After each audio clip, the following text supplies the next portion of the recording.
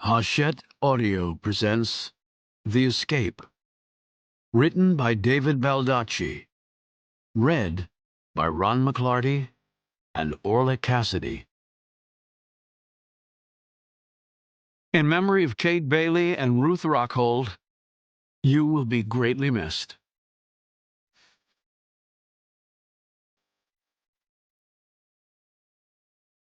Chapter 1. The prison looked more like the campus of a community college than a place where men were kept in cells for 10 years or longer for offenses committed while wearing the uniform of their country.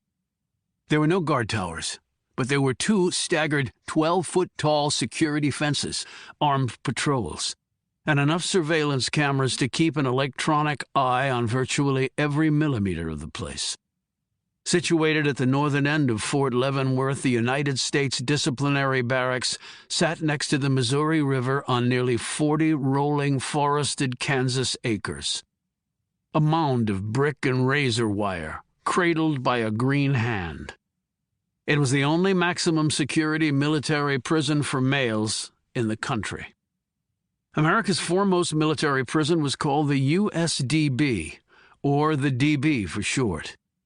The Leavenworth Federal Penitentiary for Civilians, one of 3 prisons on the grounds of Fort Leavenworth, was 4 miles to the south. Along with the Joint Regional Correctional Facility, also for military prisoners, there was a 4th privately operated prison in Leavenworth, which raised the total inmate population among the 4 prisons to about 5,000. The Leavenworth Tourism Bureau, apparently seeking to capitalize on any bit of notoriety to lure visitors to the area, had incorporated the prison angle into its promotional brochures with the phrase, "Doing time in Leavenworth."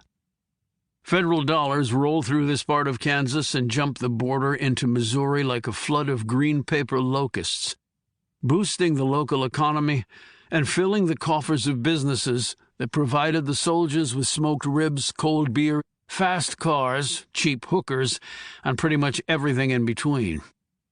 Inside the DB were about 450 prisoners.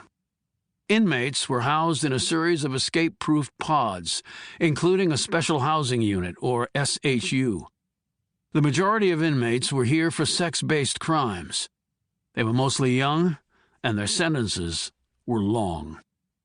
Approximately 10 prisoners were kept in solitary confinement at any one time, while the remaining inmates were housed in the general population. There were no bars on the doors. They were just solid metal, with a slot at the bottom for food trays to be shoved through. This also allowed for shackles to be fitted like a new pair of iron shoes when a prisoner needed to be transported somewhere. Unlike at some other state or federal penitentiaries around the country, discipline and respect were demanded here and given. There were no power struggles between the incarcerated and their watchers. There was the rule of military law, and the primary responses from those being held here were "yes, sir," closely followed by "no, sir." The DB had a death row on which currently sat a half-dozen convicted murderers, including the Fort Hood killer. It also had an execution chamber. Whether any of the death row inmates would ever see the lethal injection needle would be something only the lawyers and judges could determine, probably years and millions of dollars in legal fees from now. Day had long since passed the night, and the lights from a civilian Piper plane lifting off from the nearby Sherman airfield were almost the only evidence of activity. It was quiet now, but a violent storm front that had been on the radar for a while was howling in from the north. Another system that had sprung up in Texas was barreling toward the Midwest like a brakeless freight train. It would soon meet its northern counterpart, with devastating results. The entire area was already hunkering down in anticipation.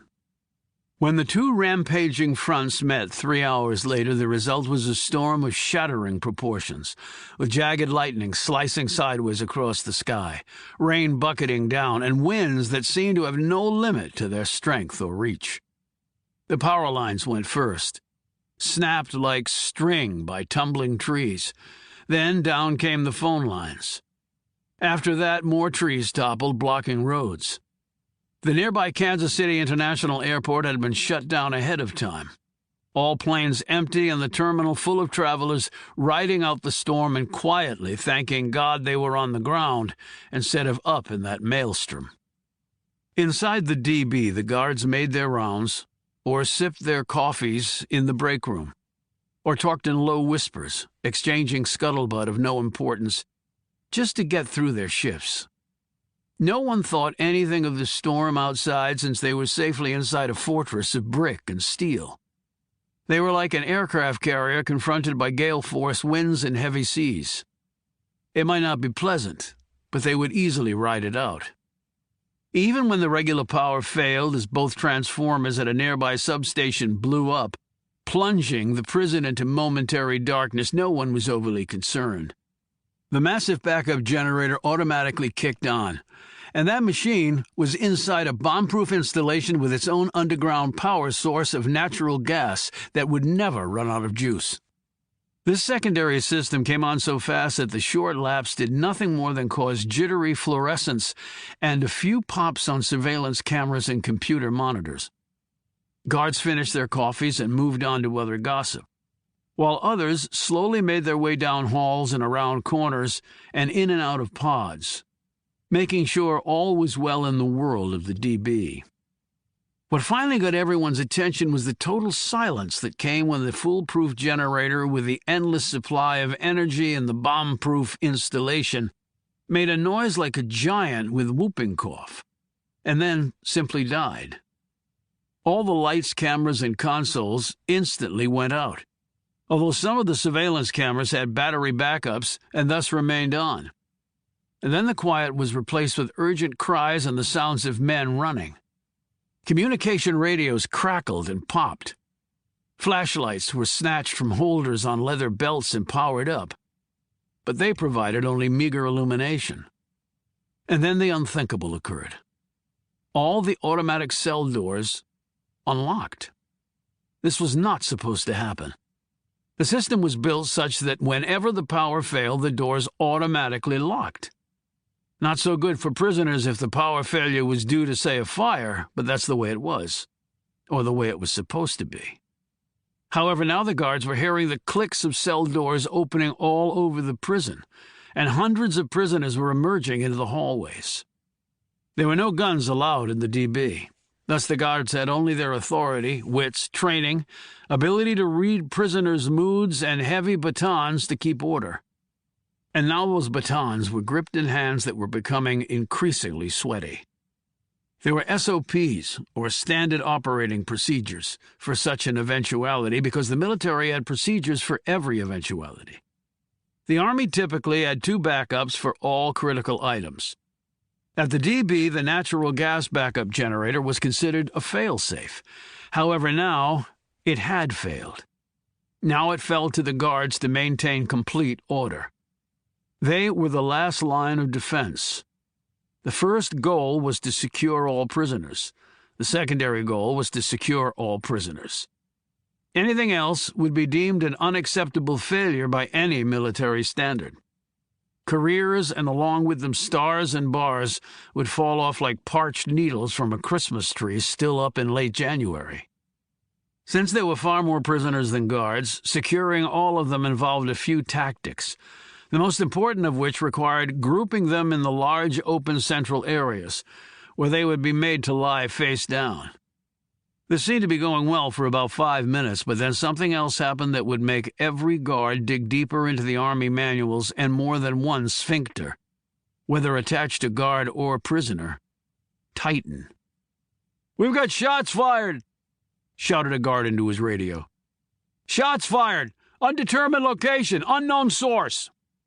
This message was repeated down the line until it was ringing in every guard's ears. Shots fired, and nobody knew from where or by whom.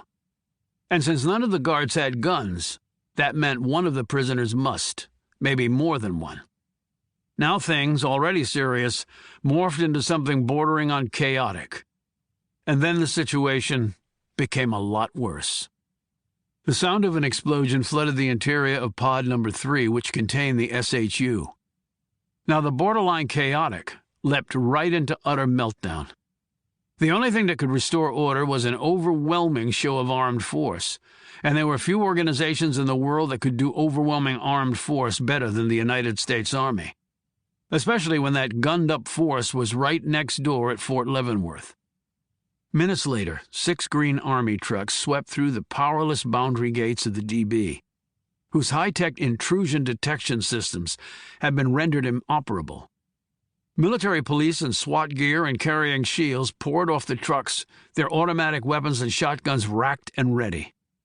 They charged straight into the facility, their fields of vision bright and clear, owing to their latest generation night vision goggles that made the blackness inside the prison look as fresh and vibrant as anything on an Xbox. Prisoners froze where they were. Then those who were still standing immediately lay face down, their hands behind their backs, and their limbs trembling in the face of superbly trained soldiers loaded for war. Order was eventually achieved. Army engineers were able to restore power, and the lights came back on and doors could lock once more. In the meantime, the MPs from Fort Leavenworth turned the facility back over to the guards and left the way they had come. The prison commander, a full colonel, gratefully exhaled as the weight of the world, or at least the sudden wall appearing between him and his next promotion, was lifted. Prisoners shuffled back into their cells. A head count was done. The list of prisoners accounted for was compared to the official list of inmates. Initially, the numbers tallied. Initially. But on further inspection, that did not turn out to be the case. There was one prisoner missing, only one. But he was an important one. He had been sent here for life. Not because he had fragged an officer or otherwise killed one or many, or because he had raped, slashed, burned, or bombed. He was not on death row. He was here because he was a traitor, having betrayed his country in the area of national security, which was a term that made everyone sit up and look over their shoulder. And even more inexplicably, on the cot in the missing prisoner's cell was someone else, an unidentified dead man lying face down under the covers. This was the cause of the initial miscount of heads. They searched every corner of the DB, including the air ducts and any other crevices they could think of. They raced outside into the now dying storm to search there, marching in methodical columns, leaving nothing unexamined. But this plot of Kansas soil did not yield what they were looking for. The inmate was gone. No one could explain how. No one could say how the dead man had come to be here. No one could make sense of any of this. There was only one obvious fact. Robert Puller, once a major in the United States Air Force and an expert in nuclear weaponry and cybersecurity, and also the son of one of the most famous fighting soldiers of them all, the now-retired Army Lieutenant General John Puller Sr., had escaped from the inescapable DB. And he had left behind an unknown dead man in his place, which was even more inexplicable than how he had managed to break out. Informed of this seeming impossibility turned stark reality, the prison's commander lifted the secure phone in his office, and in doing so, kissed his once promising career goodbye. Chapter 2. John Puller had his M11 pistol pointed at the man's head. A fancied-up Beretta 92, known in the military as an M9A1, was pointed right back at him. It was a 21st century duel that promised no winners and portended 2 fatal losers. "I'm not taking the fall for this," roared PFC Tony Rogers. He was a black man in his 20s with the image of a terrible towel and the Pittsburgh Steelers logo inked on his forearm. He was about 5'9" and had a shaved head, dumbbell shoulders, ripped arms, and beefy thighs mismatched with a high-pitched voice.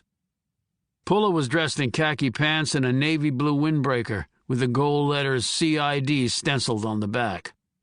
Rogers wore his Army combat uniform, or ACU, pants, regulation boots, and an Army T-shirt with a patrol cap on his head. He was sweating, though the air was crisp. Puller was not sweating. Rogers's gaze was erratic. Puller's eyes did not lift from Rogers's face. He wanted to exude calm, hoping to graft it on to the other man. The pair of soldiers had squared off in an alley behind a bar outside of Lawton, Oklahoma, home to Fort Sill and also the grave of the Indian leader Geronimo. Puller had been to Lawton a couple of times before, and his father had been briefly stationed there once during his Army career.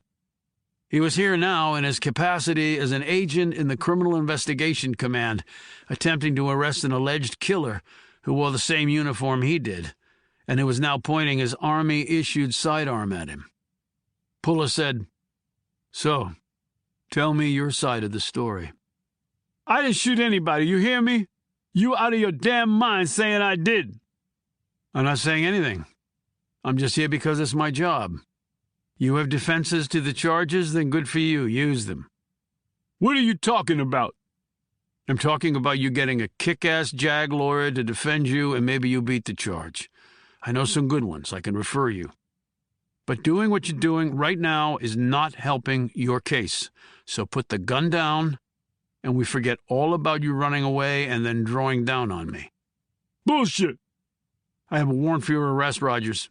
I'm just doing my job. Let me do it peacefully. You don't want to die in a crummy alley in Lawton, Oklahoma, and I sure as hell don't." "They're gonna put me away for life. I got a mama to support." "And your mother wouldn't want you to end it like this. You'll get your day in court. They'll hear your side. You can bring your mother in as a character witness. Let the legal system do its thing." Puller said all of this in an even, calming voice. Rogers eyed him cagily. "Look, why don't you just get out of my way so I can walk out this alley and out the damn Army?" "We both wear the same uniform, and I can try to help you, PFC. But I can't do that." "I will shoot your ass, I swear to God I will." "Still won't be happening." "I don't miss, man. Top marks on the damn range." "You fire, I fire. We both go down. It's stupid for it to end that way. I know you can see that." "Then let's just call it a truce. You just walk away." Puller gave one shake of the head while his gaze and gun sight held on Rogers. "I can't do that." "Why the hell not?" "You're in the artillery, Rogers. You have a job to do, right? One that the Army spent a lot of time and money drilling into you, right?" "Yeah, so what?" "Well, this is my job. And my job doesn't let me walk away.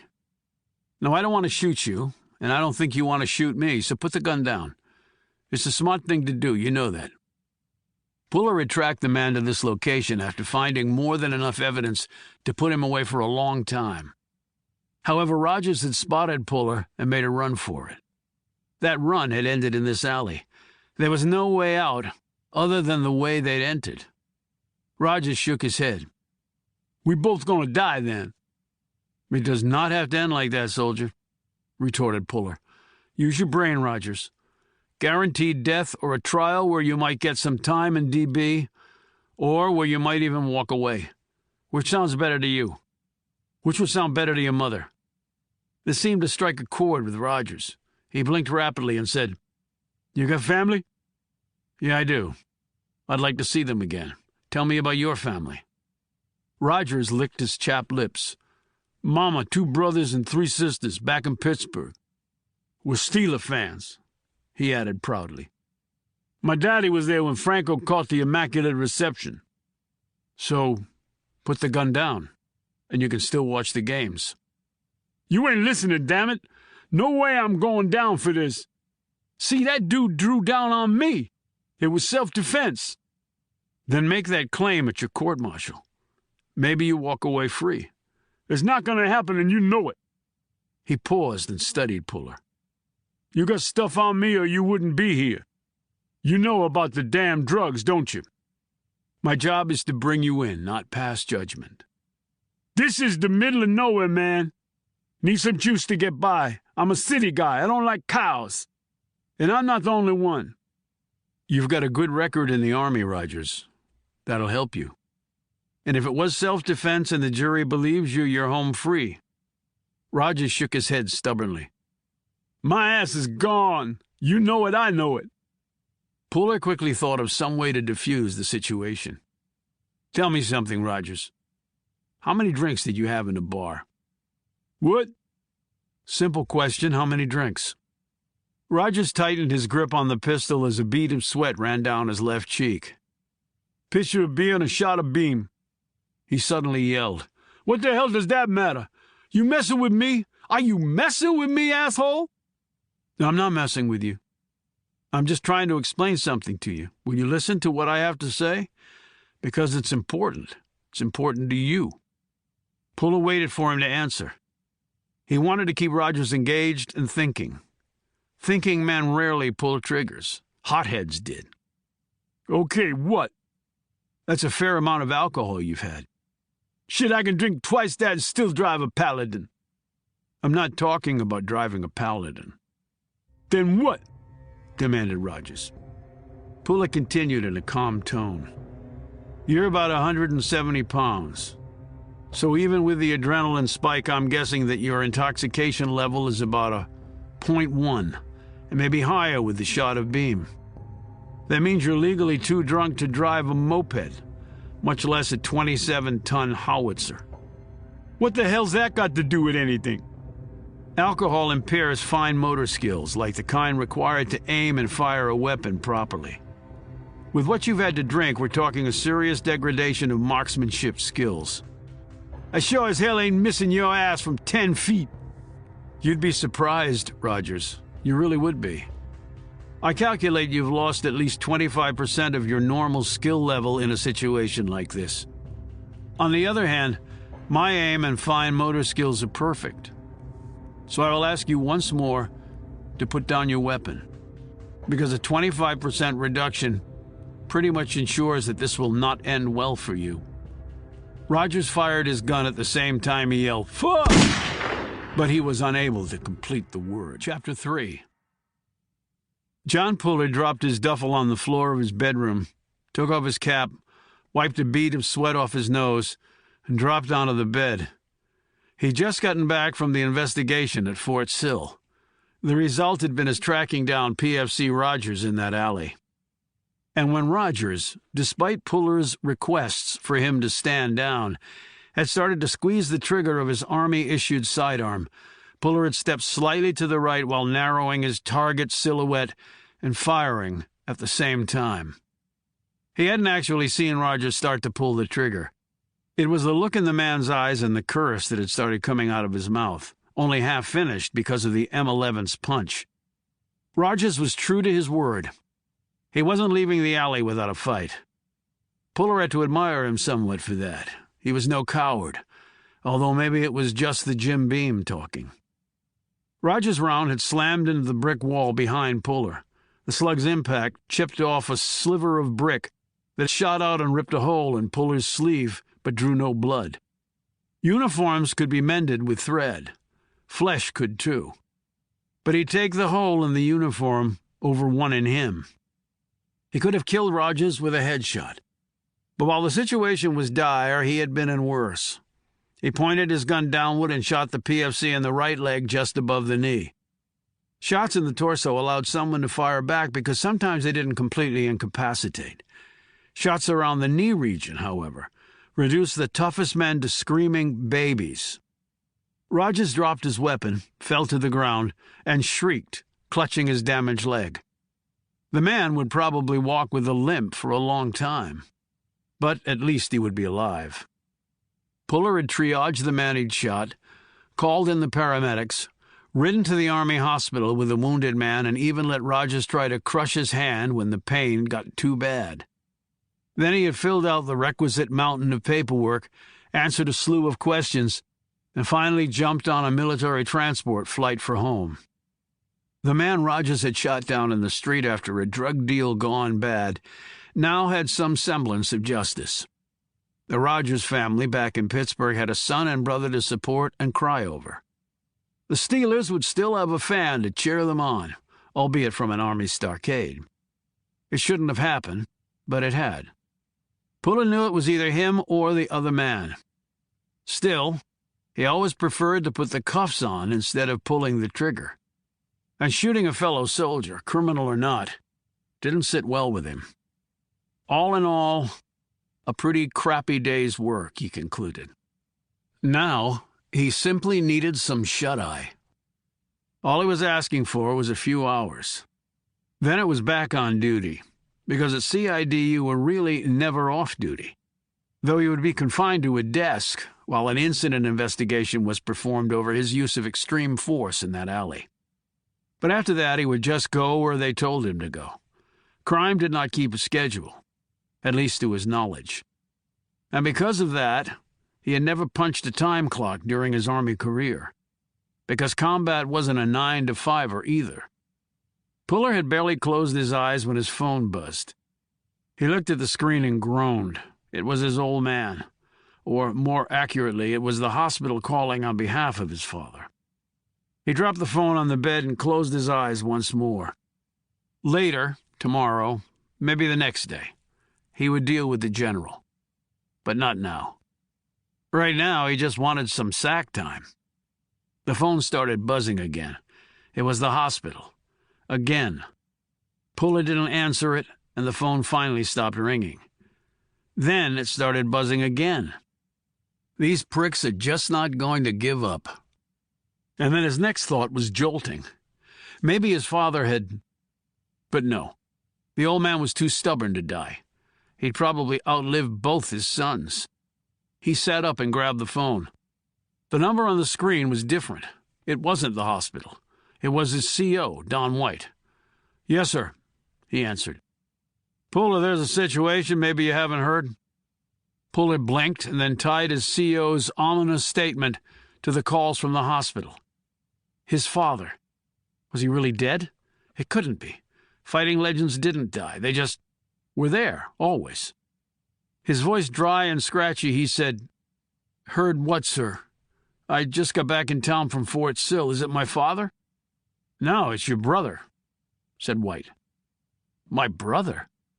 His brother was in the most secure military prison in the country. Now Puller's mind turned to other possibilities involving his sibling. Has he been injured? Puller didn't know how that could be. There were no riots at the DB. But then again, one of the guards had slugged Bobby once, for a reason he had never shared with his brother. No, it's a little more serious than that. Puller drew a quick breath. More serious than that? Is he dead? No. Apparently he's escaped, White answered. Puller drew another quick breath as his mind tried to come to terms with this statement. But one didn't escape from the DB. It would be like flying to the moon in a Toyota. How? No one knows how. You said apparently. Is there some confusion on the point? I said apparently because that's what DB is saying right now. It happened last night. I can't imagine they wouldn't have found him by now if he was still on the premises. DB is big, but it's not that big. Is any other prisoner missing? No, but there's something else equally troubling. What could that be, sir? That could be an unidentified man found dead in your brother's cell. An exhausted Puller could barely process these words. Even with 10 hours of sleep behind him, he doubted he could have done much with them. An unidentified man? Meaning not another prisoner, guard, or other person working at the prison? Correct. How exactly did he escape? Asked Puller. White said, Storm knocked out the power and then the backup generator failed. Reinforcements from the fort were called in to make sure order was maintained. They thought everything was fine until they did the head count. One head was missing. Your brother's. And then another head was added. The dead guy. The Army secretary, I'm told, just about had a coronary when he was briefed. Puller was only half listening to this as another disturbing thought pushed into his tired mind. Has my father been informed? I didn't call him, if that's what you're asking. But I can't speak for others. I wanted you to know as soon as possible. I was just informed myself. But you said it happened last night. Well, DB didn't exactly give a shout-out that they had lost the prisoner. It went through channels. You know the Army, Puller. Things take time. Whether you're trying to storm a hill or bang out a press release, it all takes time. But my father could know? Yes. Puller was still in a daze. Sir, I'd like to request a few days' leave. I thought you might. Consider it granted. I'm sure you want to be with your father. Yes, sir, said Puller automatically. But he preferred to be involved with his brother's dilemma. I suppose CID is handling the case? I'm not sure about that, Puller. Your brother is Air Force. Was Air Force. But DB is an army prison, no territorial fights there. White snorted. This is the military. There are territorial fights over the men's room. And considering your brother's crime, there may be other interests and forces at play here that might trump all the usual interbranch bullshit. Puller knew what the man meant. National security interests. And with your brother on the loose, any number of responses might be triggered. He couldn't have gotten far. DB is smack in the middle of a military installation. But there's an airport nearby and interstate highways. That would mean he'd need fake IDs, transportation, money, a disguise.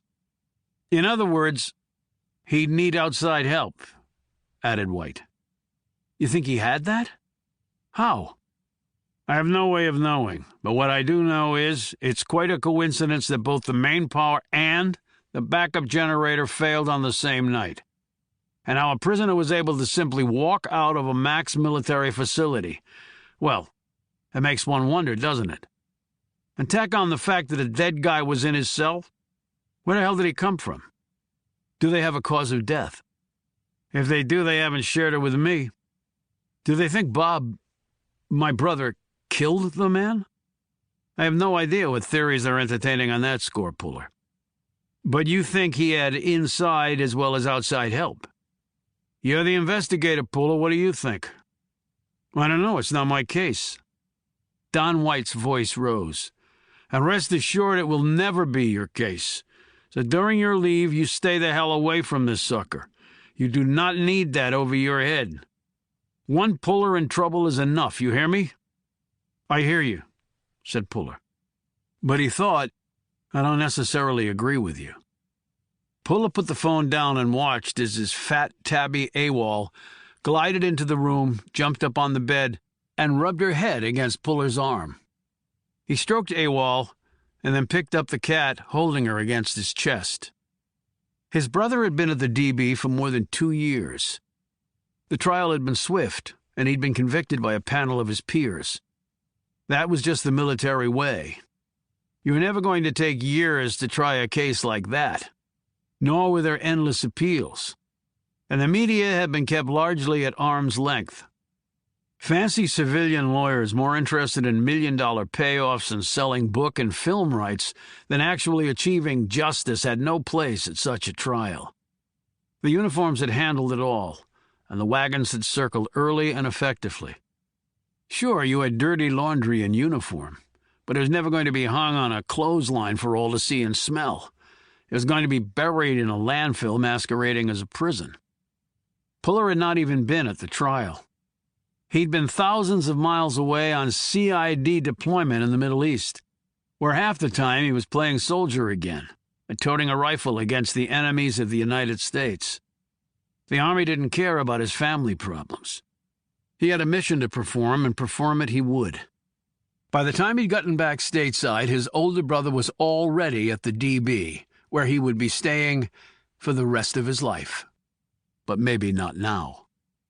Puller stripped off his clothes and took a shower, letting the water beat down on him as he rested his forehead against the moist tile wall. His breathing was usually slow and steady, like the tick of a clock. Now it was erratic and too fast, like a wheel freed from a car, bouncing crazy ass down an embankment. He could not accept that his brother had escaped from prison for one compelling reason. That meant he truly was guilty. This was something that Puller had always been unwilling to believe or accept. It just wasn't apparently in his DNA to do so. Pullers weren't traitors. They had fought, bled, and died for their country. Puller had relatives going back to George Washington's day who had taken musket balls to the chest to be free from England. Corporal Walter Puller had died repelling Pickett's charge at Gettysburg. Another ancestor, George Puller, had been shot down while flying a British Sopwith Camel over France in 1918. He'd parachuted out and survived only to die 4 years later in a training accident while flying an experimental aircraft. At least 24 pullers had served in all military branches in the Second World War, with many not coming home again. We fight. We don't betray. He turned off the water and started to towel off. His CO had a good point. It did seem like an amazing coincidence that both the main power and backup generator would go out on the same night. And how could his brother have escaped without help? The DB was one of the most secure prisons ever built. No one had ever escaped before. No one. And yet his brother apparently had. And left the dead man in his wake whom no one could identify. He dressed in clean civilian clothes and headed out to his car after letting AWOL out to run around a bit in the sunshine and fresh air. Now Puller had to go somewhere, a place he did not want to go. He would almost rather have returned to combat in the Middle East over where he was headed. But go he had to. He could imagine the foul temper his father would be in, if he even truly understood what had happened. Puller imagined that being around his old man when he was not happy was like being around another military legend, George Patton, when he was pissed off. It was not going to be a pleasant ride for anyone within earshot. He climbed into his Army-issued white sedan, cranked the engine, rolled down the windows to help dry his short hair, and drove off. This was not how he planned to spend his first day back after shooting a fellow soldier in an alley. But then again, in his world, nothing was predictable except that each upcoming moment could be the challenge of a lifetime. While driving to see Fighting John Puller Sr., USA retired, he decided he would dearly love to have the tanks of Patton's Third Army as an escort. He might very well need both the armor and the firepower. Chapter 4. The storage unit's overhead door was thrust up, the rusted wheels and track groaning in protest. The man flitted inside and closed the door behind him, exchanging the darkness of the night for the deeper obscurity of the unit's interior. He reached his hand out and flicked on a light, illuminating the 10-by-10 room's concrete floor and sheet metal sides and ceiling. 2 walls were covered with shelves. There was an old metal desk and matching chair set against the other wall. On the shelves were neatly stacked boxes. He drew closer to them, examining their labels. His memory was good, but it had been a while since he had been here. Well over 2 years, in fact. Robert Puller was dressed in Army fatigues and combat boots with a cap covering his head. This had allowed him to blend in well in what was clearly an Army town. But now he needed to completely change his appearance. He opened a box and pulled out a laptop. He set it down and plugged it in.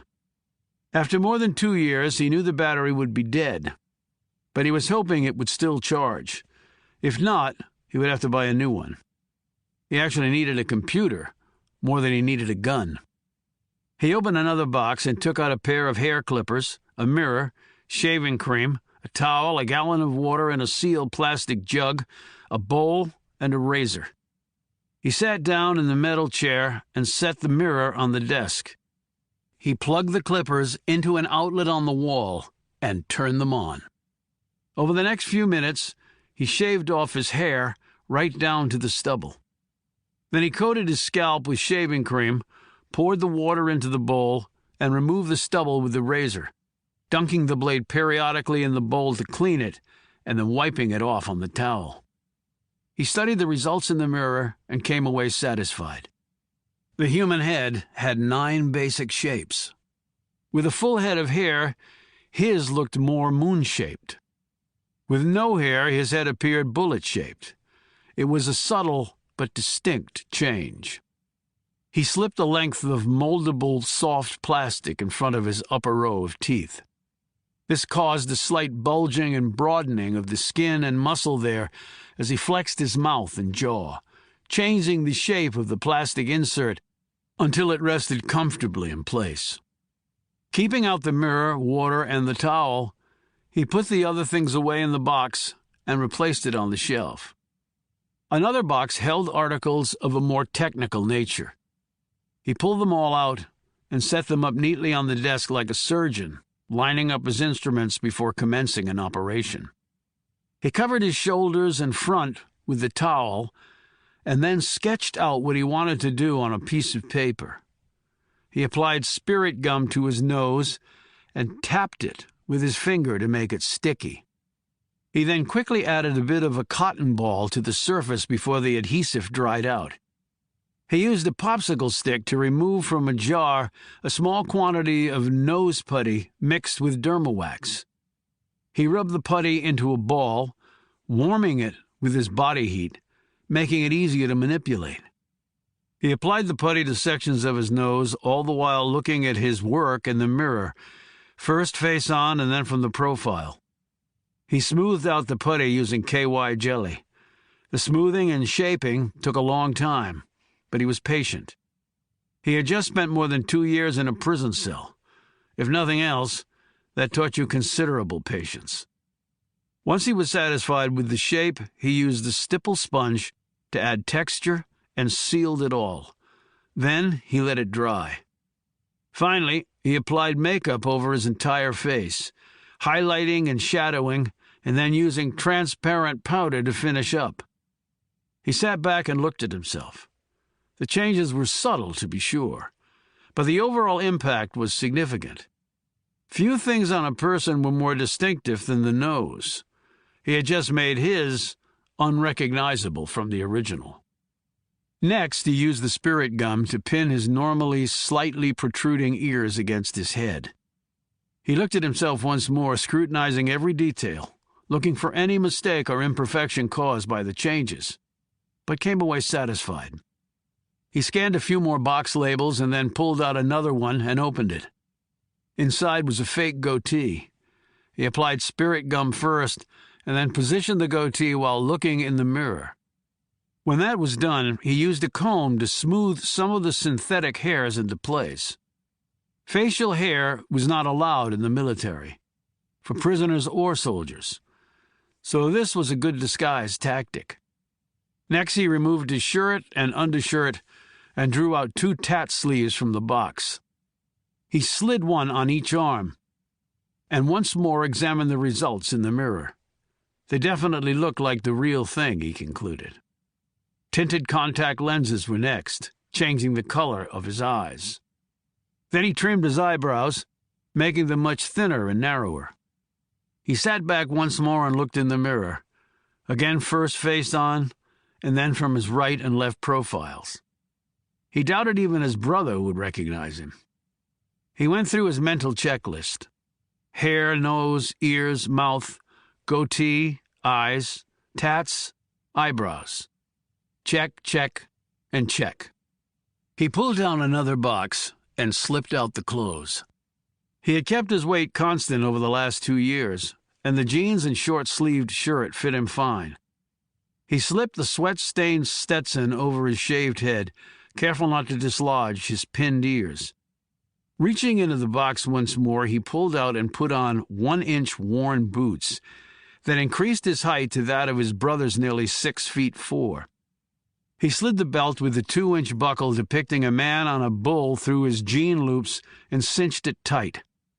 His fatigues, cap, and combat boots went into the box, and he put it back on the shelf.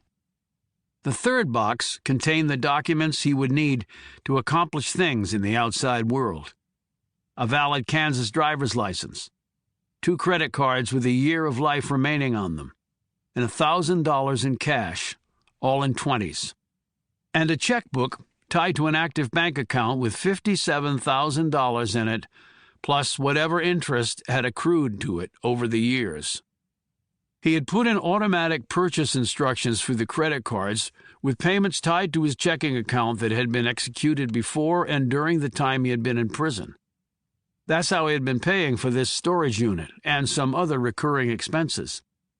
Under his fake identity, he had also purchased and sent gifts and items to nursing homes, hospitals, and strangers whom he had discovered to have been in low circumstances. It had cost him several $1,000s, but he had done a little bit of good at the same time. It also ensured that there was activity on his accounts, which built up a credit history with reliable payments. Otherwise, financial institutions might have looked suspiciously at a dormant account suddenly active after more than 2 years. And people were watching, Puller knew, because he used to be one of the watchers. He hefted the last items: a Glock 9mm and 2 extra boxes of ammo, and an M4 carbine with 3 boxes of ammo. Kansas was an open-carry state, which meant so long as your firearm was in plain sight, a license was not required. But one did need a permit to carry a concealed weapon, and Puller had one of those too, issued by the great state of Kansas under his fictitious identity. It was still good for another 18 months. He slipped the Glock into the clip holster he'd put on his belt and covered this with a denim jacket he'd earlier pulled from his clothes box. He disassembled the M4 and slipped it into a carrier bag, which he placed in the duffel. Then he put on a watch, also from the clothes box, and set it to the proper time. He put a pair of sunglasses in his jacket pocket. There would be a wide manhunt going on for him. And while he now didn't look anything like his former self, he also had no margin for error. He well knew the chaos that must be reigning at the prison right now. He wasn't sure how it had all gone down, but he realized that he was one of the luckiest people on the planet. This was particularly gratifying since over the last few years, he had been one of the unluckiest. The massive swing in his fortunes made him feel a bit lightheaded. He had seized an opportunity when one had presented itself. It was up to him now to carry it all the way to its logical conclusion. He was nothing if not logical. Indeed, some would claim he was too logical at times. And maybe he was. It seemed to run in the family, though, for his father surely had that capacity. And his younger brother John might be the most logical of the 3 Puller men. Brother John, he thought. What would he make of all this? Brothers on opposite sides of the cell door. Now brothers on opposite sides, period. It didn't feel good, but it never had. And there was nothing he could do right now to change that. He put everything away and then turned to his laptop. To his delight, it came on, though the battery was still charging. He unplugged it and put the computer in a canvas duffel bag. From another box, he pulled some more articles of clothing and assorted toiletries and put them in the duffel.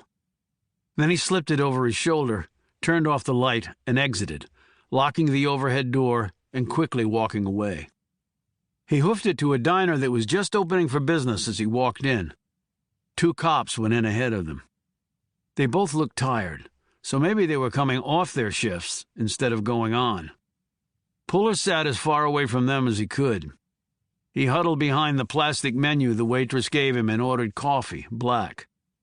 She brought it in a chipped cup and he drank it down in gratifying measures. This was the first cup of coffee outside the prison he'd had in over 2 years.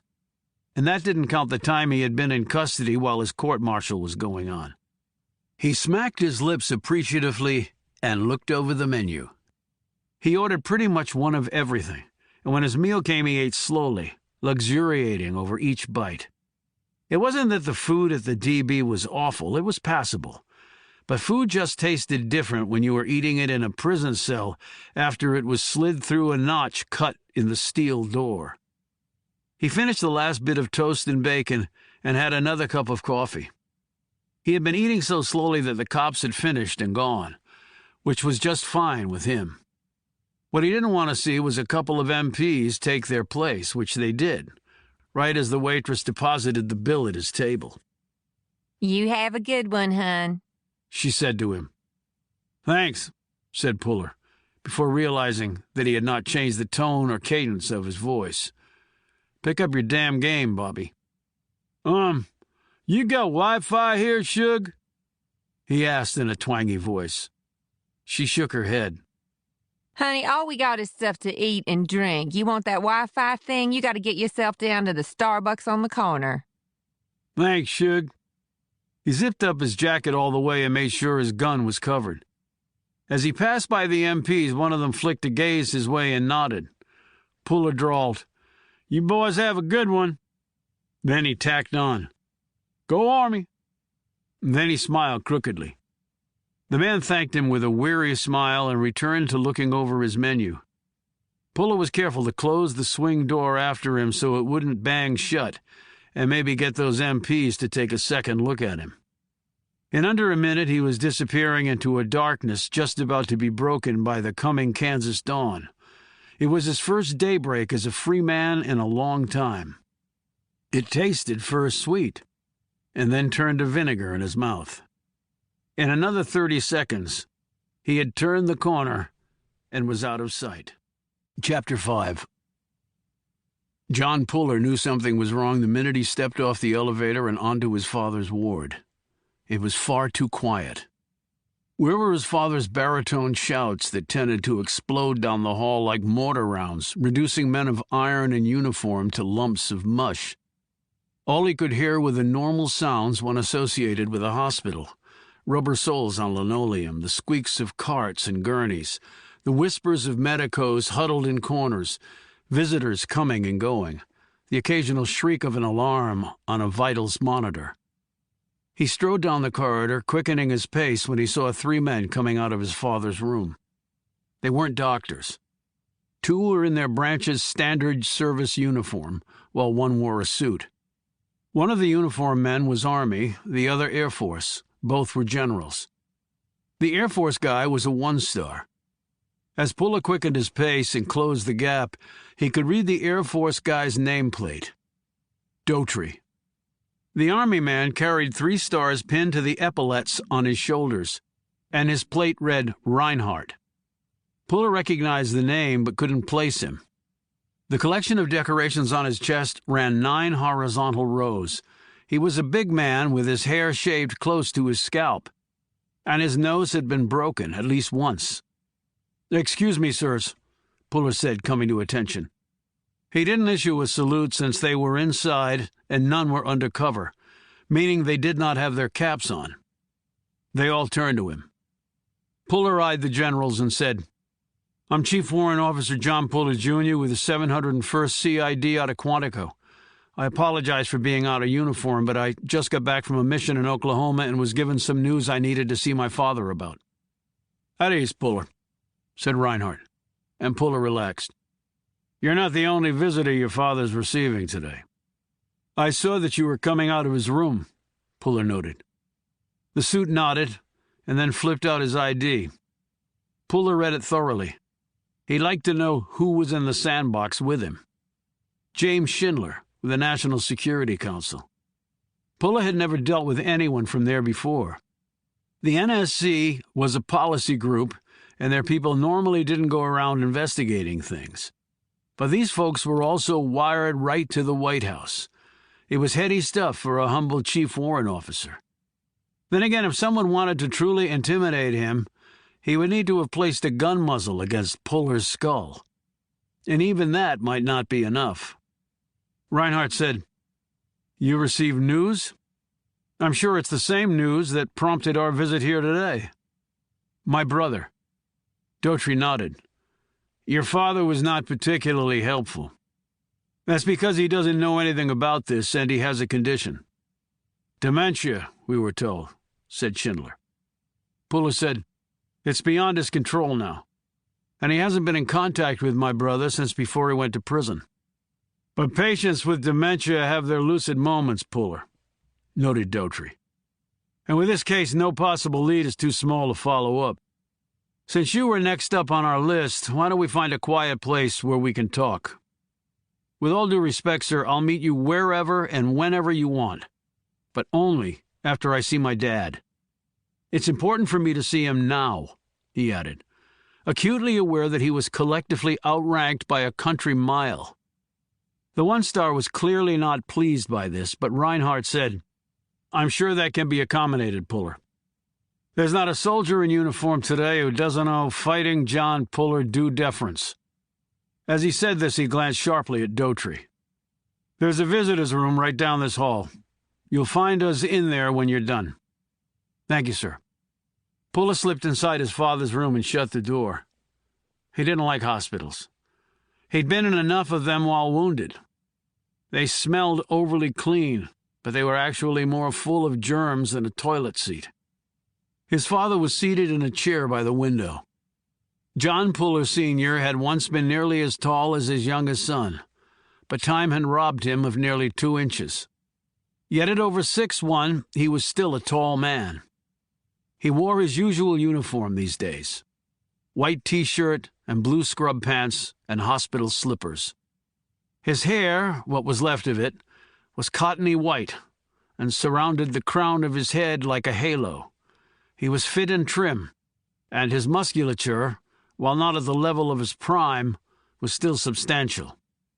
"Hello, General," Puller said.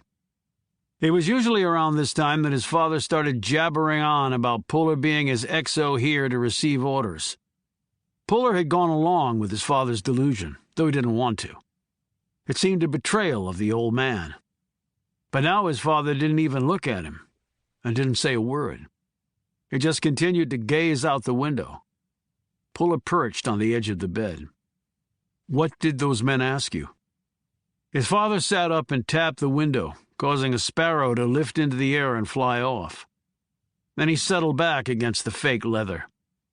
Puller rose and walked over to him, gazing over his head at the outdoor courtyard. He couldn't remember the last time his father had been outside. He spent the majority of his military career out of doors, more than holding his own against enemies doing their best to defeat him and his men. Virtually none of them had succeeded. Who could have predicted it would be a defect in his own brain that would finally bring him down? "Heard from Bobby lately?" asked Puller, being intentionally provocative. Usually the mention of his brother's name sent his father into spasms of vitriol. The only reaction was a grunt, but at least it was something. Puller stood in front of his father, blocking his view of the courtyard. "What did the men ask you?" His father inched up his chin until he was staring directly at his youngest child. "Gone," said his father. "Who, Bobby?" "Gone," said his father again. "AWOL." Puller nodded. This wasn't technically correct, but he wasn't holding it against his father. "He is gone. Escaped from the DB, so they say." "Bullshit." The word wasn't uttered in anger. There was no raised voice. His father just said it matter-of-factly, as though the truth behind its use was self-evident. Puller knelt down next to him so his father could lower his chin. "Why is it bullshit?" "Told him. Bullshit." "Okay, but why?" He had caught his father in these moments before, though they were growing less frequent. It was like the one-star general had said: lucidity was still possible. His father looked at his son like he was suddenly surprised he wasn't actually talking to himself. Puller's spirits sank through the floor when he noted this look. Was that all the old man had in his tank today? Bullshit? "Is that all you told them?" asked Puller. He waited in silence for a minute or so. His father closed his eyes, and his breathing grew steady. Puller closed the door behind him and headed down to confront the stars and suit. They were seated in the otherwise empty visitors' room. He sat next to Reinhardt, the Army 3-star, figuring the bond within the same branch of service might be stronger by the physical proximity. "Nice visit with your father?" asked Schindler. "In his condition, the visits are rarely nice, sir," said Puller. And there was no lucidity. "We can't discuss this here," said Reinhardt. "You can drive back with us to the Pentagon. After the meeting, we'll get you transport back here for your car." The drive took about 30 minutes before they pulled into one of the parking lots of the world's largest office building. Though it comprised only 7 floors, 2 of which were basement level. Puller had been to the Pentagon countless times in his career and still didn't know his way around very well. He had become lost more than once when he had strayed from his regular route. But everyone who had ever been here had gotten lost at least once. Those who denied doing so were lying. As they were walking down one broad corridor, they had to quickly move to the side as a motorized cart sped toward them carrying stacks of what looked to be large oxygen tanks. Puller knew that the Pentagon had its own emergency oxygen supply in case of an enemy attack or attempted sabotage. The attack against the Pentagon on 9/11 had raised security here to unprecedented heights, and no one foresaw it ever being lowered. In getting out of the way of the cart, Reinhardt stumbled a bit, and Puller instinctively grasped his arm to steady his military superior. They both watched as the motorized cart zipped past. Puller said, "The Pentagon can get a little dangerous, sir, even for 3 stars. Reinhardt smiled. "Like jumping foxholes sometimes. As big as this place is, sometimes it seems too damn small to contain everything and everybody." They reached an office suite where the name Lieutenant General Aaron Reinhardt was on the door. The 3-star led them inside, past his staff, and into an interior conference room. They sat down, and water was poured out by an aide, and then the door closed, and they were alone. Puller sat across the table from the 3 men and waited expectantly. They had not spoken about anything significant on the drive over, so he was still in the dark about what they wanted. General Daughtry leaned forward, seemingly pulling the others along, for they all mimicked his movement. "What we got from your father was one word: bullshit." "He's nothing if not consistent, then," replied Puller, "because that's the same thing he told me." "You read any meaning into that?" asked Schindler. Puller gazed over at him. "I'm not a shrink, sir. I don't know what my dad meant by it, if anything." "When was the last time you visited your brother at DB?" asked Daughtry. "About 6 weeks ago. I try to get up to see him as often as I can. Sometimes the job gets in the way of that." "What did he say during your last visit?" "Nothing about escaping, I can assure you." "Okay, but what did he say?" Daughtry persisted. "We talked about our father. He asked how my work at CID was going. I talked to him about being at DB, asked him how it was going." "Did you talk about his case?" asked Schindler. "What landed him in DB?" "It's not a case anymore, sir. It's a conviction. And no, we didn't talk about it." "What is there left to say?" Reinhardt asked, "Do you have a theory on what happened with your brother's escape?" "I form no opinion, because I don't know all the facts. The facts are still evolving. Suffice it to say, the situation was most unusual. It would seem impossible that he'd be able to escape without some help. The backup generator failed? How likely is that? And who was the dead guy in his cell?" "So you are in possession of the facts?" said Schindler in an accusatory tone. "Some, not all. But who could have orchestrated something like that at DB?" "It is troubling," said Reinhardt, quite unnecessarily. "Has your brother tried to contact you?" asked Schindler. "No. If he does, you will of course contact your superior immediately." "I believe that would be my duty, yes." "That wasn't what I asked, Puller." "I would contact my superior, yes." Schindler handed him a card. "Actually, I'd rather you contacted me first." Puller slipped the card into his pocket without answering. Daughtry said, "I'm sure you've been warned to stay away from this case." "My CO made that pretty clear. But since you're an investigator, I'm also sure you're quite interested in getting involved in this case, correct?" Puller gazed at the 1-star. This was interesting territory, he thought. "I didn't think it was up to me," he replied. "A direct order is a direct order. I've put too many years in to torpedo my career over this." "Over your brother, you mean?" said Daughtry. Puller gazed at the man. "Do you want me involved in the investigation?" "That would go against all applicable military rules," interjected Reinhardt firmly. "Well, that doesn't really answer my question, sir." "I'm afraid that's as good of an answer as you're going to get, Puller," said Schindler, rising. They all stood. "I've got leave coming up," said Puller. Schindler smiled. "Well then, I'd use it wisely if I were you." He tapped Puller's pocket where he put Schindler's card. "And don't forget to call me if something pops." Interest in this case goes up so high you'd need a tank of oxygen to breathe.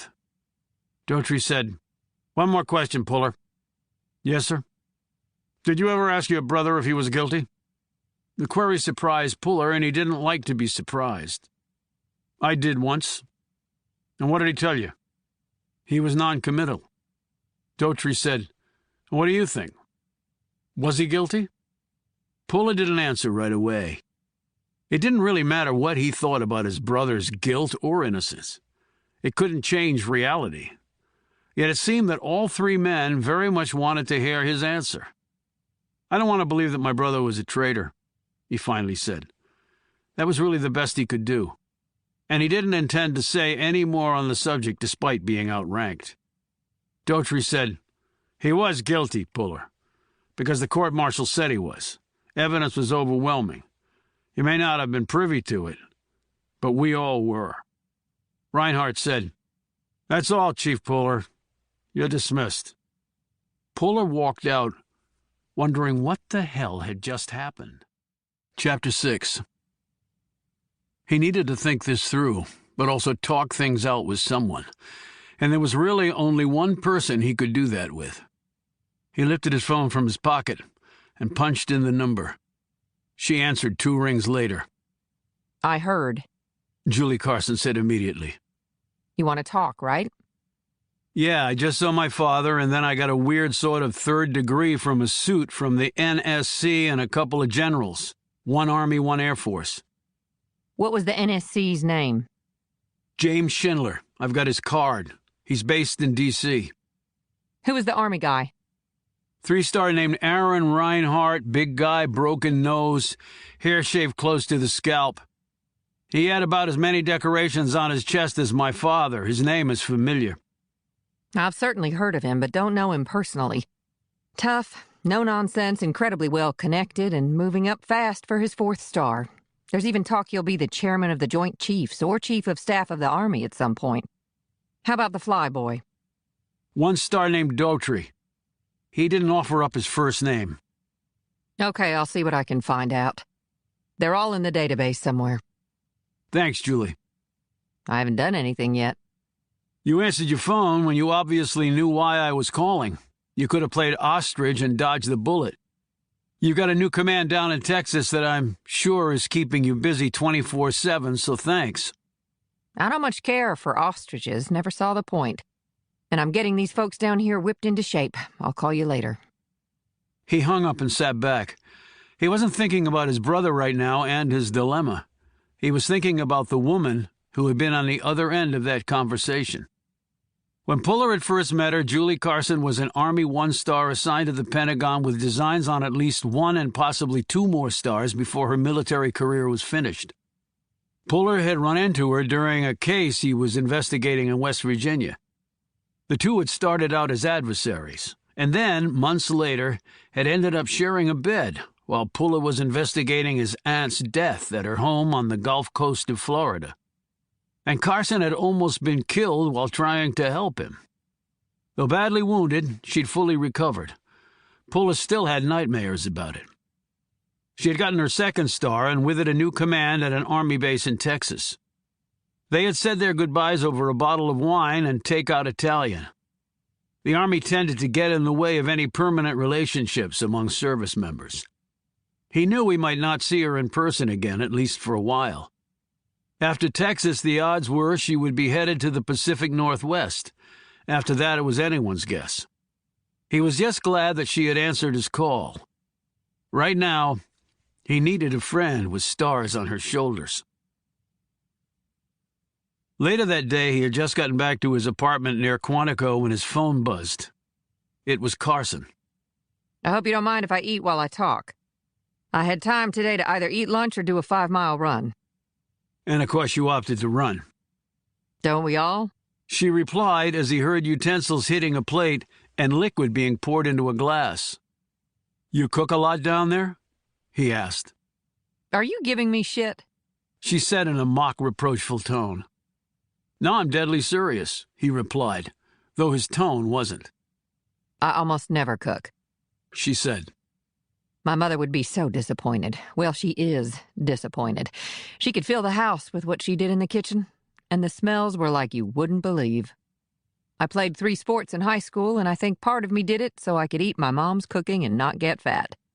Maybe that's why I never even really tried to learn my way around the kitchen. I knew I could never be as good as she was. A little competitive, are we? Show me anyone in uniform who isn't. He heard her gulp whatever she was drinking, and then her tone turned serious. So let's talk about your brother. I still can't get my arms around it. John, how do you break out of DB? How much do you know about it? Mostly scuttlebutt, but there was a lot of it. A storm, backup power failed, reinforcements were called in, they restored order, head count was done, and no Robert Puller in attendance. But there was mention of someone else who shouldn't have been there. Then you know about as much as I do, and the someone else was dead and in my brother's cell. Holy hell. Pretty much says it all. I definitely hadn't heard that, and no sign of him since? Apparently not. Don White, my CO, filled me in today, then I went to see my father. I figured he might have heard, and even with his condition, he might be upset. And that's when you ran into the suit and the generals? They asked me the standard questions, my visits to him, what we discussed. Then if he contacted me, to contact them. But then it got weird, like I said on the phone. In what way weird? First, although they never came out and said it, I believe they want me to look into the case. How can that be? I'm sure your CO told you not to go near it. He did. And then the Air Force guy wanted to know if I thought my brother was guilty. And what did you say? It suddenly occurred to Puller that he had never really talked about his brother with him. And it also seemed apparent that Carson wanted to know if Puller thought his brother was guilty. I didn't really answer him, because I'm not really sure what I think about it. Okay, she said. Though her tone made clear she was not satisfied by his reply. He said, "Did you find out anything about these guys?" Reinhardt's assigned to DIA at a very high level. It's beyond my ability to find out much more than that. The same really goes for James Schindler at the NSC. He wasn't in the military. He came up through the civilian side of NSA before moving on to the Security Council. I guess that makes sense. My brother was convicted of national security crimes that cuts across all branches. And so does DIA. And the NSC has its finger in everything because of the president. What about Daughtry? Timothy Daughtry is attached to Stratcom. Bingo! That was where my brother was working when he was arrested. He paused. It's ironic. What is? Bobby was stationed at a Stratcom satellite facility near Leavenworth when he was arrested and court-martialed. He didn't have far to travel to go to DB. And the Stratcom connection dovetails right into DIA and NSC because spooks all hang around the same playground. I guess so. The FBI is, of course, all over this. National security issues bring out all the big dogs. I would say your brother is the most wanted man in America right now. I wouldn't think his chances of evading capture are very good. I'm surprised the FBI hasn't been by to see me. I would imagine if they haven't been by, they are at least keeping an eye on you. But it might be that Reinhardt et al. Have talked to them and made it clear they're heading the John Puller piece of this equation. Complicated stuff. Yes, it is. I read up on your brother's career this afternoon. Did you? Hey, don't cop an attitude. I like to be prepared. A lot of it was classified beyond even my clearances, and some of the files seemed to have been deleted because there were gaps. Some of the pages I saw on screen were heavily redacted, but from what I saw, your brother's career was still pretty damn impressive. I mean, the trajectory was like a rocket. He would have easily gotten his star and more. I even dug up a white paper he'd written on a next-generation nuclear weaponry design.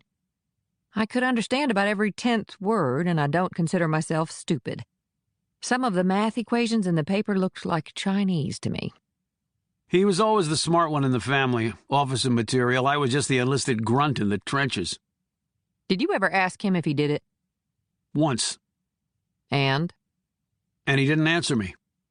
And now he's escaped. You don't escape from DB without help. It's impossible. I know. And so you probably know something else. Yeah, that my brother was guilty. And maybe he killed the guy they found in his cell. So he's a traitor and a murderer. As he said these words, Pula felt a sharp pain in his chest. His breathing grew shallow, and sweat appeared on his brow. He knew he wasn't having a heart attack. But am I having a panic attack? He had never panicked, not once in his life. Not while bullets were flying and bombs were bursting all around him. He had been scared then, as any sane person would be, but that was not the same as panicked. It was actually the difference between surviving or not. John, are you okay? I'm good, he said curtly, though he really wasn't. My brother, a traitor and a murderer? No, I am definitely not good. So I guess that answers my question. What question? You thought your brother was innocent, didn't you? Maybe I did. I can understand that, John. It's natural. Is it? He said heatedly. It doesn't feel natural. None of this does. So what are you going to do? My CO gave me some leave time. And he also told you to stay away from this sucker. And I've got an NSC suit and 2 generals maybe wanting me to take a whack at it. But they gave you no direct order to do so, not that they were even authorized to give one. And you might have misread their intent. On the other hand, your commanding officer explicitly told you to stand down, so the answer is easy. You stand down. He's my brother, Julie.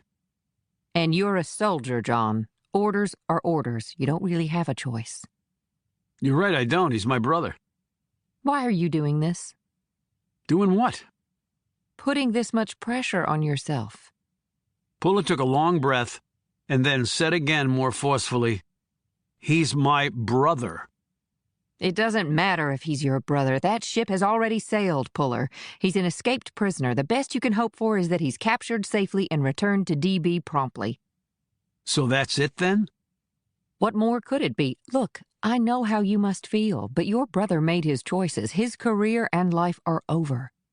Are you telling me you want to put yours in jeopardy? And for what possible reason? Everything you're saying makes perfect sense. But you're not buying any of it. I didn't say that. You didn't have to. She took a deep breath. So again, what are you going to do? I don't know. And I wouldn't tell you if I did know. That would just put you in an even more awkward position.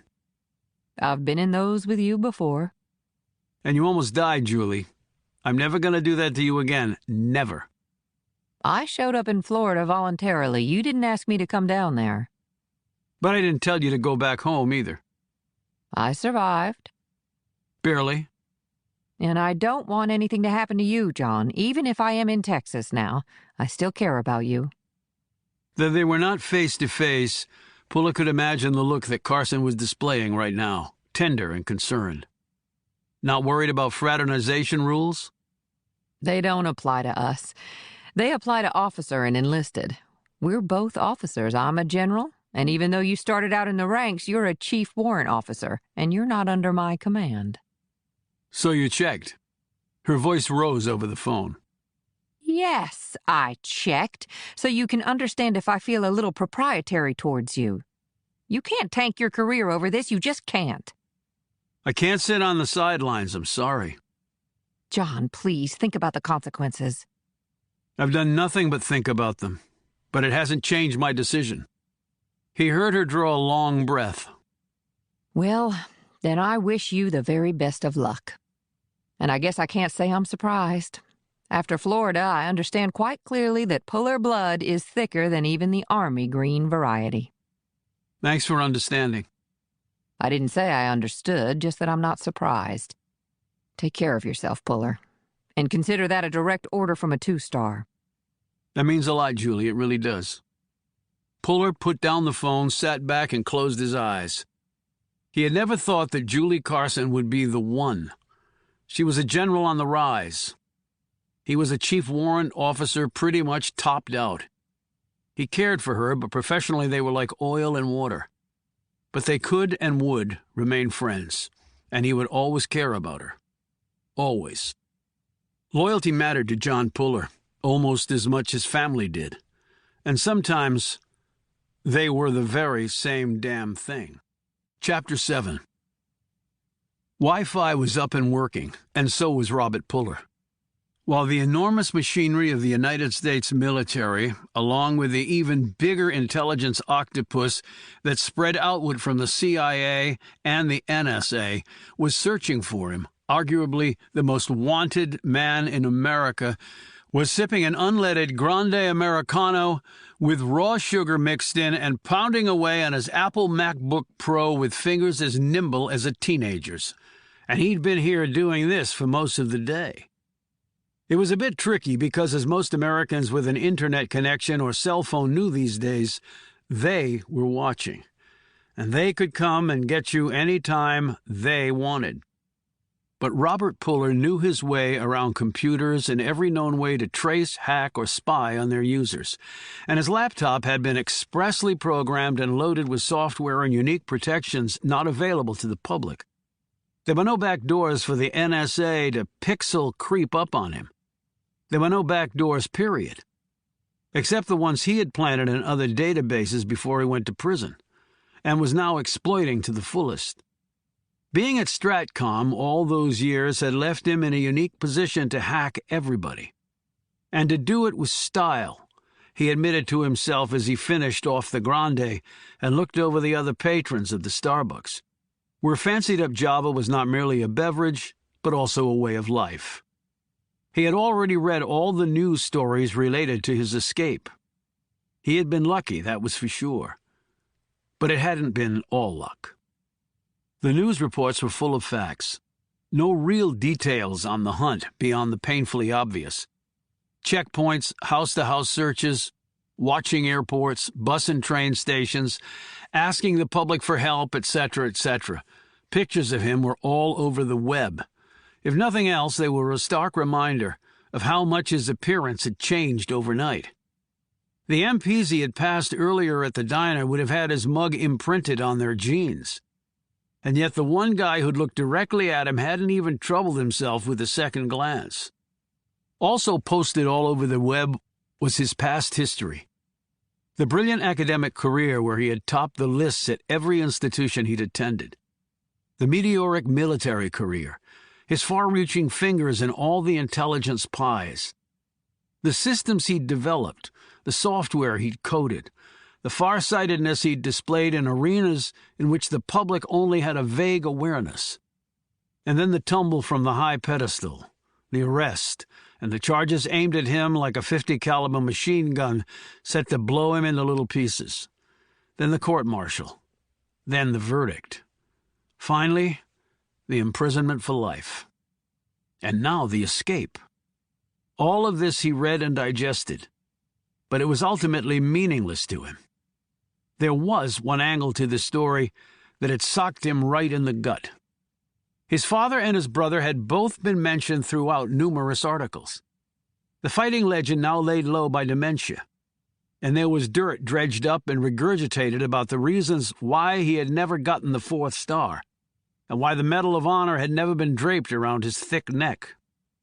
And then there was his brother, a highly decorated combat veteran turned CID agent who was building himself into an Army legend. But underlying the articles were the visits John Puller Jr. had made to the DB.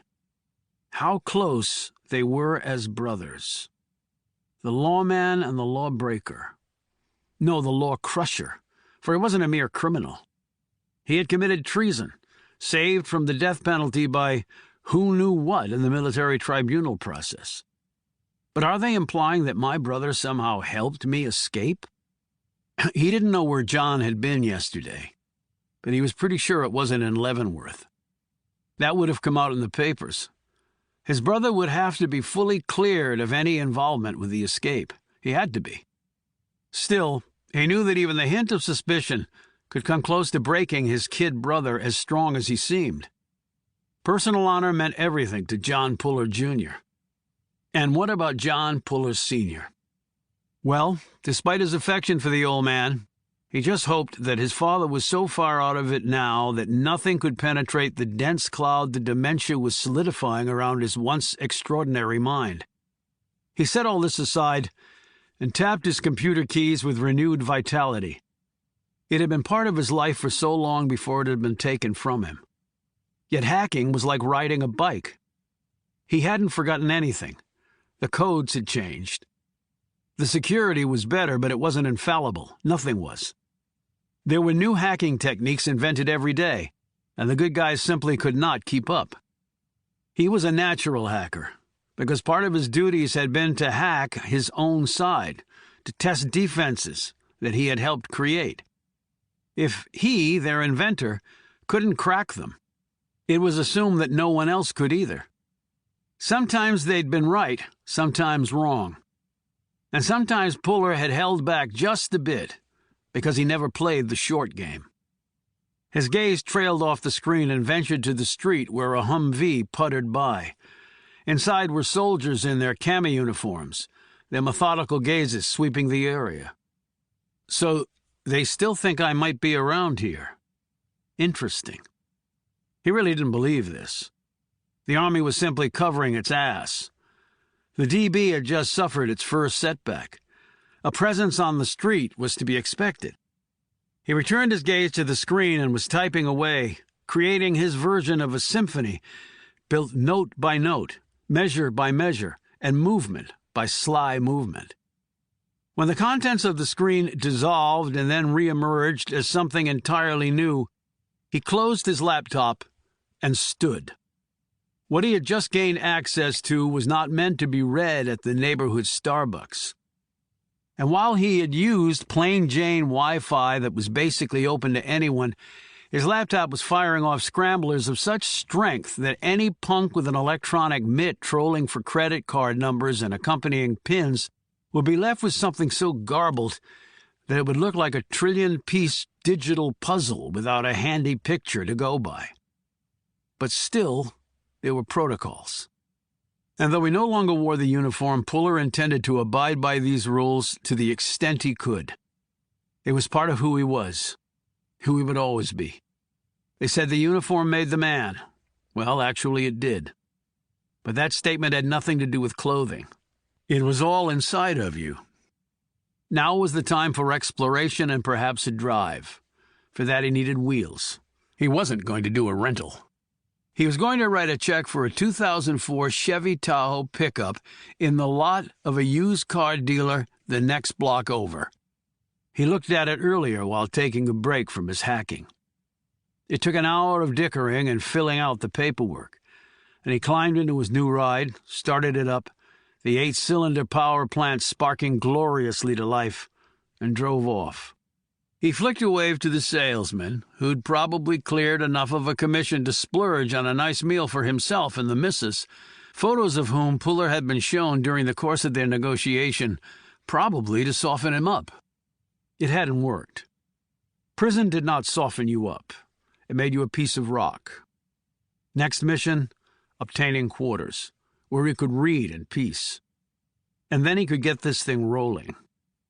Robert Puller dearly hoped it had been worth the years-long wait. Chapter 8. John Puller knew that flying was out because ticket purchases by credit card could be traced, and he figured a number of computerized eyeballs would be pointed his way. Trains were out of the question for the same reason. Not that there were any convenient ones anyway that would take him where he needed to go in a timely manner. A bus might have worked, but he would need wheels locally, and getting a rental left an electronic trail as well. That limited his options to a car. His. Well, his military-issued sedan. But he would pay for the fuel. His destination in Kansas would take about 20 hours, if he stopped along the way, which he intended to do to see if anyone was following him. The Sudan Stars might have wanted to make him their hunting dog for a number of reasons, ferreting out an escapee instead of a quail. But Puller didn't want to be stupid about it, or put himself at unnecessary risk. He packed up his duffel and his cat and left at midnight. This was not unusual for him. He often headed out at odd hours, mainly because soldiers didn't tend to commit major crimes on a strict timetable. Most of them, in fact, were done at night, often after too many beers and too many insults. Turning the other cheek had been strictly left out of all Army manuals. The important point was that any persons tailing him now would have to show themselves by their headlights. He saw none over the first 2 miles on meandering roads and quickly made his way to the interstate and started his trip due west. He stopped to eat twice, first breakfast at a Cracker Barrel in Kentucky, and then dinner at a packed roadside grill named the Grease Bowl, somewhere in Missouri. He was not in uniform and didn't plan to be while he was on leave. He had his ID and official credentials, to be sure. He had his weapons, because if he didn't have his weapons, then he must be dead and someone had forgotten to tell him. And he had some investigative tools that had made their way into his duffel, along with some fresh clothes and other travel essentials. What he didn't have was a good idea of what he hoped to accomplish by going to the scene of his brother's escape. Escaped prisoners from an Army installation could certainly be within the purview of the CID, regardless of which branch they'd been in. Technically, his brother was no longer a member of the military. Along with his conviction had come a dishonorable discharge, standard procedure. Bad guys didn't get to wear the uniform anymore. Yet because Robert Puller had been convicted of national security crimes, responsibility for his case fell largely to the special agents of Army counterintelligence and the FBI.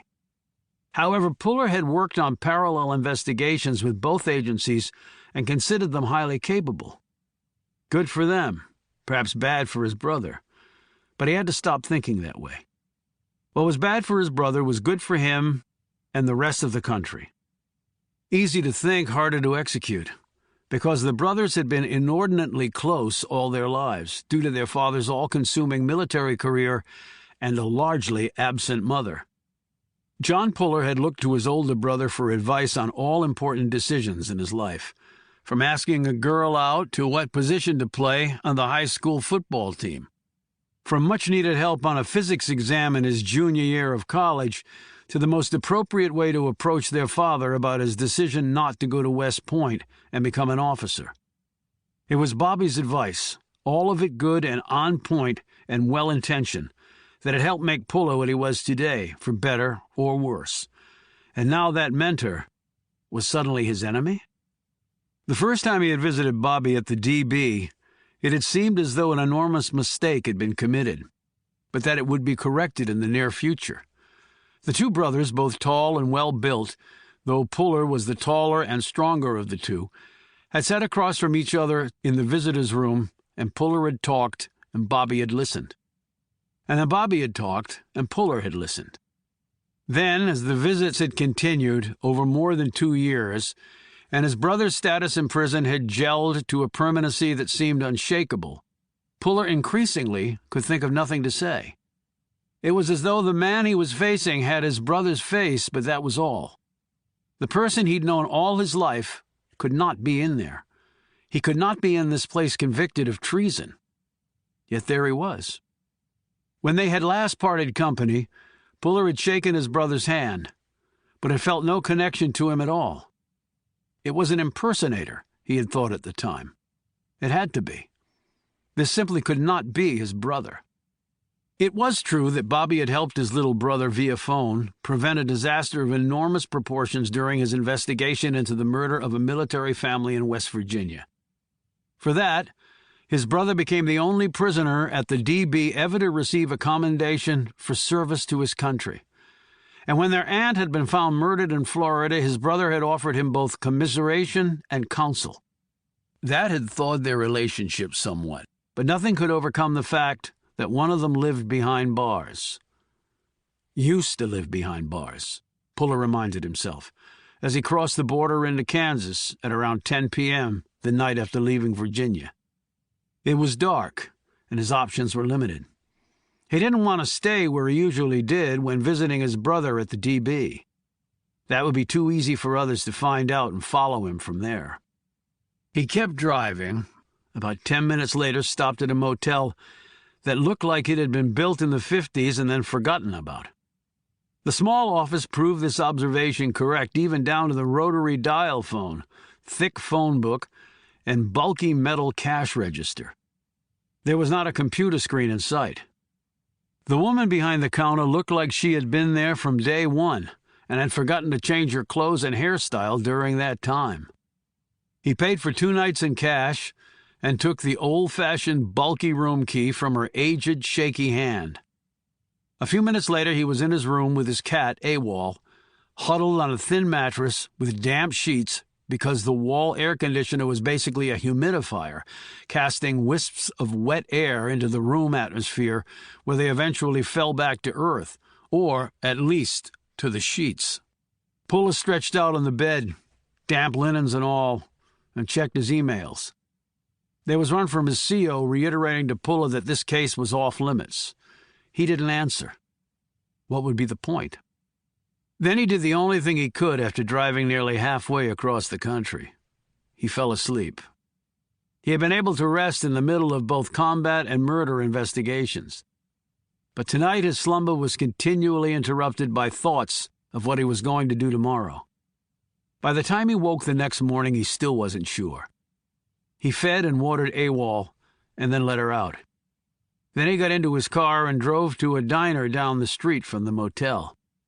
It was from the 50s, too, but its food was timeless. Pancakes, bacon, eggs over easy, and hot tea. He ate his fill, and then went back to his car and sat in the driver's seat, staring moodily out the window. Wherever he had been deployed, or for whatever purpose, to fight or to investigate, Puller had always been able to devise a plan, a strategy to get the job done. But none of those times had involved searching for an escaped prisoner who happened to be his brother. In many respects, he felt paralyzed. And then a partial answer walked right in front of them. It shouldn't have been surprising, and it wasn't. It was one reason he was sitting where he was. The coffee shop across the street was one frequented by personnel at the DB. He knew this from previous visits. He had met or seen many of them during his time here. They weren't on a first-name basis, of course, but with his size, Puller was hard to miss and harder still not to remember. He waited patiently as uniform after uniform went into the shop and came out with coffee and bags of food. Uniforms he didn't want. Too many rules and regulations weighted them down like a gangster's concrete booties. 20 minutes later, his patience was rewarded. The woman had parked at the curb and climbed out of her car. She was in her late 40s, maybe early 50s, tallish, stout, with blonde hair that was not her natural color, and wearing black slacks and a red sweater with black flats. He eyed the lanyard and ID around her neck and the USDB parking permit on the front bumper of her car. He had seen her at the prison a few times before. A civilian, she was in admin at the prison. He couldn't remember her name, but he figured she was a good place to start. They had talked once or twice, and he thought if he remembered her, she'd remember him. He got out of the car and crossed the street, entering the shop at about the time she was placing her order. He got in behind her and asked for a large black coffee. When she heard his voice, she turned and looked up at him. Puller? She said. Puller, right? CID? He looked at her with his blankest expression. Yes, ma'am, that's right. Do we know each other? I work at DB. I'm in admin. Oh, that's right. Ms. Chelsea Burke. You came by my office once with a question about your... Her voice trailed off just as Puller knew it would. He nodded, his blank expression turning to grim. Right. It's why I'm here, Miss Burke. Please, just call me Chelsea. Thanks. I'm John. Look, now that we've run into each other, you have a minute? She got her coffee and paid her money, and Puller did the same. She looked uncertain, but he guided her to a small table near the front of the shop overlooking the street. They sat, and Puller took a sip of his coffee, while she simply cradled hers and stared anxiously at him. It was a shock, Puller began, when I heard the news. Happened at night, so I doubt you were even there. I wasn't.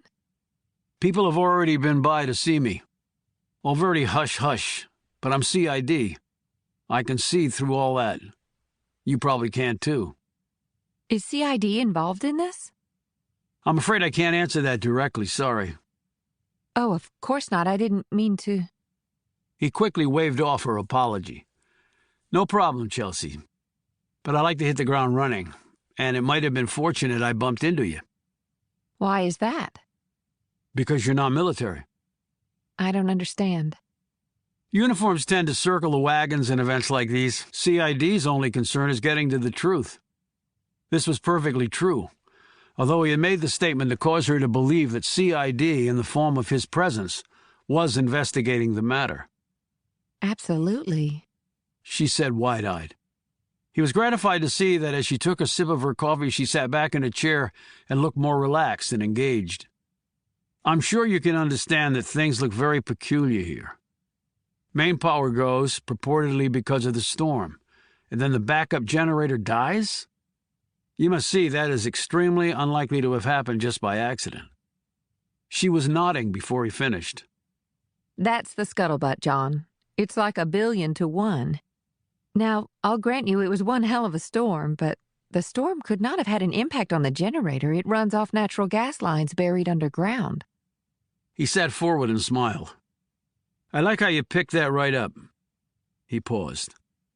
But you probably see that the generator would not have kicked in and then died if the power hadn't gone off first. She considered this and her eyes widened in realization. So you think the main power was tampered with too? Right now I have no firm answers, but it's certainly possible. DB is going nuts right now trying to figure out what really happened. She suddenly looked at him nervously. And your brother and all, I'm sure you're as worried as anyone. It's not easy seeing a family member in prison, but my job is to investigate serious military crimes, and duty trumps family in this circumstance, obviously. She cradled her cup of coffee and said, I knew about his commendation for helping you. I saw the paperwork go through. A lot of lives would have been lost without him. Seems weird, doesn't it? What's that? A man is convicted of treason and then helps his country and gets a commendation but is still in prison. And then he escapes from prison. Just seems off. I'm sure agents have been in to interview you and the rest of the staff. They haven't gotten to us yet, but I'm sure they will. I know they were at DB all day yesterday, and I'm sure they'll be there for a while longer. I wonder if my brother had any recent visitors, said Puller. He wasn't looking directly at Chelsea when he threw this out, but in his peripheral vision, he was observing her reaction. That's not my department. The log would show that, of course. DB keeps meticulous records of who comes and goes. Well, you know that as many times as you've come to see him. Yes, they do. And I'm sure they've already looked at the visitor's log. He now looked at her expectantly. She grew pink under his scrutiny. I wouldn't know about that. Aren't things computerized at DB? Absolutely. So there would be digital files of visitors? Yes, there are. He sat forward and tried to choose his next words with particular care. Chelsea, something doesn't smell right to me on this. Now I'm telling you this on the QT, okay? She nodded quickly and he continued. I was approached recently by a couple of generals and someone from NSC. The NSC, National Security Council, oh my God. Yeah, pretty high up stuff. Anyway, they approached me with a lot of questions, none of which I had answers for. But I think they want me to get answers. And to do that, I need information. Puller went back over in his head what he had just said and came away confident that he had told her no outright falsehood. Not that that would help him much if the hammer came down. However, he did feel guilty for asking the woman to help him. But her next words made him forget this concern. I don't see how I can help, John. I don't really have access to much. He sat back. Know anyone who might be willing to talk to me? There's one of the guards. He's actually been talking to me about applying to CID. Maybe it could be a scratch each other's back sort of thing? Maybe it could. What's his name? Aubrey Davis, PFC. Nice guy, young, single. He likes his beer, but I hear he's also serious about getting ahead in his career. Puller slid his card out and handed it to her. Tell him to give me a call on my cell, okay? She took his card and nodded. I will, but I can't guarantee he'll help you. No one can guarantee that. Most leads fizzle out. I just try to keep plowing through the ones I have and hope they lead to new ones. Thanks again. He left her there and returned to his car. Okay. It would take some time for that angle to work out, he knew, if it ever did. If he were really unlucky, this PFC Aubrey Davis might report the inquiry, and up the line it would go at top military speed, resulting in Puller getting a call from his CO or probably someone even higher up the chain. If he were calamitously unlucky, it would not be a phone call, but a truckload of MPs to haul him in to hear the charges read against him for disobeying an order. But in the meantime, he had other things to check out. Namely, how the DB had lost both sources of power on the very same night, letting a highly valued prisoner simply walk out, and leaving a dead man who was not supposed to be there behind. It was impossible the way he had stated it. So in some way, he had to have stated it wrong. And the only way to get it right was to start digging, with a very big shovel, without anyone knowing. A tall order, he knew. But this was family, which meant he didn't really have a choice.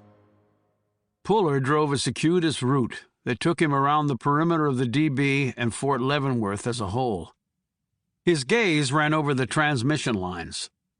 He had no way of seeing the natural gas generator configuration, since that was behind cinder block walls, and the lines themselves were located underground. He observed a power crew working inside a chain-link fence and closing what looked to be twin transformers that might have been connected to the prison. This was probably the substation where the transformers had blown, but he couldn't officially question them about it. He tapped his fingers on the steering wheel and contemplated what to do. And that's when he noticed the Hummer pulling in behind him. The MPs had arrived. Puller sighed, slid his ID out of his pocket and waited. Two armed men in uniform climbed out of their vehicle. They put on their caps and approached, one on each side of the car. Puller kept his hands in plain sight and made no sudden moves. He hit the window button with his elbow when the MP on the left reached him. "What can I do for you?" he asked. "I've got my ID here. We know who you are, sir. We've been instructed to bring you into Fort Leavenworth for a meeting." Puller slowly put his ID away. "You want me to follow you?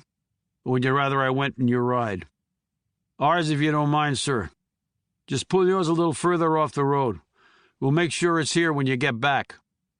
Well, at least he didn't say, "if I get back." Puller rode in the rear seat with one MP next to him. They were both young, in their 20s, ramrod straight, stubborn chins, bulging necks, and eyes that did not see 1 inch farther than the orders they'd been given. Puller didn't try to talk to them. They were just the hunting dogs retrieving him to the hunter. They drove to Fort Leavenworth, where he was handed off to a female lieutenant smartly dressed in her Class B blues. They exchanged salutes, and she said, "Follow me, please, Chief Puller." Well, it seemed everyone knew who he was. They walked down a long corridor while Army life went on all around them. Military installations were centers of non-stop activity, and yet Puller wasn't distracted by any of it. He had no idea whether he was walking to his professional death or a stint in the stockade, or something else entirely. Questions like that got a man to focus. She opened a door, ushered him in, closed it behind him, and he heard her regulation heels tapping back down the hall. Then he forgot about the lieutenant. Sitting facing him across the small table were the same 3 gents as before: Army General Reinhardt, Schindler, the NSC suit, and the Air Force 1-star Daughtry. Schindler, Daughtry, and Reinhardt, thought Puller. Sounded like a law firm, which didn't make him feel any better at all. "Enjoying your visit to Kansas?" began Schindler. "Up until about 10 minutes ago, sir." "Why don't you take a seat and we'll tell you what you're going to do." said Daughtry tersely. Puller sat down across from them. Schindler took a moment to adjust his tie and applied balm to his chapped lips. Then he said, "We understand that you disobeyed a direct order from your CO. What would that be, sir?" "That would be your driving here through the night with the purpose of investigating your brother's escape from prison." "Investigating?" "Well, so far you've spoken with a woman who works in administration at the prison, Chelsea Burke, and you were hoping to talk to PFC Davis, who might be able to provide you with some leads. And then you were out observing an electrical substation connected to DB." Puller stared across the width of the table, silently marveling at how quickly they had been able to pounce on all this. "You know all this stuff in the papers about the NSA spying and all, Puller?" said Daughtry, a tiny smile playing over his lips. "I read about it." "Tip of the iceberg. But 90% of an iceberg is hidden underwater. You used your credit card to buy gas and food. We tracked you that way." "Good to know, sir," Puller said sarcastically. Schindler said, "Intelligence keeps us all safe." "So, spying on our own people keeps us safe?" said Puller more forcefully than he probably intended. Schindler waved a hand derisively at this comment. "You don't think there are Americans working with our enemies? Some of our fellow citizens will do anything for money. Hell, some of the biggest banks and hedge fund concerns in this country have been laundering cartel money and aiding terrorism for decades, and all for the almighty dollar." "I'll take your word for it. So what now?" "Well, now you have a decision to make, Puller," said Schindler. "And what's that?" "Basically, work for us or face the consequences." "And how exactly would I work for you?" Schindler glanced at his colleagues before continuing.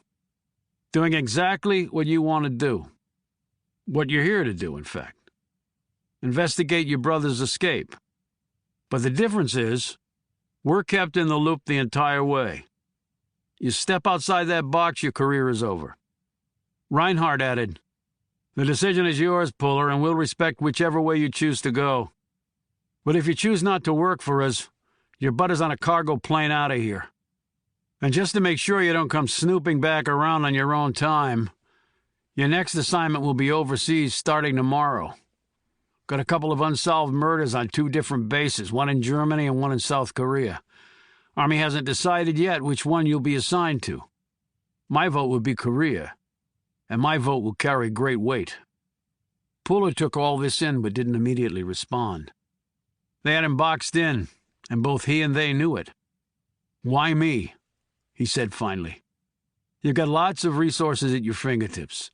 CID, military intelligence. You don't need me." Reinhardt responded, "On the surface, a fair and accurate statement, Puller. But you have something none of those resources have." Puller thought he knew the answer, but waited patiently for the man to deliver it. Reinhardt said, "You're his brother. You grew up together. You both served together, albeit in different branches. We know of his assisting you on that investigation in West Virginia. We know you visited him frequently at DB. We know you two talk on the phone. You know him better than anyone else. So we think that you have the best shot to bring him in." "Alive," said Puller. "Absolutely. If I say yes to your offer, when can I start my investigation?" "Immediately. No strings attached, no conditions?" "Other than the one stated, that you report to us." "And what about the other people investigating this? You can't stop them from doing their jobs. There's no way they'll leave this case to one CID agent. You'll just have to work around them. We'll leave it up to you." "And no help from you on that point?" "We'll see what we can do. But that ball will largely fall in your court, Puller." "And my CO?" Schindler said, "You'll get a written directive from him confirming this, of course, with all necessary authorizations. We don't expect you to take it on faith." "Okay, I accept. And I'll begin my investigation by interviewing all of you." The 3 men exchanged glances, and then together looked back at Puller. Schindler said, "We have nothing to do with this case other than the national security interest in bringing Robert Puller back to prison. You said no strings and no conditions other than the one stated. Are you walking that back now?" "No, but..." Because I am a trained investigator, and my training and experience have shown that someone may think they have no valuable information to share, but they actually do. But unless I ask the questions and get the answers, that information never comes to light. Schindler slowly nodded. Okay. What do you want to know?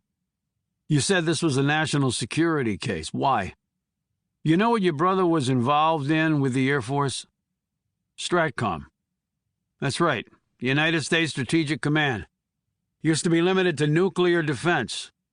Now its mission covers space operations, missile defense, cyber and information warfare, WMDs, global command and control, surveillance, reconnaissance, global strike. The list goes on and on. I can't think of another military command more important to this country. Your brother worked both at the Missile Correlation Center in Cheyenne Mountain and also at STRATCOM's HQ at Offutt Air Force Base in Nebraska. I knew all that, sir. I'd actually visited my brother when he worked at STRATCOM at Offutt. But then he was assigned to a satellite office here in Leavenworth, right? Said Puller. Daughtry nodded. STRATCOM outgrew its footprint at Offutt. The new facility won't be completely ready for a few more years. Leavenworth was one of many farm-out locations, but everything was wired back to HQ. I understand, said Puller. Daughtry added, there was virtually no aspect of strategic command that he didn't have his fingers in. He was one of the most brilliant people they've ever had. The sky was the limit for him, literally. He was being groomed to head up the whole damn thing at some point. He was just getting his next promotion lined up when everything blew up. Puller asked, I know you was STRATCOM. Did you work with him? Daughtry shook his head. I was assigned to STRATCOM after your brother was sent to DB. The assessment I just gave was one based on all who knew and worked with him. To a person, soldier, and contractor, he was one of the best. I don't doubt it, said Puller. He was at the top of every class, from high school to the Air Force Academy and beyond. Schindler said, except for the little matter of treason. Let's not forget that. I haven't forgotten it, said Puller, turning his gaze to the suit. And I'm pretty sure my brother hasn't. But what does his old job have to do with anything? Reinhardt said, since he's only been gone for less than 3 years, Puller, much of the top-secret data that rests in his head is still viable and important. The security codes and such have changed, of course.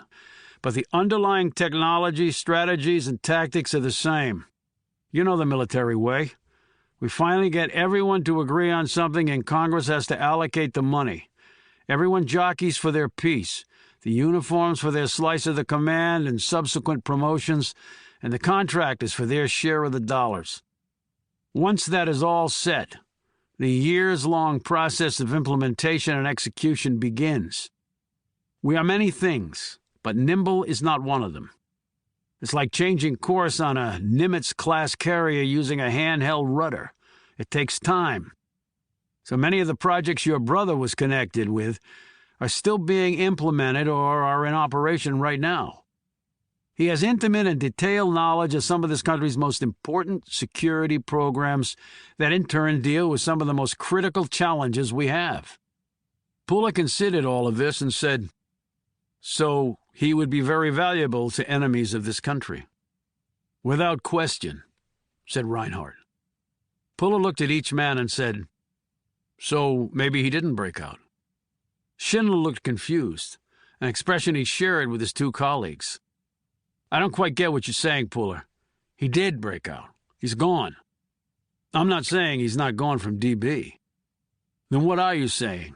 Asked Schindler, as he tapped his index finger impatiently against the table. That the whole thing at DB was staged, and instead of him breaking out, he might have been kidnapped by enemies of this country. Chapter 10. Quarters. Even now, Robert Puller couldn't refer to it as a room, or an apartment, or a flat. It was quarters.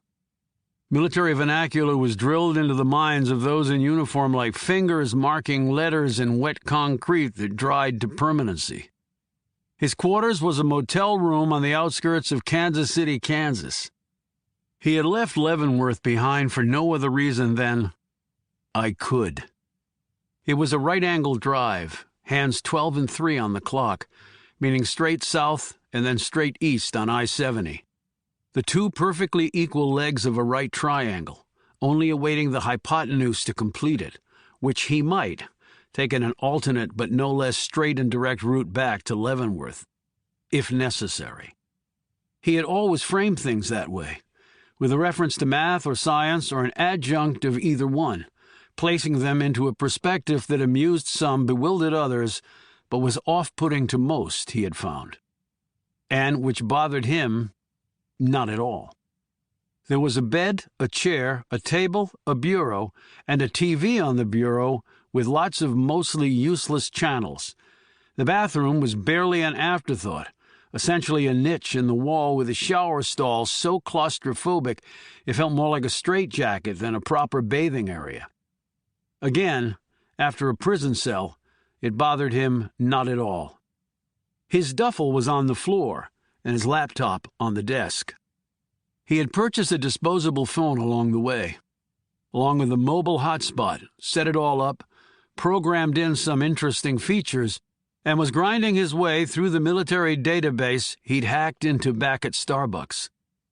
It was a special database, to which only authorized personnel should have been granted access. Computer security was only as good as the programmer. The one who would firewall this database had been good, but not great. Puller had also purchased a small wireless printer and some 3-hole paper and 3-ring and spiral notebooks along with pens. While his entire professional life had been mostly spent in the digital world, where the language of ones and zeros dominated, he appreciated the importance of paper, pen, and deliberative thought that working with such old-school items seemed to inspire. And he thought better in cursive. The joined-up writing seemed to spur connective thinking. He printed his papers, put them in the 3-ring, exited the database, and took up his pen and spiral notebooks. He worked methodically for some hours. He didn't stop to drink or eat or use the bathroom. He was oblivious to whatever else was going on in the world, or at least in Kansas. He was no longer, at least in his mind, the most wanted man in America. He was an analyst, a seer, a prognosticator going over his reams of data, moving their pieces, twisting them, testing them, discounting some, fleshing out others, slowly transforming disjointed intelligence into something that made sense. After 6 hours of relentless concentration and the light of day having given over to dark, forcing him to take a moment to turn on a lamp, he put down his pen and sat back, folding his arms over his chest and resting his chin there as well. He closed his eyes, slowed his breathing, and counted his heartbeats until they fell short of 60 a minute. He opened his eyes and ran his gaze down one of his tat sleeves, exposed now since he had discarded his jacket. They were of his creation. They looked like typical tattoos, but if one looked closely enough, the eagles and dragons and other creatures resting there were actually composed of tiny geometric images, squares, triangles, rectangles, and their more complex brethren, the dodecahedron, for example, which when viewed flat, meaning as a solid, had 12 faces and was an integral part of his dragon scales. Puller knew that other than him no one would notice. But that had been how much of his life had gone, his noticing, others not. Except for his brother and his father. They were curious, they observed, they remembered. They figured things out. His father had mastered leading enormous numbers of men, grand corps and divisions at a time, into battle on a scale and dimension that was as complex as anything ever seen on a chessboard, with the added pressure of human lives by the thousands being at stake. His brother tracked down wrongdoers with a sense of justice and an attention to detail that would put most others in the field to shame. The Puller men, prodigies in their respective fields, but whose skills all shared that core attribute of observing. He turned to page 66 of the printed-out papers, because something had just occurred to him. He studied what was written there and compared it to information contained on page 24. Interestingly enough, they did not tally. They did not tally at all. But they had to, if the offered and official result was to make any sense. This was not a smoking gun, but it was something. And something, as his brother often said, usually led to something else. Brilliant in its elegant simplicity, and he knew exactly what his brother meant. He carried it out to its logical conclusion. In fact, something always leads to something else. He drew out a blank piece of paper and conjured the image of the man in his head. It was not easy, because it had been dark. But there had been a light source, the man's own flashlight. Puller put his pen to the paper and refocused, transferring the image in his head to the cotton fibers, letting the ink bleed into them, fill out what he was trying to achieve. This was not simply important, it was paramount, because it was something. And something always leads to something else. He was an accomplished artist, a fact not many knew about him. He had taken it up years ago to relax from a job whose stakes and pressures were so enormous. Hence the sketches, lines connecting and intersecting and bisecting other lines to form something that had not previously existed. It was math yet again, geometry transformed into art, a confluence that had made painters like Picasso icons forever enshrined in history. It was cubism, building to masterpieces born of another realm of thought and experience. He had fits and starts and crumpled up paper and endured starting over multiple times. Finally, the image gained traction. The root system set in, and the features began to grow, like a plant rising, seeking the light. Plants could not survive without sunlight. Indeed, photosynthesis was the key to their survival. Well, Puller would not be living much longer without this image coming to full fruition. He worked away for another half hour and then reached the point where the heavy lifting was finished. Now he was simply filling in the edges. He sat back, put down his pen, and held the paper up to eye level. Staring back at him was a man Puller had not seen until very recently, a man he still did not know. That man now lay, he was fairly certain, in a morgue at Fort Leavenworth, as investigators attempted to figure out who he was, and what he was doing at the DB the night Robert Puller escaped, and why he was now dead. These were good, pertinent queries. Puller was fairly certain that he knew what the man was doing there. He clearly knew exactly how the man had died, yet he didn't know anything beyond that. And he had to know. He had to know all of it. This puzzle could not remain unfinished, not if he wanted to survive. And because something always leads to something else. Chapter 11. John Puller had his marching orders. He had asked Daughtry, Schindler, and Reinhardt a few more questions and gotten a few more answers that might or might not lead to something. But at least he had the authority to operate out in the open. An email had come through from his CO empowering him to work on this investigation with the accompanying and necessary electronic trail of higher signatories. The suit and the stars definitely had the juice they claimed to have. He felt like he had just been rebadged. He didn't like slinking around trying not to be noticed. He wanted people to know he was on the case. He wanted to intimidate. Intimidated people with a guilty conscience often made mistakes. The only difference here was that the target of his investigation was his brother. Robert Puller was brilliant. Was he going to make mistakes? Didn't he know John Puller, Jr. better than anyone? He knows how I think, how I tick. But then I know the same about him. However, these thoughts didn't make him feel good. They made him feel sick. He cleared security at the DB and walked up a flight of steps to the visitor's room. He asked to see the officer in charge, displaying his credentials and relaying his purpose for being here. The woman met Puller in her office. She was Captain Lenora H. Macri, in her 30s, short, trim, with salt and pepper hair worn in a bun. She looked wound as tight as a coil of wire, and her expression did not appear cooperative in the least. This was not particularly good for him, because she was now the DB's acting commander. "What can I do for you, Chief Puller?" She began curtly. "I'm investigating the escape of Robert Puller." "Right. Your brother." She left the statement there with all its inherent complications and insinuations. Then she added, "I find it extraordinary that you're involved in this case in any way at all. I have duly noted my misgivings with the appropriate channels." "Which you have every right to do." "And which I don't need you to tell me. Blood is thicker than water, and what we need is objectivity. I fail to see how you can bring an unbiased perspective to this investigation." Puller shifted in his seat. "I'm a CID. My mission is clear, Captain Macri. Bring him back, brother or not. I've been authorized to do this. If you have a problem cooperating with me, I need to hear it now." She held his gaze. "I have no problems, Mr. Puller. I think any potential problems will rest largely with you. Now, how can I help?"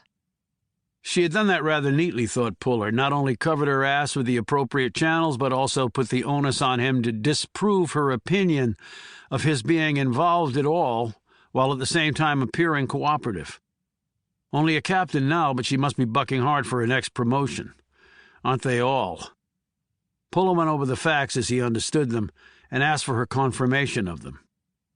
"They're accurate, except for the shots fired and the explosion." Puller blinked at her. Shots and an explosion? No one mentioned that. "Well, maybe you didn't ask the right questions. I'm volunteering that information in the interest of full disclosure. The shots and explosion prompted the calling in of reinforcements from the fort." Did you determine the origins of the shots? "No. And the explosion?" I said explosion because that's what it initially sounded like." You were on duty. "Yes, I was, but many people heard the noises. They were quite distinct." So it wasn't really an explosion. "As I just said, it initially sounded like one. However, we found no evidence of one actually going off." Then perhaps it was the same deal with the shots. "It probably was, because we also found no evidence of any shots fired." So just sound effects, maybe? Actually, that's the only explanation that fits. As you probably know, guards do not carry weapons inside the prison. Thus, no shots could have been fired by them. All prisoners were searched. No gun or contraband of any kind was found. Except for the escapee. You couldn't search him because he was gone. Correct. But then some device had to make those noises. I agree with you. We just couldn't find out what it was. But the investigation, as you know, is ongoing. Were the guards searched? Macri looked blankly at him. The guards? If the prisoners didn't cause it, maybe one of the guards. Puller looked at her expectantly. Why would a guard do that? Well, if they'd been searched and the device found, you could have asked that question directly. I refuse to believe that one of my personnel was involved in this. It's unthinkable. Well, Captain Macri, if nothing was found on the prisoners and nothing was found in the prison, unless you're randomly allowing folks in here to plant devices to cause a panic, it had to be one of the guards. She bristled at this, but said nothing. And the status of your CO? Colonel Teague is on temporary leave. Meaning he's the fall guy for this? Meaning he's on temporary leave. Have you done an investigation of your own, Captain?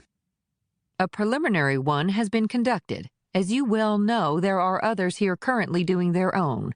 MI, CID, other than you. Some folks from Washington.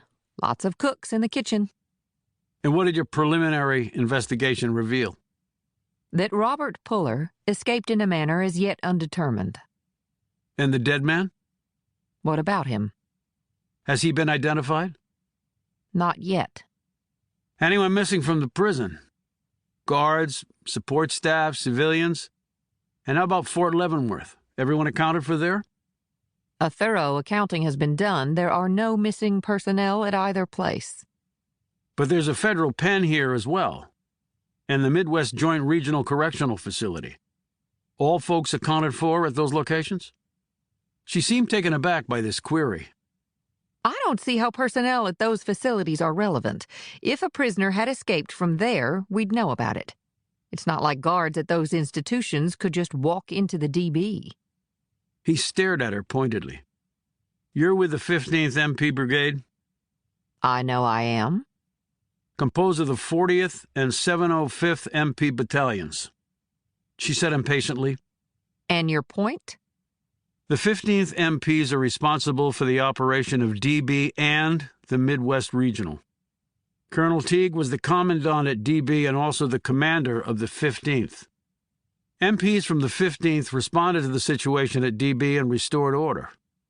In addition, the 40th Battalion was largely created because the 705th was deployed to the Middle East to run the prisons over there. So the prison is guarded by the 15th and both its battalions. So are you telling me that they don't overlap in guard rotations? That no guard at DB ever works at the regional prison or vice versa? She seemed flustered now. No, I'm not saying that or implying it. Then the personnel at those facilities are relevant to my investigation, correct? She finally nodded. I guess that's correct. I'm sorry if I misinterpreted your request. How do you explain the dead man in my brother's cell? I can't explain it. That's why investigations are ongoing. He decided to change direction. I'll need to see the body. She pursed her lips.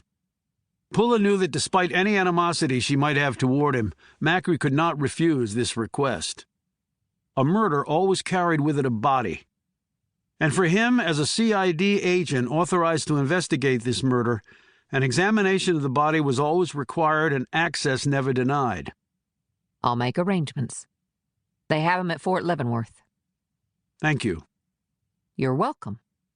I'll also need to check with the crews who restored the electrical power and repaired the backup generator. I can also arrange that. I'll also need to look at surveillance footage from the night in question. We lost power. But the cameras have battery backups. The ones in hallways and general areas do. The ones in the prisoners' cells don't. Why not? It was not designed that way. I can only imagine that if the main and backup power went out, the only problem would be prisoners attempting to flee from where the cameras could monitor them. They weren't concerned that they remain in their cells in such a scenario. As you probably know, at DB, it's one prisoner to a cell. I know that. But still quite the blind eye when you think about it. No design is perfect, and I would imagine from this point on, cameras in the cells will also have battery backups. I thought the system was set up so that if the power failed, the cell doors automatically locked. And yet you had to call in the MPs. Why? Macri's features were suddenly pained. It seemed we were hacked. Hacked? How? As you said, our system is set up such that cell doors automatically lock when the power fails. That didn't happen. The cell doors unlocked instead. And a hacker caused this? How could that have happened? Unfortunately, some of our personnel bring in their personal devices, phones, iPads, and on their computers here there is occasional breach of protocol as people log on to outside networks. It's not supposed to happen, but people are people. Leaving a way for a hacker to get in and rewrite your code so the cell door opened when the power failed? Yes. Any leads there? No. But you've confirmed the hack occurred. Technically, that is still speculation, but I see no other way for it to have happened. Pulla thought, oh, I see at least one other way it could have gone down. I'll need to see all the footage you have, he said. Her lips pursed once more.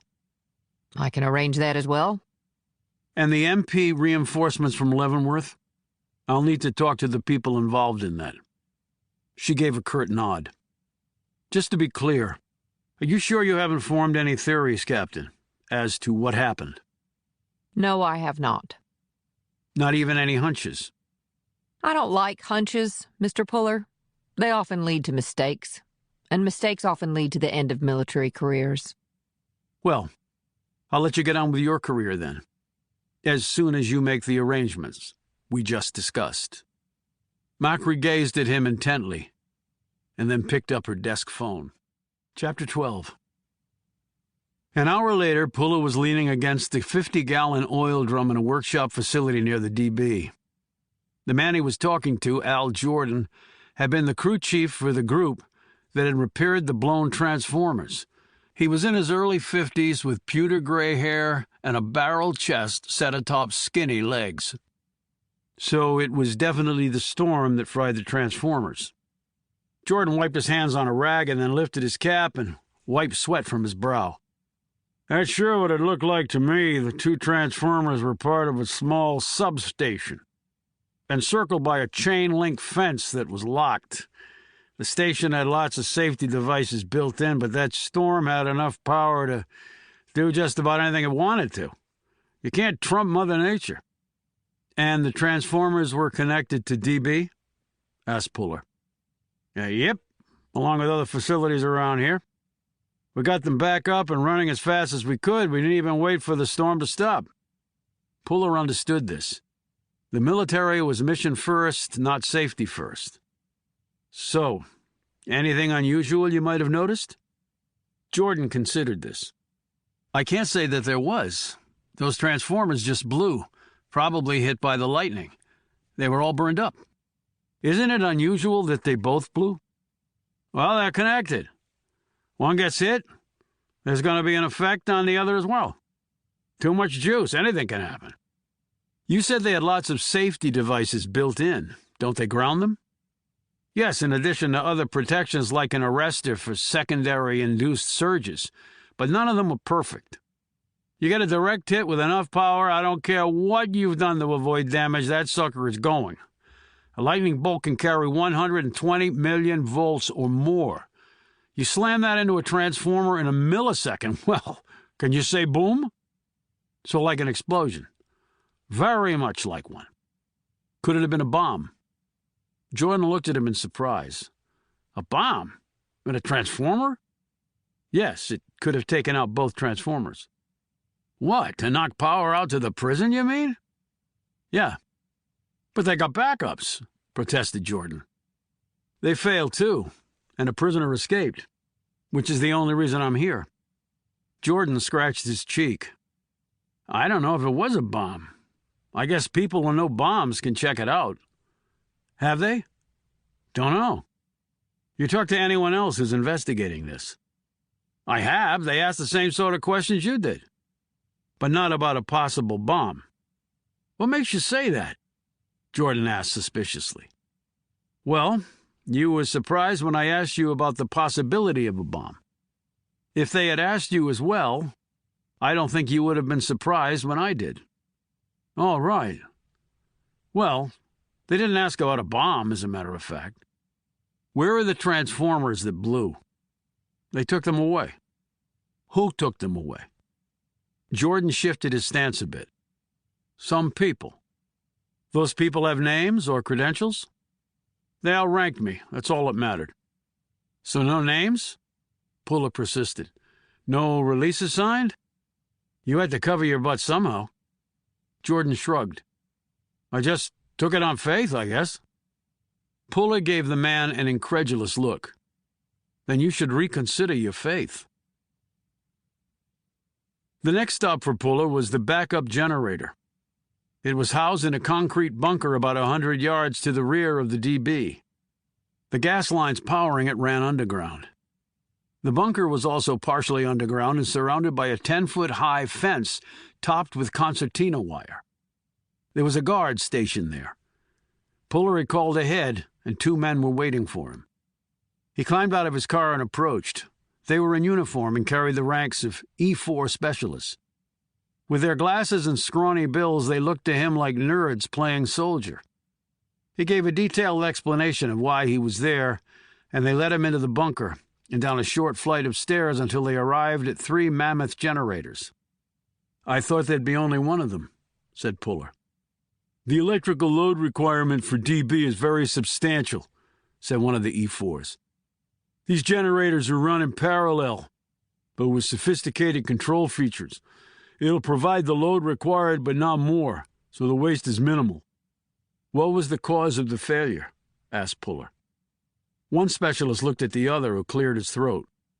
It was a fuel problem. Fuel? I thought the fuel it ran on was natural gas. These are bi-fuel systems, said the other E4. Natural gas and diesel. Why two fuels? Natural gas puts us at the control of the utility. Army doesn't like that. Something happens to the gas flow, we're shit out of luck. The way the system works, the main power fails, the diesel fuel component to the generator comes on and runs the system initially. Then the natural gas feed will be introduced by the system's controller into the fuel mix after certain criteria are satisfied. The requisite electrical load acceptance, for example. The diesel also serves as the pilot light for the natural gas, which has an ignition temperature of about 1200 degrees Fahrenheit. That way, if the natural gas flow is interrupted, we have on-site fuel under our control. The system will typically run on a 75 or 25 gas-to-diesel mixture. So what happened to cause it to fail? You said there was a fuel problem? The best we can tell, there was either a diesel oxidation degradation problem or a microorganism contamination issue. In English, said Puller patiently. The E4 explained.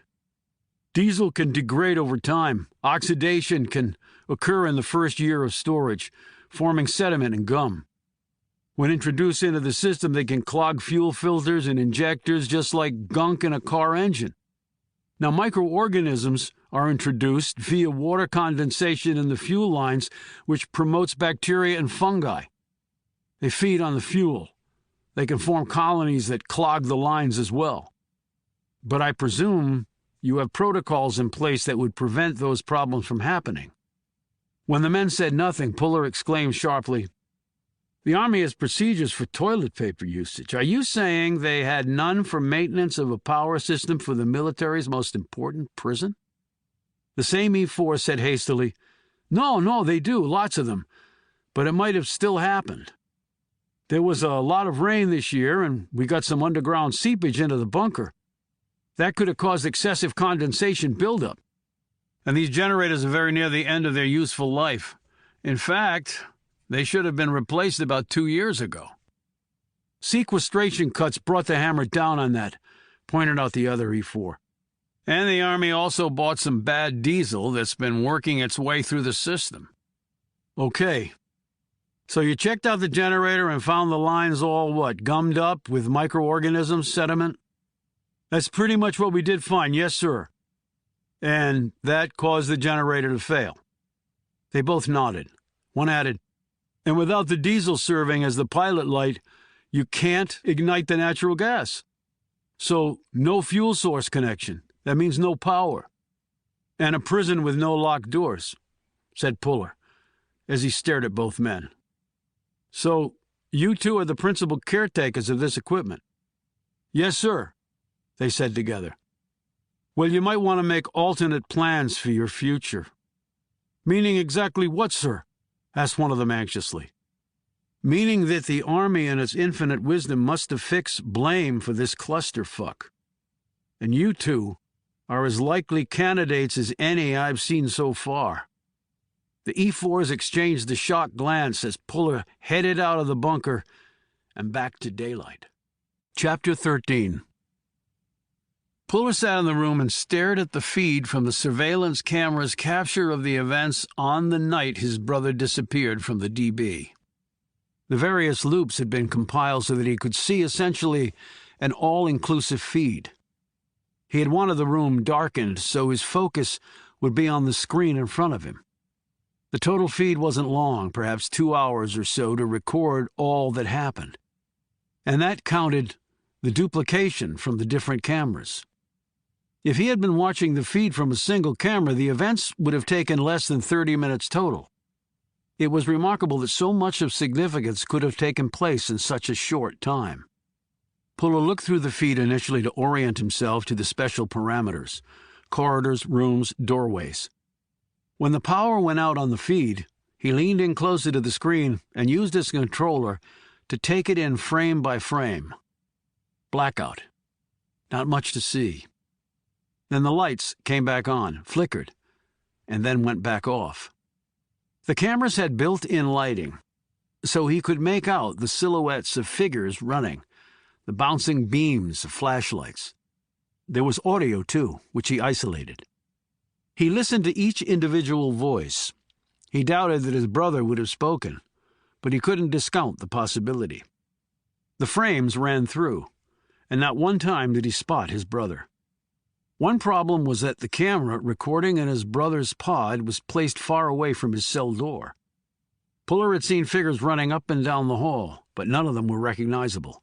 Perhaps the frames could be enhanced or better lighted, but that would probably take time. Then came the sound of shots that sounded like the real thing. The next sound was so loud that Puller jerked a bit. An explosion going off in the DB? After that came the reinforcements from Fort Leavenworth.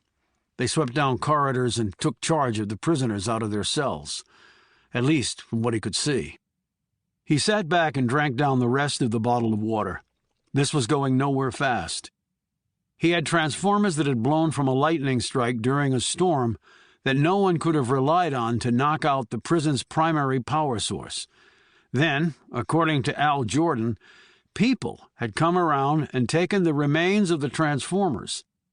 He had a generator that had gotten gummed up and 2 E4s who were probably going to get shit-canned or at least received severe professional consequences for letting it happen.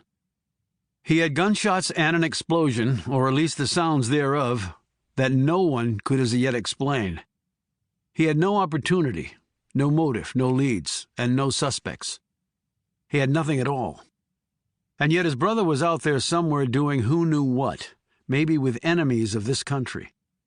Because there was no way his brother had busted out of the DB without help, from inside, outside, or more likely both.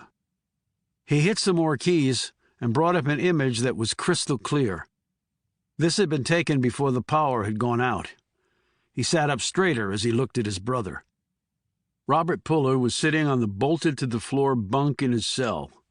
The walls were cinder block, the floor smooth concrete. There was one window. There was a commode and a sink next to it, both built into the wall. There was a metal table and chair, again affixed to the wall. Robert Puller had on his orange prison jumper and sneakers with no laces. Laces could be transformed into rope, which could be used as either a weapon or a way to kill oneself. His brother was reading a book. His back was against the wall. His long legs stuck straight out in front of him. When the sounds of the storm were heard, Robert Puller glanced up from his book, but then went back to the pages. And then the power went out, and the cell went black. Then the generator kicked on, and the lights came back on, and so did the surveillance camera in Robert's room. Robert Puller was still on his cot, but no longer reading the book. His feet were on the floor, and he was staring at the door. In just a short time, the generator would fail, and the blackness would return. Before that happened, Puller froze his brother's image, leaned closer to the screen, and peered deeply into Robert's features, trying to decipher the thoughts going through that staggeringly complicated mind. Talk to me, bro. Show me something. What are you thinking? Are you waiting for something to happen? Are you expecting something to happen? Or not? Puller observed, and not for the first time, how much he resembled his older brother. Both were tall, both had the same nose, and both shared their father's angular jaw. The eyes were deep-set, giving each man a brooding look regardless of what they might actually be contemplating. But then again, all 3 Puller men tended to be brooders. His mind went back to when they were children. Bobby, because of his brains, had been the leader of the military brats on whatever base they had been living with their father. His brother had been the most sensitive, honorable person Puller knew. So sensitive, in fact, that the old man had taken to busting his balls about this perceived weakness. In fact, he had done it so often that Puller had memorized his father's spiel. "You can't command men in battle if they like you, Bob," his father had said. They have to have equal parts fear and respect. And I would say fear is even more important than respect. Respect only gets you so far. Fear can get you through every damn obstacle devised by the enemy. Men will follow you to hell if they fear you, because failing you will scare them more than any other thing they will ever face on the battlefield. You remember that, son. You remember that if you remember nothing else I've ever told you. Bobby had never gotten over this weakness, which was probably why he opted for the Air Force instead of the Army, and staked out his career with technology, rather than guns and cojones the size of Nebraska. When Puller had found out from Captain Macri that the prison computer system had been hacked, he had initially thought that his brother, who knew his way around computers better than just about anyone, might somehow have done it. But then they never let his brother near a computer at the DB, and he'd been sitting in his cell and seemed genuinely surprised when the power went out. So if not his brother, who? Puller was thinking all this when the door opened and in walked a woman about his age. She was tall, slender, broad-shouldered, and narrow-hipped, dressed in a black pantsuit with a white blouse, the collar flipped up in a way that even Puller, who knew nothing of women's fashions, thought looked sort of chic. She had shoulder-length auburn hair, a freckled face, and a flint-sharp nose. She looked like she had been an athlete in college and carried herself in a confident manner. Agent Puller? Momentarily thrown by this unusual greeting, he rose and said, "I'm Chief Warrant Officer John Puller, with the 701st CID out of Quantico." She put out a hand. Veronica Knox. He shook her hand and she held up her creds, which dangled on a lanyard. INSCOM, she said, referring to the United States Army's Intelligence and Security Command. "Where are you based out of?" I'm a floater going to the trouble spots. That's why I'm here. Okay, and your rank?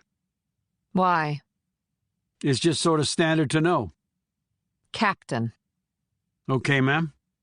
Puller's antennae were tingling. CID is already here investigating. I know they are, he said. You're not part of that team. I know that too, ma'am. You don't have to call me ma'am. All right. And the escapee is your older brother? She pointed out. I'm afraid it's 3 strikes and you're out, Captain Knox. She ignored this comment, sat down, and looked at the frozen image of Robert Puller on the screen. She flicked a finger at it. The man of the hour. Find any clues? Not yet. I know you have authorization to be here. We got that order. But why are you here? Same reason you are. Trying to figure out what happened. CID has enough free assets to double up on this? No, we're pretty much stretched thin like every other Army element. So? She said expectantly. So what? Why are you here? I've been ordered to investigate. I'm a soldier, so I follow orders. So am I. And I've been assigned to work with you. By who? You just need to know that I have been. If you want to find out the source, feel free. And you can't just tell me why? I don't know you. So I don't know if I can trust you. Not yet. You're not in uniform.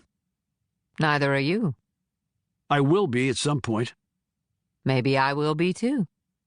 She glanced at the screen again. You sure nothing caught your eye?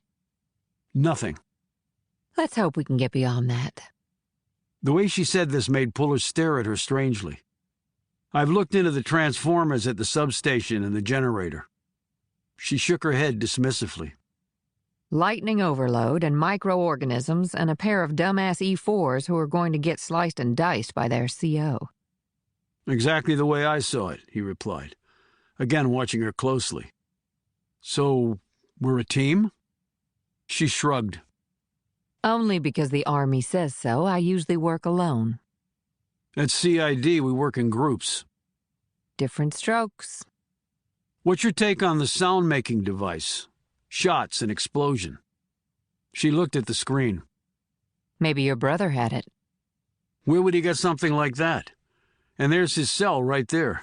You see anything like that in there? Because I don't. I'm sure you know him better than I do. Maybe better than anyone, which might be the reason you're here.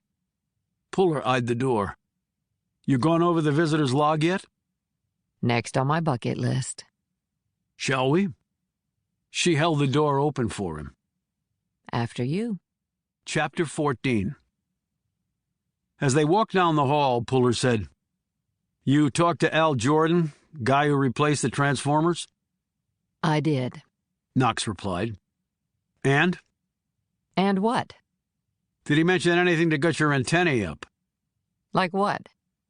Like the people who came and took the blown-up Transformers away. No, he didn't. Did you ask to see the Transformers? No. Okay. She stopped walking, and he did too after a few paces. He turned to face her.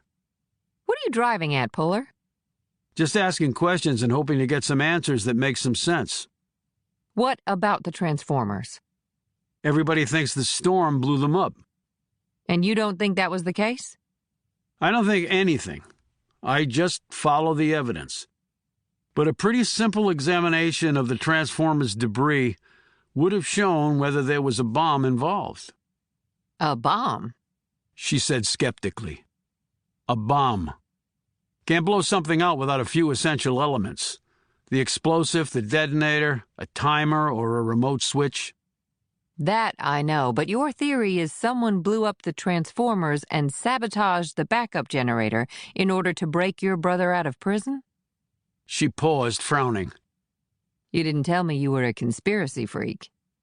And you think a storm just rolled along, blew out the main power, the backup coincidentally failed, and my brother walked out on his own, taking advantage of an opportunity that had occurred in just a few seconds while a company of MPs from Leavenworth was charging in? And for some reason the sounds of gunfire and an explosion just happened to coincide with it all going down? And an unidentified dead body left behind? He cocked his head and looked at her more closely. And I can tell from the expression on your face that you've already thought of this, which means everything that came before between you and me was an act on your part. She registered surprise. Really? Based on an expression? He said, I interrogate people for a living. Reading faces is part of that. People can lie with words, but their faces, and in particular their eyes, give them away. They always do. And yours just did. So what exactly is going on here? She tapped her heel against the floor, her arms folded across her chest. This is a delicate situation. Very delicate. He drew closer. I can see that. But feel free to elaborate on the point. I just know my marching orders were to tread lightly and to work with you, and that's what I intend to do. Nothing more to add? Not right now. Shall we go see the visitor's log? The visitors' records at the DB were housed electronically.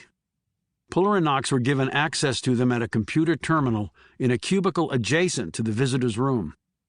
Puller had decided to go back at least 6 months, and maybe longer, if nothing stood out. They sat next to each other, knees occasionally touching because of their long legs and the cubicle's small space. After a while, Knox said, You were a pretty regular visitor to see your brother. You have siblings? No? Well, then, maybe it's hard for you to understand. Okay, but I don't see anyone else who came to visit him, Puller. Again, other than you, that is. Neither do I. So now what? The log shows no calls came into him, other than from you. Puller studied the screen. But this really doesn't tell us the whole story. Meaning what? Meaning computers only regurgitate what someone puts into them. He rose.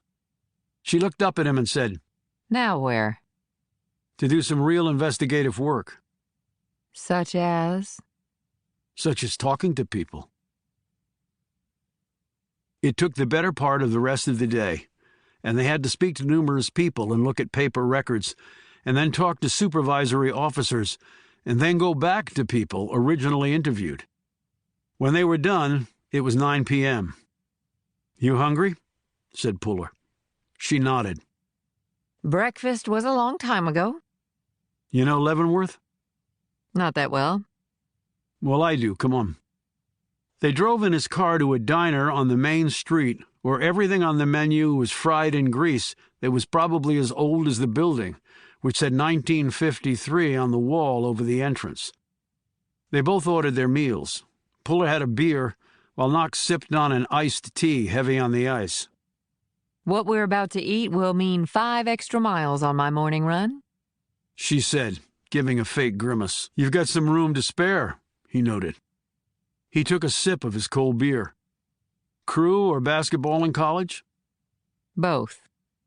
Impressive. Multiple sports in college, tough thing to pull off these days. Well, it was over 15 years ago, and it was a small college, and crew was a club sport at Amherst. Amherst, great school. Yes, it is. And what brought you to the Army? My mother. She was in the Army? No, my father was. He maxed out as a full colonel, finished up at Fort Hood. Okay. I'm not getting the reference to your mom, then. She said anything my father could do, I could sure as hell do better. They're divorced. She added, perhaps unnecessarily. I take it you don't get along with your father. You take it right. She drank her iced tea through a straw, and then fiddled with the paper the straw had been wrapped in. I looked you up, of course. Your father is John Puller Sr. Fighting John Puller. That's what they call him. A true legend. They call him that, too. I hear he's in a VA hospital. He is? Is he doing okay? Puller glanced away and then looked directly at her. He's doing. We all get old, right? If we live that long. She eyed the scar that ran along the side of his neck to the point where it dipped down his back. Fallujah? She asked, indicating the mark. Mosul. My Fallujah souvenir is on my ankle. I did a tour over there, too. Nothing on the front lines. Nothing to do with me. Everything to do with the Army. I've heard that before. No mark against you if they wouldn't let you fight at the front. Still a mark, Puller. But things are changing, and fast. Things had to change. 21st century, no way around it. He raised his bottle of Coors in salute. Agreed. Some of the toughest soldiers I ever served with were women. They remained silent until their meals came, and they didn't speak as they ate them. When the plates were cleared, Puller came back around to why they were really here. Did you see what I saw in the interviews and paper trail? He asked. Tell me what you saw and I'll answer you. Let's say the visitor's log is accurate and I'm the only one who visited my brother during the last 6 months. Okay. If he didn't talk to anyone else on the outside, then we need to look inward. Someone at DB? Puller nodded. Wouldn't be the first time a prisoner has been aided by someone on the other side of the cell door. I'm pretty sure it would be the first time at DB. And the computer system was hacked, ensuring the doors opened when the power blew. Now that definitely smacks of an inside hand. This was the other option Puller had been considering when Macri had told him about the suspected hacking. That makes sense. We need to talk to every guard who was on duty that night. That's a lot of guards. He sat back looking and feeling put off. You got something else to do with your time? No. So what would we be looking for? An off answer, a look, a hesitation. And we need to comb through their histories.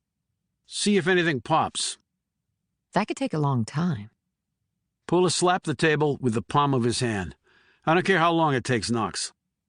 All I care about is setting this situation right.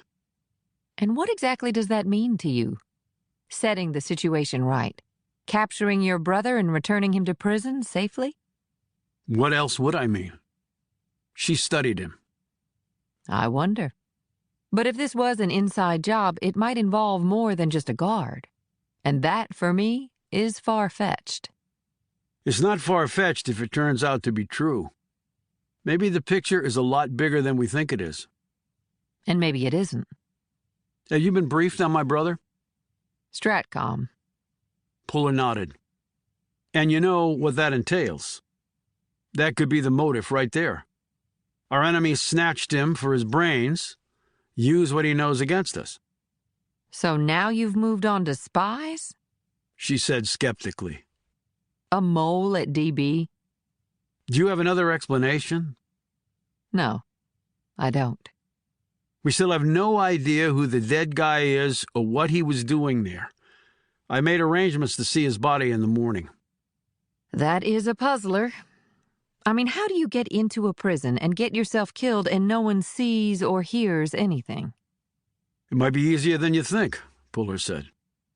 Knox looked at him expectantly, but he didn't elaborate. Instead, he said, "And who ordered you to babysit me?" I wasn't ordered to babysit you. Puller ignored this. Was it Schindler, Daughtry, or Reinhardt? Her face twitched at the last name. So, Lieutenant General Reinhardt. 3 stars do tend to capture a captain's attention, especially if you want to move up and beat your old man's rank. Might be a nice shortcut career-wise. She looked away. Puller, you don't know what you're talking about. You're really off on this whole thing. He laid down some cash for his part of the meal. I'm sure Reinhardt will reimburse you for your dinner tonight. You were still on duty, after all. He rose. Hang in there. Where are you going? To bed? She didn't say anything right away, just held her gaze on him. Finally, Knox said, Why don't I believe that?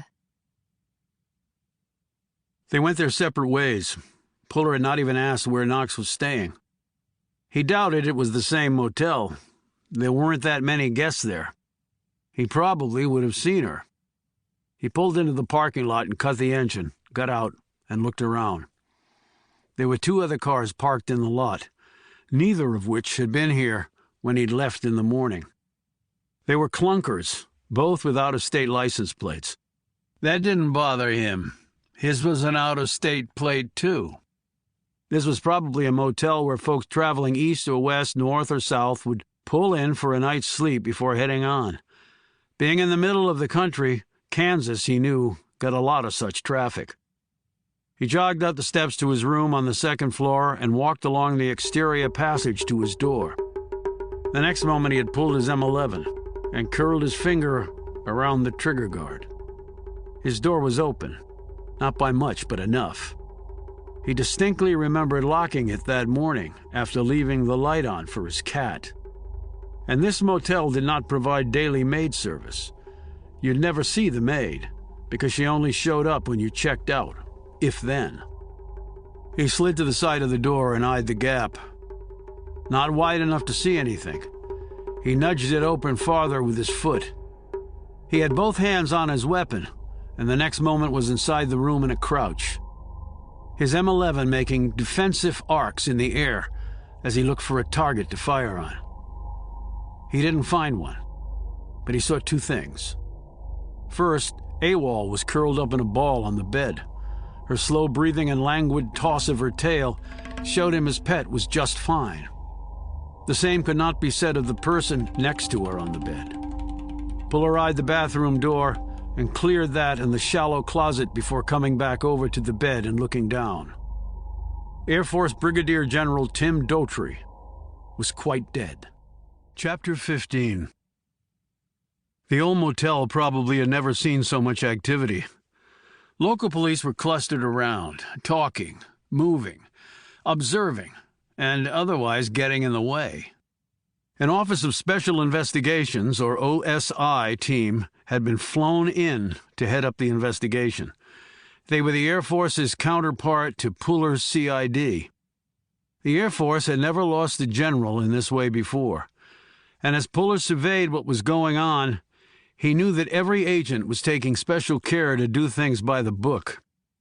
He'd been interrogated 4 times so far, once by the locals he'd summoned by dialing 911, then by a team sent over from Fort Leavenworth, next by a team of FBI agents in blue windbreakers and caps who looked grim and asked pointed questions, and, at least it seemed to Puller, didn't entirely believe his story and were very curious about whether his brother had tried to contact him. When he had said no, the disbelief in one of the agent's eyes became palpable. Finally, he was interviewed by the OSI personnel after they'd barged onto the scene and staked their claim as the lead investigative agency. The locals in the Army team had quickly backed down, though the FBI guys had pushed back some. Puller had found that the Bureau did not back down from anyone. His statement had never varied. He had met with Daughtry along with 2 other high-ranking personnel from the government. He had been assigned to investigate the escape of Robert Puller from the DB. He had been working the investigation from morning till night. He had arrived at his room about 11:15 and found the general shot dead in his bed. Puller had briefly been a suspect until Veronica Knox had shown up and corroborated that he had been with her up until a few minutes past 11 that night. Prelims on the TOD, or time of death, indicated Daughtry had been killed around 8 in the evening. That could change some, plus or minus, but for now Puller was in the clear. Puller had gotten a text from Schindler about an hour after the news had broken about Daughtry. The NSC suit wanted to meet. Puller had lagged that request because people had been grilling him, and he also didn't want to leave the crime scene. He wasn't investigating it for obvious reasons. He had only been preliminarily crossed off as a suspect, and that status could change. And OSI had made clear it was the lead agency because Daughtry had been a flyboy. But he still wanted to watch what was going on. Puller had seen with his own eyes that Daughtry had been shot once in the direct center of the forehead. There had been no gun evident, no signs of forced entry, though the lock on the motel room door was not complicated. There had been little blood on the bed or on Daughtry, which told Puller a great deal. At this time of year, the sun set a little after 7. It got truly dark about 30 minutes later. Puller had gotten here about 11:15. Based on Daughtry's presumed time of death at around 8, that meant there was a nearly 3-hour window, give or take, in which Daughtry had been killed and then left here. Because he had been left, not shot here. I can see the wheels grinding. He looked up to see Knox standing next to him. Exciting evening? She said, surveying the activity in the room. A bit more than I wanted, yeah, said Puller. So what's your take? He wasn't killed here. He was shot elsewhere and his body dumped here. Lack of blood, bodily fluids, and other forensics residue? Said Knox, and Puller nodded. And there was a large exit wound on the back of his head. But the pillow wasn't damaged from the fired round, and there was very little blood on the pillowcase. So the heart had stopped pumping a long time before he was dumped here, and the room was clean otherwise. OSI figure that too? Asked Knox. Yes, at least from the little they've told me. For obvious reasons, they can't share a lot. My statement should have cleared you. It did, for now. Thanks for giving it. Just telling the truth. But why your room as the dumping ground? Putting up a barrier to my investigation? Sending me a message I don't understand as yet? Just messing with me? Take your pick. We talked to a lot of people yesterday. They all know you're on the case. Maybe you made somebody nervous. He shrugged. Maybe I did. The question is who and why? Knox looked over as they lifted Daughtry from the bed, put him in a body bag, and carried him out on a gurney. The OSI team was congregated in a corner going over their notes. Puller could see. There was little evidence to be collected here, other than the body. The local cops, with really nothing else to do, trailed the gurney out of the room. One of the OSI team came over to Puller and Knox. Chief Puller, I'd like to know more about your relationship with General Daughtry. I didn't have a relationship. I had an assignment. Was he the only one who assigned it to you? As I said before, there were others, but I'm not at liberty to disclose their names. Well, I'm going to have to insist you do. This is a murder investigation, Puller. We've checked you out, your CID. You know how this works. Murder trumps all. Not necessarily, said Knox, and the OSI man turned his attention to her. She flashed her creds. You gave Puller his alibi. No, I told the truth. And there were lots of people in the restaurant where we ate. You can get their statements. Already working on it. I don't see INSCOM personnel every day. I would hope not. Is there something bigger going on here that I don't know about? And could it have to do with a high-profile prisoner going missing from DB who was also in the Air Force? He glared at Puller. And who happens to have the same last name as you? He shook his head, apparently at the perceived absurdity of the situation. Puller said, I don't want to impede your investigation because it'd piss me off if someone were obstructing mine. Let me make some calls and then I'll tell you all I can tell you. But I take orders too, from a higher authority than either of us. The OSI agent stared at him fixedly and then nodded. I look forward to your call. He put a hand on Puller's shoulder. And you don't plan to leave the area? Not right now, said Puller. But that could change. Don't let it change without contacting me, the man said firmly. After he walked off, Knox said, You should make that call because the OSI guy doesn't look to be of a patient nature. Puller pulled out his phone and walked outside. 30 minutes later, Puller was sitting across from Schindler and Reinhardt at a facility just off base from Leavenworth. Schindler looked harried. Reinhardt looked calm but subdued. Puller had given them a succinct report of his investigation so far, but leaving out, for his own reasons, the part about the blown transformers being taken by people. Okay, you're filled in. Now you need to tell me what you want me to do, said Puller. OSI wants names. Your names. Reinhardt shook his head. That won't be happening, Puller. I'll run the interference on that. They'll back off. Right, said Puller, not sounding convinced of this. You've got the facts. Your guy was shot somewhere else and left in my room. If it was done to try to incriminate me, it was done pretty amateurishly, because I have a rock-solid alibi. For God's sake, can we first focus on who would want Dautry dead? Interjected Schindler. Puller noted the man's tie was askew, his hair ruffled, and he kept picking at his fingernails. He'd expected stronger stuff from the NSC. Okay, he said. When was the last time you saw him? Schindler and Reinhardt exchanged glances. Reinhardt said, Shortly after we left you, Dautry left us. So around 11 a.m. yesterday? Puller glanced at his watch. It was now 11 in the morning, and he hadn't yet gone to bed. Correct, answered Reinhardt. Did he say where he was going? What he was going to do? Someone he was going to meet? No, said Schindler. We flew in early yesterday morning, had our meeting with you, and then went our separate ways. Where was he staying, at Leavenworth? No, at the Hilton downtown. I did hear him mention he was going to make a run down to McConnell Air Force Base in the next couple of days. The Air Force Base near Wichita? Asked Puller, and Schindler nodded. He was a one-star. Wasn't he traveling with a staff, entourage, security? If so, they traveled here separately, said Schindler, and Reinhardt nodded in agreement. We flew out together on an Army jet. General Reinhardt had his people with him. He's staying in officer quarters at Leavenworth.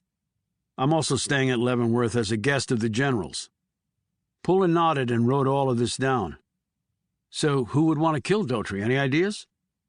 Neither man said anything. Does that mean you have no ideas, or you can't tell me the ones you do have? Every man of his rank has made an enemy of someone, said Reinhardt.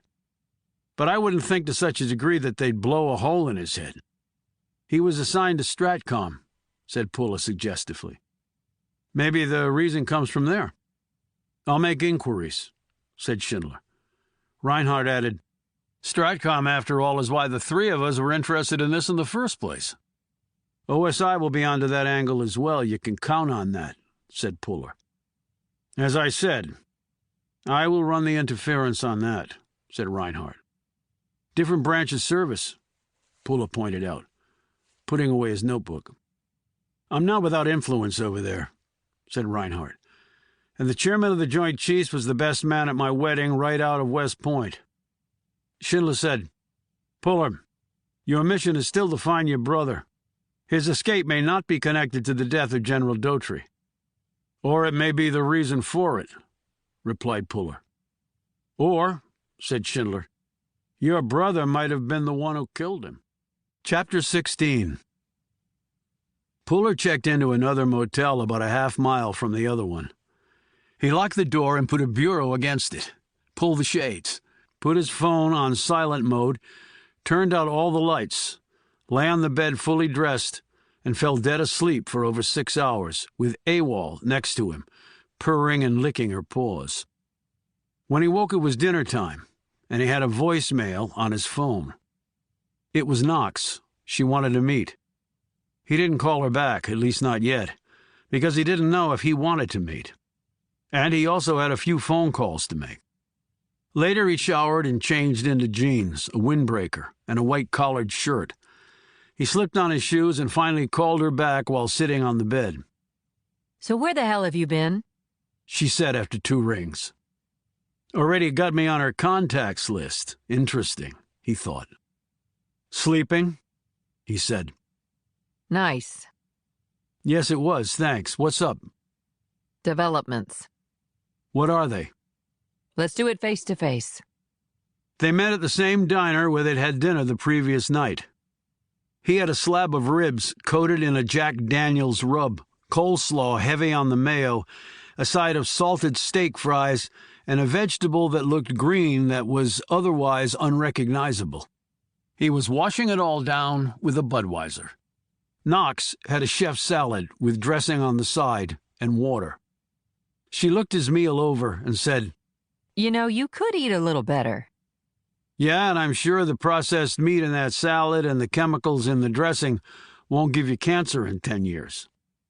She sat back and glanced glumly down at her salad. He quickly looked her over. She was dressed in blue slacks, cream blouse, and a matching jacket. She didn't look remotely military. He had wondered about this before. INSCOM. INSCOM on the creds. He figured he had mysteries at both ends of this sucker, and all down the middle, too. He finished eating, downed the last swallow of his beer, and looked at her expectantly. Okay, let's talk developments, he said, in a prompting tone. I have info on the people who took the blown transformers. He wiped his mouth with his napkin and sat back. How'd you do that? He asked slowly. Made some calls and ran down some leads while you were taking your beauty rest. Uh-huh. And? And they weren't with the military. You've got my attention, Knox. The bay doors are wide open, so drop the bomb. That's all I have on that. They weren't military. I don't know who they are, yet. Al Jordan said they outranked him. That sounds military. I checked with him. It was just a figure of speech. Guys were in suits. No cred shown? He said they were very intimidating. Uh-huh, said a clearly skeptical Puller. By the way, technical question. Do you treat INSCOM as military or not? She gazed sternly at him. What exactly are you implying? I'm not implying anything. I'm just asking a question. INSCOM is most definitely military. It's based at Fort Belvoir. That's an Army installation, in case you didn't know. Know it well. My CID group used to be there before we got shipped to Quantico. Well then?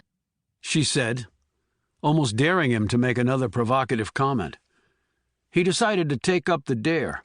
Maybe it was the Jack Daniels rub on the ribs, or the little green things masquerading as veggies, which were now simmering uncomfortably in his gut. I made a few calls tonight, too. Calls to who? She said stonily.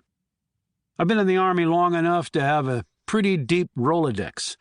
INSCOM was formed in 1977 at Arlington Hall Station in Virginia. Intelligence, security, electronic warfare, all at the level above core, pretty big footprint. Yes, it is. You're divided into 8 brigades and various intelligence, operations and support groups and companies with a CO who's a 2-star, same rank as the guy currently heading up CID. I know the breakdown of my command, Puller. Feel free to skip the military history lesson. Oh, and you have one more function. He paused. The Central Security Service. She blinked, but otherwise continued to look blankly at him. Central Security Service. he said again. That's what they call INSCOM, and its counterparts in the Navy and Air Force within NSA. Because the National Security Agency is also part of INSCOM, or INSCOM is part of NSA. However you want to look at it. Funny you neglected to mention that you were with Central Security.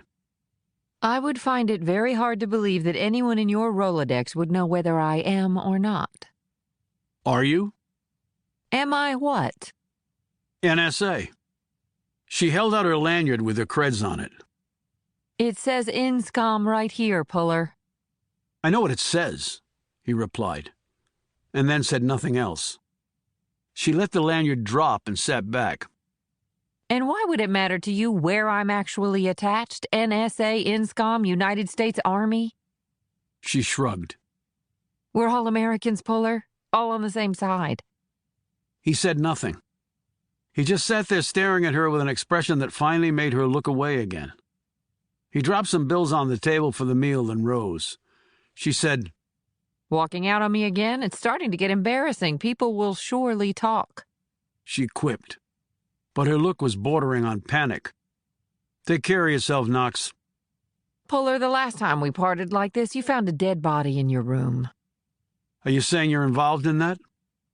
No, of course not, but I have been assigned to work with you on this case. Well, I wasn't assigned to work with you.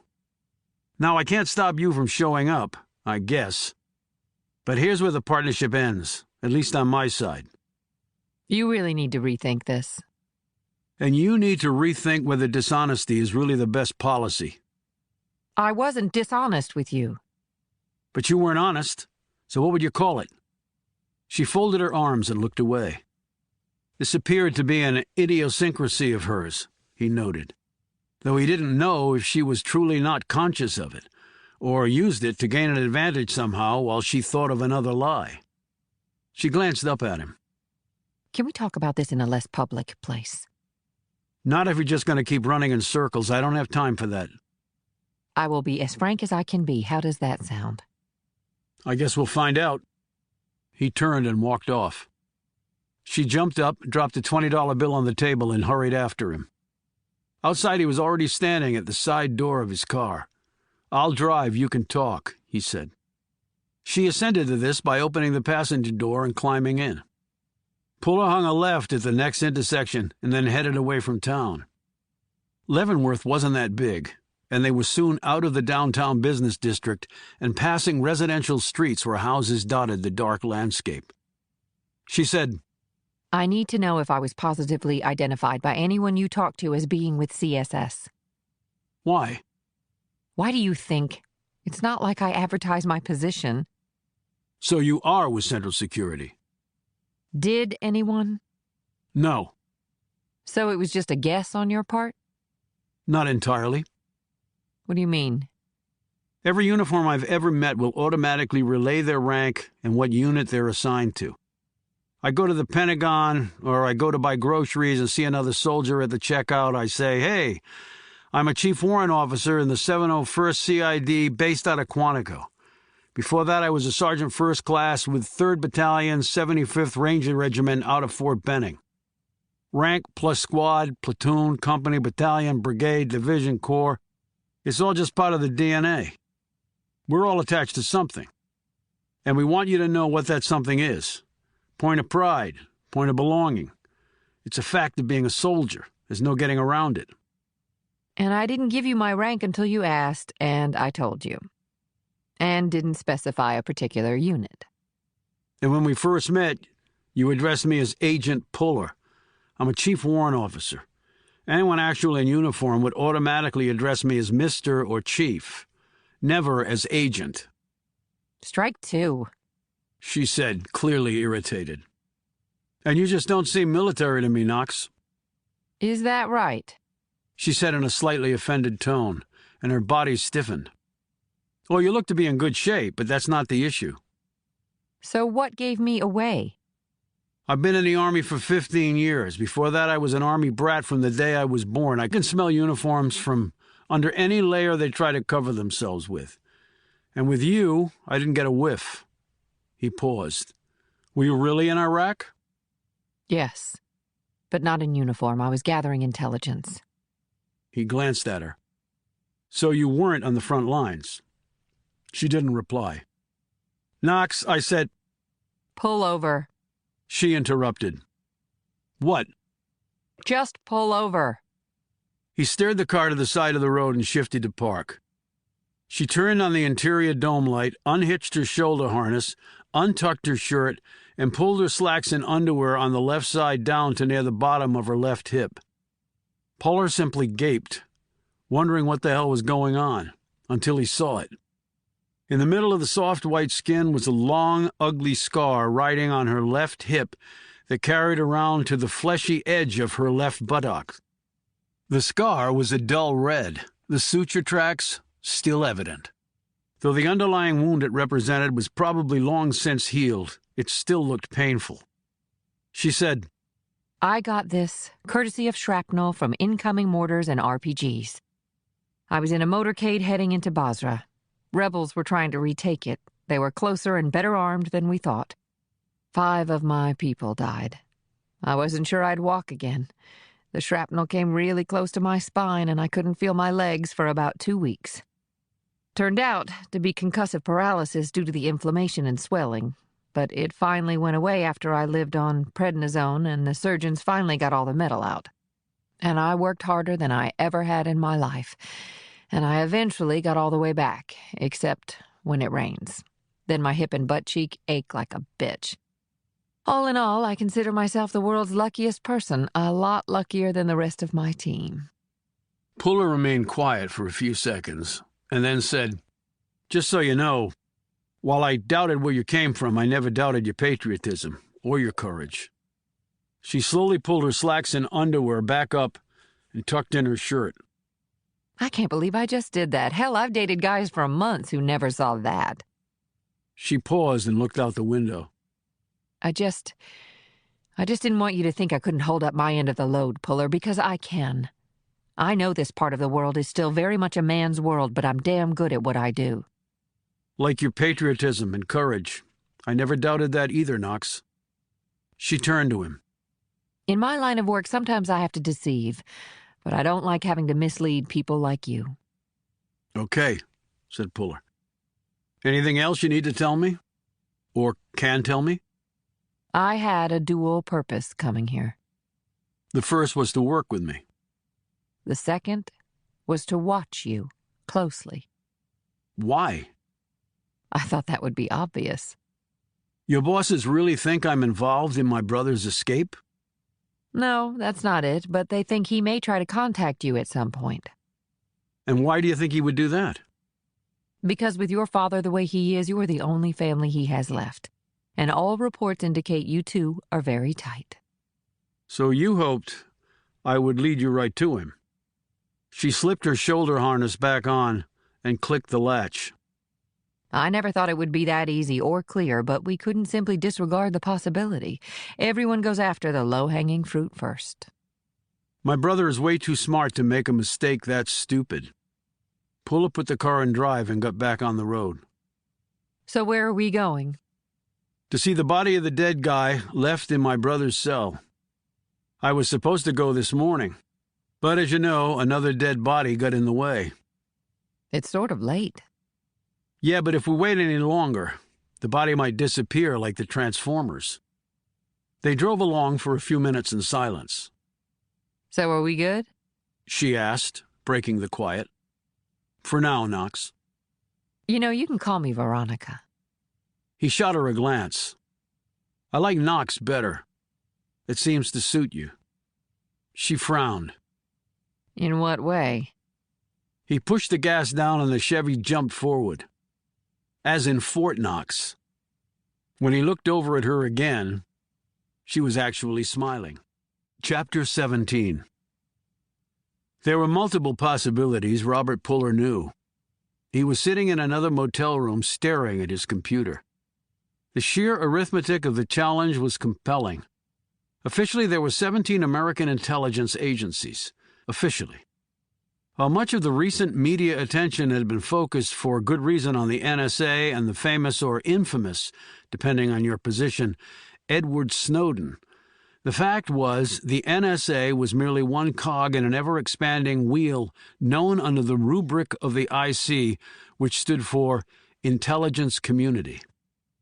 With nearly 1,300 government organizations and 2,000 private companies in over 10,000 locations spread across the country, employing close to 1 million people, a third of those private contractors all holding top-secret clearances or higher, the IC employed about 2/3 as many people in the United States as did Walmart. By Executive Order 12333, the IC had 6 primary objectives. These were burned into Puller's brain. Yet there was one on which he was especially focused right now. It was catch-all, and gave titanic power to the executive branch. Puller recited it in his head. Such other intelligence activities as the President may direct from time to time. Encapsulated in those 13 words was nearly incalculable discretion, with the only restriction being the size of the sitting president's ambitions. When it ran up against legal restrictions, government lawyers employed that loophole as an end run around the courts. And since Congress did little oversight in this area, the end run usually worked. When he was at Stratcom, Puller had not judged whether this was right or wrong. His work had benefited from these legal tactics. Now he had a slightly different perspective on them. Well, perhaps more than slight. The NSA was part of the IC. Legally, the NSA, which was known as the ears of American intelligence, could not listen in on the conversations of American citizens without a court order. But now, much of what the NSA and the rest of the IC collected was digital, and the world's global data streamers had no national boundaries. Google, Facebook, Verizon, Yahoo, Twitter, and the like had data centers, fiber optic cables, switches, and server farms, and other such infrastructure all over the world. And because many solely American transactions took them over this foreign-based infrastructure, they were ripe for exploitation. Sophisticated sweep tools would unpack and decode the data formats used by the global Internet providers, and built-in filters would analyze the content and select information for poaching, directing them into a buffer for 3 to 5 days of perusal before it was turned over to open up storage space. And because data collected by the IC overseas was largely unregulated, there was a massive collection of content and metadata from U.S. citizens, including email addresses of the sender and receiver, video, audio, and photos. So anytime you sent data over the Internet, people you never intended to receive this information would, in fact, get it. And what would they do with it? Well, you'd never know until they knocked on your door one day and pushed their badges in your face and told you that your right to life, liberty, and the pursuit of happiness was officially over. Puller bent low over the map on his computer and studied the possibilities. Nebraska, Colorado, Wyoming, Virginia, Maryland. If he really wanted to be all-inclusive, he could add in the states of Texas, Washington, and Arizona. That was the footprint, at least the most obvious one, of the IC's guts. One thing he knew he would not be doing: staying in Kansas. He set that particular problem aside for the moment and refocused on the man in his cell. He had a sketch of him, but his sketch had no value in tracking him down. You couldn't run a sketch effectively through a database. Or could you? He left his room, walked to his truck, and drove off. 2 hours later, he was back in his motel room with several things: a Samsung Galaxy tablet with built-in camera, glossy paper, a color printer scanner, and a few boxes of art-related materials. He unwrapped these tools and set about his task of turning a sketch into something more substantial. He needed to turn it into a face with color and texture and points that a digital scan would better recognize. It was dark outside when he finished the picture. He was so hungry he walked to a nearby McDonald's and gobbled down a Big Mac and large fries, plus a giant Diet Coke to counterbalance the fat and sodium he'd just ingested, before going back to his room and moving on to the second part of his task. He took a picture of his drawing with the Galaxy tablet and downloaded it to the printer. He loaded the printer with the glossy photo paper and printed out a picture. He examined it closely under the light. Then he took a snapshot of the glossy print with his tablet camera. He downloaded that photo from the tablet to his laptop and brought it up on the screen. It looked more like a photograph now, the pixel images stark against the glossy background. Then he started to work on the photo, adding color to the skin, hair, and eyes. When he was done, he sat back and studied it again. Again, he was satisfied. But the proof of how good it was would come in the next step. Using the software on his laptop, he hacked into the first database and ran the photo through the files held there. It took 30 minutes, but he did not get a hit. He spent the rest of the night running it through every database he could break into. It was 4 o'clock in the morning when he conceded defeat. For now. The unknown man would remain unknown, again, for now. He was running a risk doing this. Access to the databases was monitored. Even though he had hacked in through a back door, there would be indications of the breach. They might try to track it back to him. They might succeed. If he had learned one thing, spending most of his adult life in the cyber world, it was that there would always be someone better than you coming down the pixel path. There were 14-year-old amateur hackers and Xbox players out there whose skill would rival the very best the NSA had. It was just the way this area worked. If your brain was wired that way, you could do pretty much anything. And if you were fearless, as most kids were, you could hack into the Pentagon or Swiss bank accounts. It was all right there for the taking, because pretty much everyone was connected to the digital universe somehow. Puller slumped back on his bed, his belly grumbling as it still digested his fast food dinner. He had to sleep because he had to be well rested and on top of his game from here on. But his thoughts dwelled on the man. He had been someone, and knowing who that someone was would lead to someone or something else. The man had come to the prison for a specific purpose. Fortunately for Robert Puller, that specific purpose had not been carried out. Because, he thought, I'm still alive.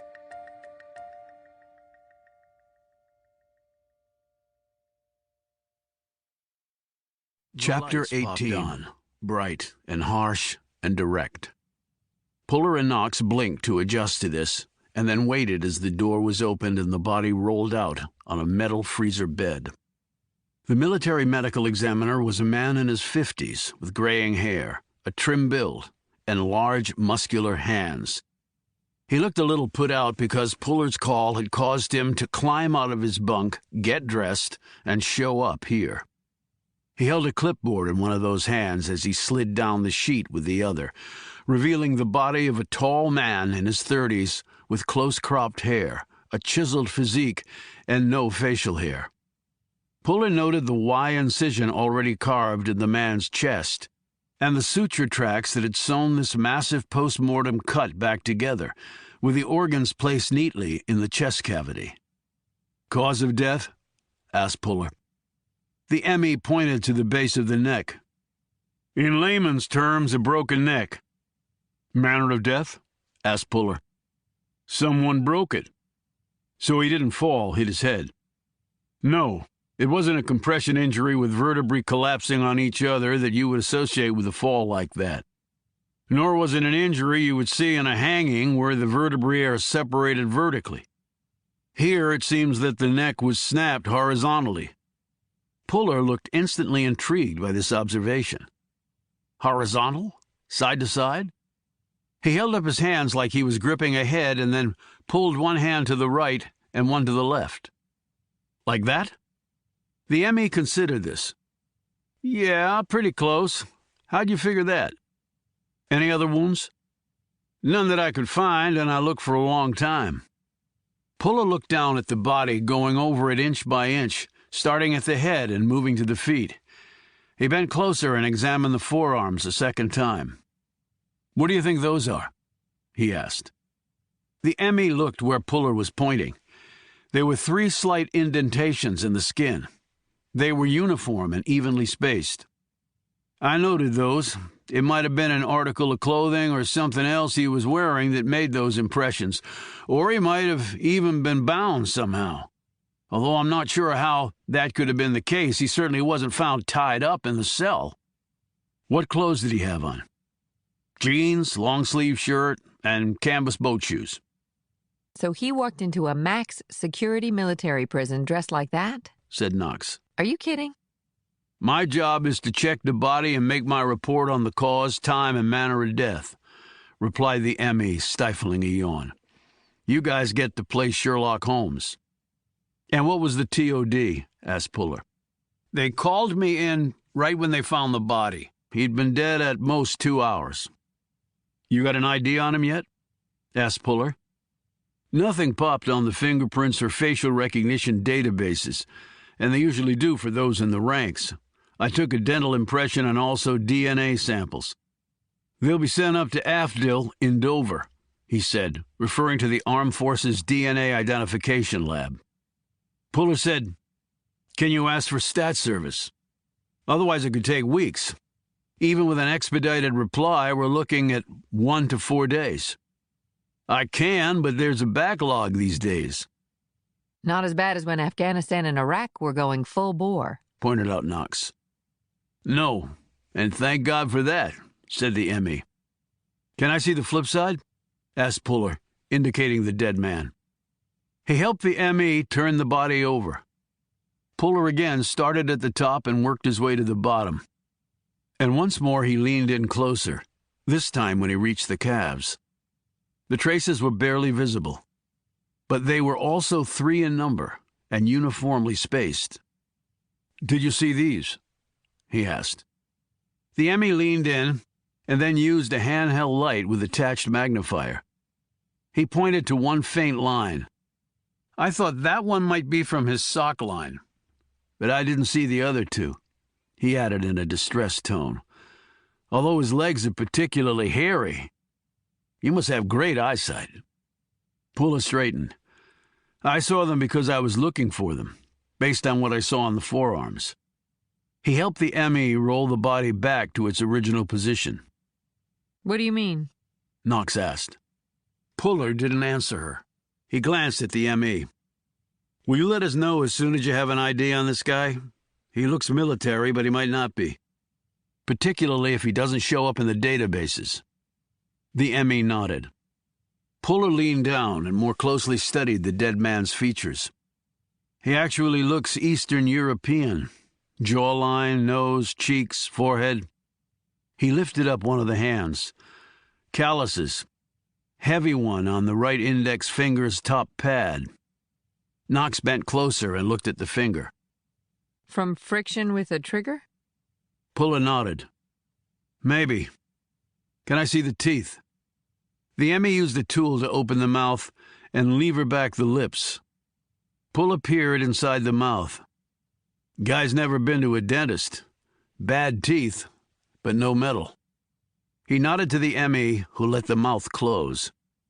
Can you run an isotope toxicology on the hair? With that you can tell where he's from, or at least where he's been recently, right?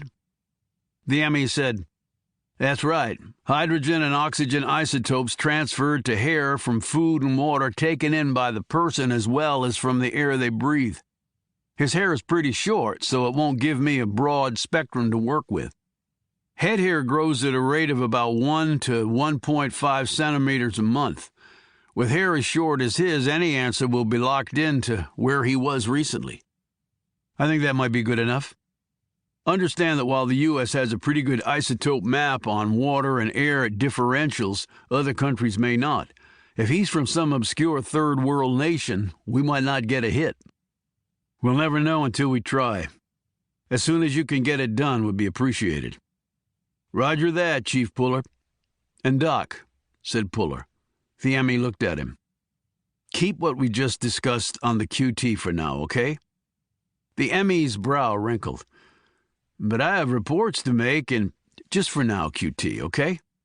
for a lot of reasons. One of the major ones being, I don't see how any of this happened without some help on the inside. So that means we might have someone playing against us who we think is on our side. The ME gaped at him and then closed his mouth. He nodded curtly. Right.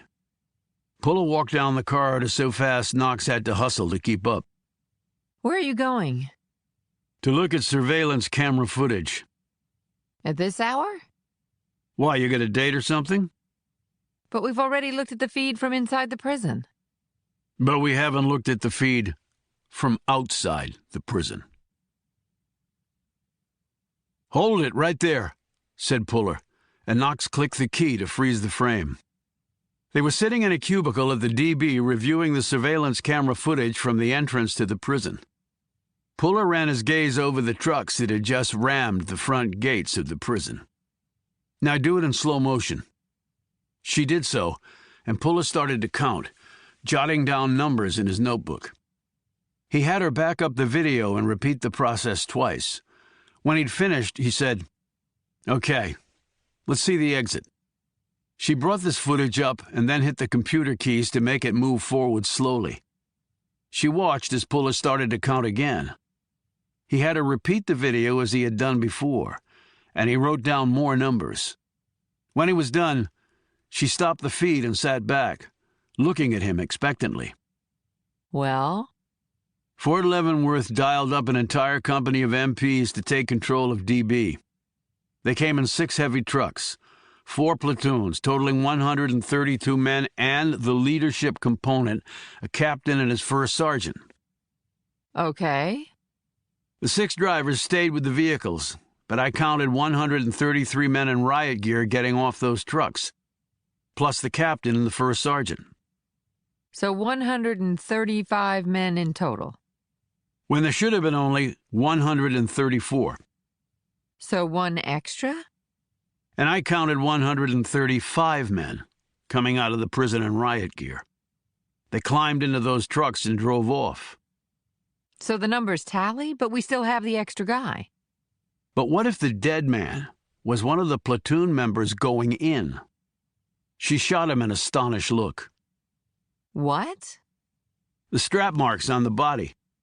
The ones on his arms, I think, were from hard-shell forearm and elbow protectors. And the parallel marks on the calves were from the straps on the shin guards. But Puller, that's riot gear. He nodded. The same gear we just saw on the video feed. That means our dead guy might have been part of the reinforcements sent from Fort Leavenworth. But obviously he didn't come back out. But we have the same number of soldiers coming out as went in. What does that tell you? Knox thought about this for a few moments, then her eyes widened. Shit, your brother took his place? Puller nodded. He could have broken that guy's neck, dressed as him, and escaped that way as part of the MP reinforcements. It was dark, chaotic. They wouldn't do an ID check on a guy in full riot gear. So he climbs back on one of the trucks, which returns to the fort. 4 platoons of soldiers climb off, go their separate ways, and he just scoots off the base. She looked at him, obviously impressed. Puller, that is some damn fine deducing. I never would have picked up on the number of MPs going in and out. Puller looked thoughtful. But it would be difficult to do all that in the dark. Remember, no lights in the prison. My brother would have to kill a guy who was armed and probably armored without anyone seeing or hearing anything. Then he had to get all that gear off the body and then put it on, all in the dark. Lots of potential holes in that theory. There was also lots of noise to cover up anything they were doing. The dead guy no doubt had a flashlight in his gear pack. If the cell door was closed, or his team saw him clearing that cell, there would have been no need for anyone else to go in. I think you figured out how it all went down. Puller didn't respond to this. Knox, who had been tensed, relaxed. Look, I know this must be really hard for you. Why? Because he's my brother? No, because he's your sister. Of course, because he's your brother. You're wrong. He's not my brother. Right now, he's just an escaped prisoner who may or may not have been involved in the murder of an unidentified person. Well, I think you just answered one really big question: how he got out. Yeah, and created about a dozen more. Chapter 19. Puller was driving, and Knox sat beside him staring moodily out the window. How did you think of the manner in which the neck was broken? She asked, turning to him. A horizontal break? You showed the ME how it could be done. The snap, crackle, pop, at least that's what we call it. It's a technique they teach in the Rangers and the Marine Corps. It's used to quickly kill, typically perimeter security of a target you're trying to take. Hand and forearm cups the top of the head. Other hand and forearm rests at the base of the neck. You apply the requisite foot-pounds of force in separate directions. The neck snaps right in two. Clean and quick and silent. But they don't teach that in the Air Force? I don't know what they teach in the Air Force other than to tell their people not to jump out of a perfectly good plane. They leave that to us grunts toting rifles and 80-pound rucks. Okay, but did you by chance teach your brother the maneuver? Now Puller glanced at her. Are you interrogating me? Nope, just asking a simple question. I don't remember. That's my simple answer. She glanced once more out the window. Looks like a storm is rolling in. Then maybe we'll have another blackout and another prison escape. She shot him a glance. Don't even joke about something like that. We need to ID that guy. I know. And I don't want to wait however long it's going to take the guys in Dover to do it. And since I don't think he's an American, they probably won't find anything anyway. And the ME said he didn't get a hit in the military database off the prints or facial recognition, so it's doubtful he's military. At least not our military. Which leads to another question. What's that? 4 platoons. Right, but now we think your brother might have taken the dead guy's place after killing him. She tacked on, perhaps just to see Puller's reaction. He ignored this. How did the dead guy get into Fort Leavenworth? And how did he manage to join a company of soldiers going to quell a possible crisis at DB? Well, he must have gotten onto the base somehow, and it was chaotic. If he was dressed in riot gear, I doubt anyone took the time to do roll call. Which means this was all planned out, Knox. The transformers blowing, the backup gas generator breaking down, the sounds of explosion and gunfire. The Army manual is clear on that. You call in reinforcements. Whoever planned this, they knew how the Army would react, and they had a guy at Leavenworth ready to join in. But why, Puller? What was he going to accomplish? Helping my brother to escape, maybe? But the guy ended up dead. Maybe the plan changed. Maybe someone else other than my brother killed him. How was he planning on getting your brother out? There's no evidence that he had a second set of riot gear with him. Your brother probably took his gear. In fact, that's the only way he could have gotten out, so the guy had to die. And they were about the same size. She looked at Puller. Your brother's about 6'3", about 200 pounds or so? Around that? So was the dead guy. But why go in on a mission like that if you know it's suicidal? Maybe he didn't know it was suicidal. Well, if he didn't, then he had to believe he was going in there for some reason that had the possibility of getting him out alive. And we have to find out who came and took those transformers. He eyed her pointedly when he said this. That's what started this whole chain of events. The transformers blowing. Puller, I don't know who did that. I'm telling you the truth. I did some reading online. INSCOM conducts operations for military commanders. No big secret. But you're also tasked to do the same for national decision makers. That term is both suggestive and fluid. Could include folks like the President, the Secretary of State, Speaker of the House. I'm not here on behalf of any of them, I can assure you. And the head of NSA also runs the U.S. Cyber Command. I was aware of that. Interesting. She shrugged. There's a lot of overlap. Some claim they're mirror images of each other, although NSA operates under Title 50 while Cyber Command checks in under Title 10 authority. Is that an important distinction? Maybe, maybe not. There's talk that the entities will have different leaders in the future. Fact is, they're now both full-time jobs, but they'll always be operationally related. And they're both based at Fort Meade. Yes. Kissing cousins, then? Not a term I'd use, she said, sounding slightly offended. Somebody came and got the Transformers, Knox. And the guy they took them from said they outranked him. But that's all he would say. That tells me he was told to say no more, even to the official investigators. Which tells you what? That there are multiple investigations, both official and unofficial, going on here along with multiple agendas. It's hard enough to solve a crime without all that baggage. And that baggage is definitely coming from Spook Central. I can feel it in my official Army jockey shorts. Well, what exactly do you want me to do about it? We're a team. Or at least that's what you led me to believe. So based on that, the answer to your question should be pretty obvious. You want me to find out if anybody on the intelligence side had anything to do with the Transformers' disappearance? He forced a smile. I'll make you into an investigator yet, Knox. Ignoring his sarcasm, she said, Maybe that's what I'm afraid of. Speaking of spooks, any ideas on Daughtry? If my brother killed the man back in the prison, he could have killed Daughtry. Why? They both worked at Stratcom. So you think that's at the center of this? I have no idea.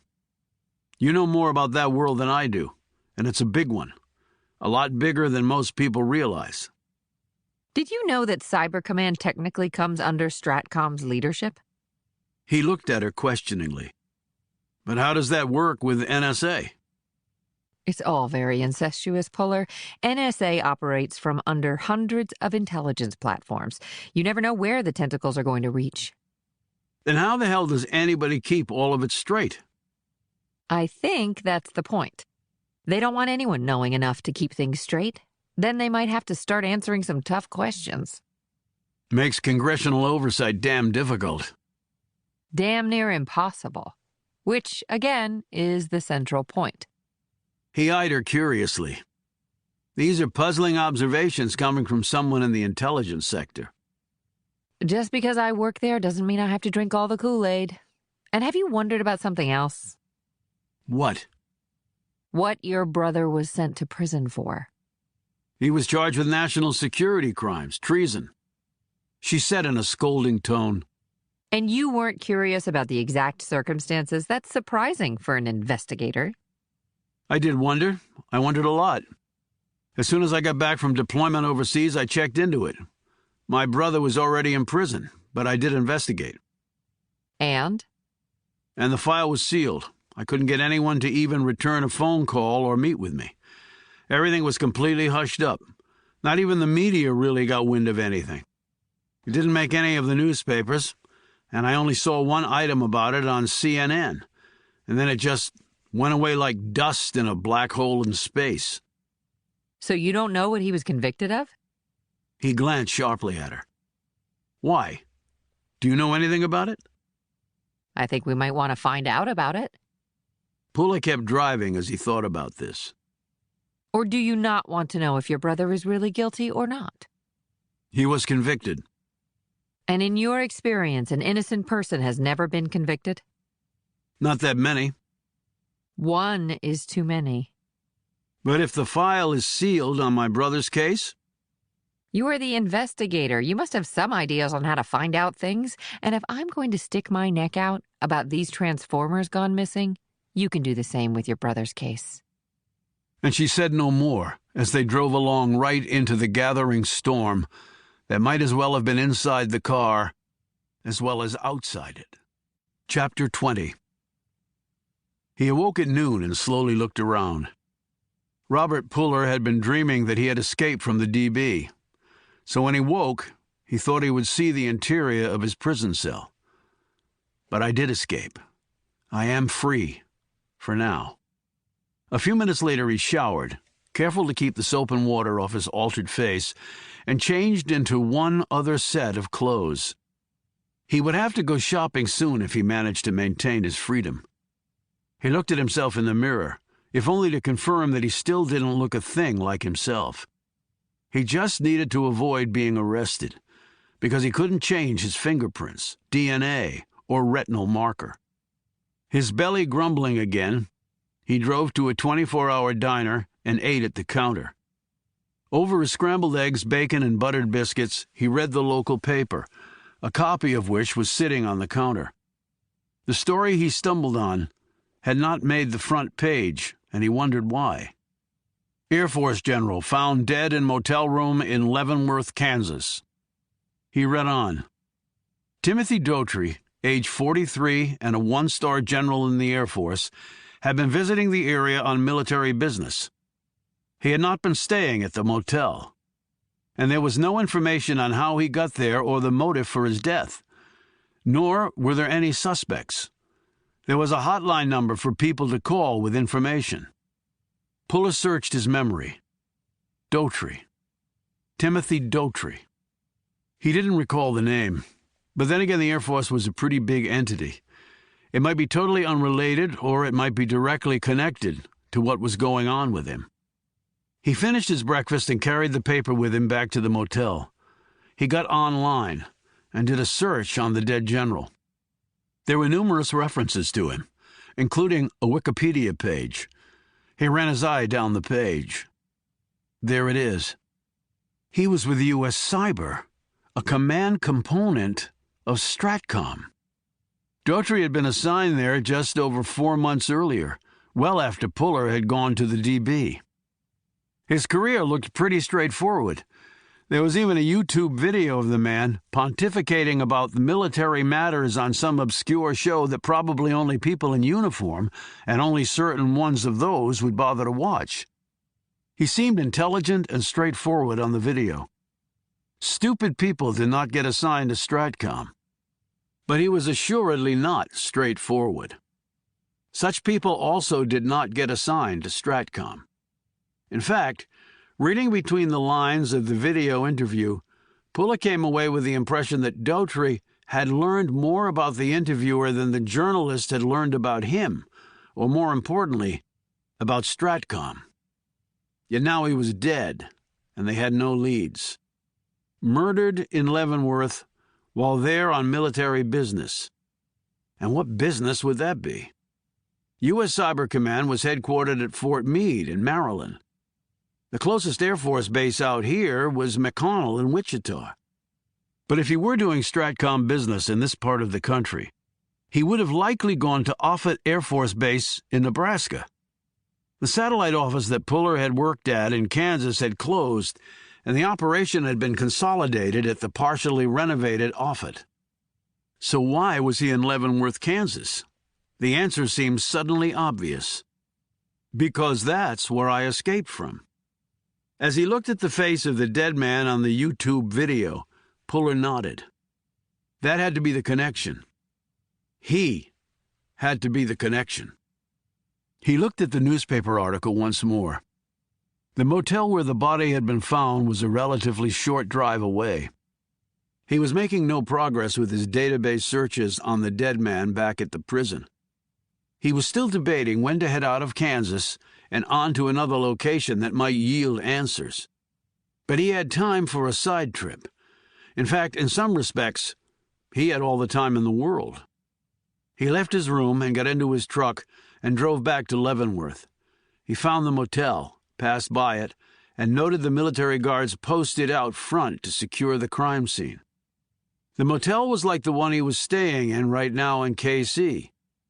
Cheap, run down, as well as off the beaten path. A one-star's travel allowance would have paid for a much nicer place. Puller also knew Daughtry could have stayed, as a professional courtesy, in officer quarters at Fort Leavenworth. The various service branches were nothing if not hospitable to each other, if only to show off what they had. He parked down the street and doubled back, walking slowly past the motel's entrance before heading on. He reached the corner and stepped part way into an alley, keeping the place under observation. He felt his heart beating faster and knew that being out in the open like this was still a new thing for him. He had been on 23-1 at the DB. Solitary confinement for 23 hours before being allowed out of his cage for a single hour. Now to be freely walking the streets and filling his belly in a diner in the middle of dozens of people was a heady change. He refocused on the motel, and moments later his decision to come here paid off in a way Robert Puller could never have imagined. A white Chevy sedan pulled up to the curb in front of the motel. Puller locked on this ride because the make, model, and color seemed military. A man and a woman got out. When Robert Puller saw his brother emerge from the car, he froze, yet only for a second. Then he inched more deeply into the alley, but kept his gaze squarely on his younger brother's tall, imposing physical presence. What the hell was he doing here?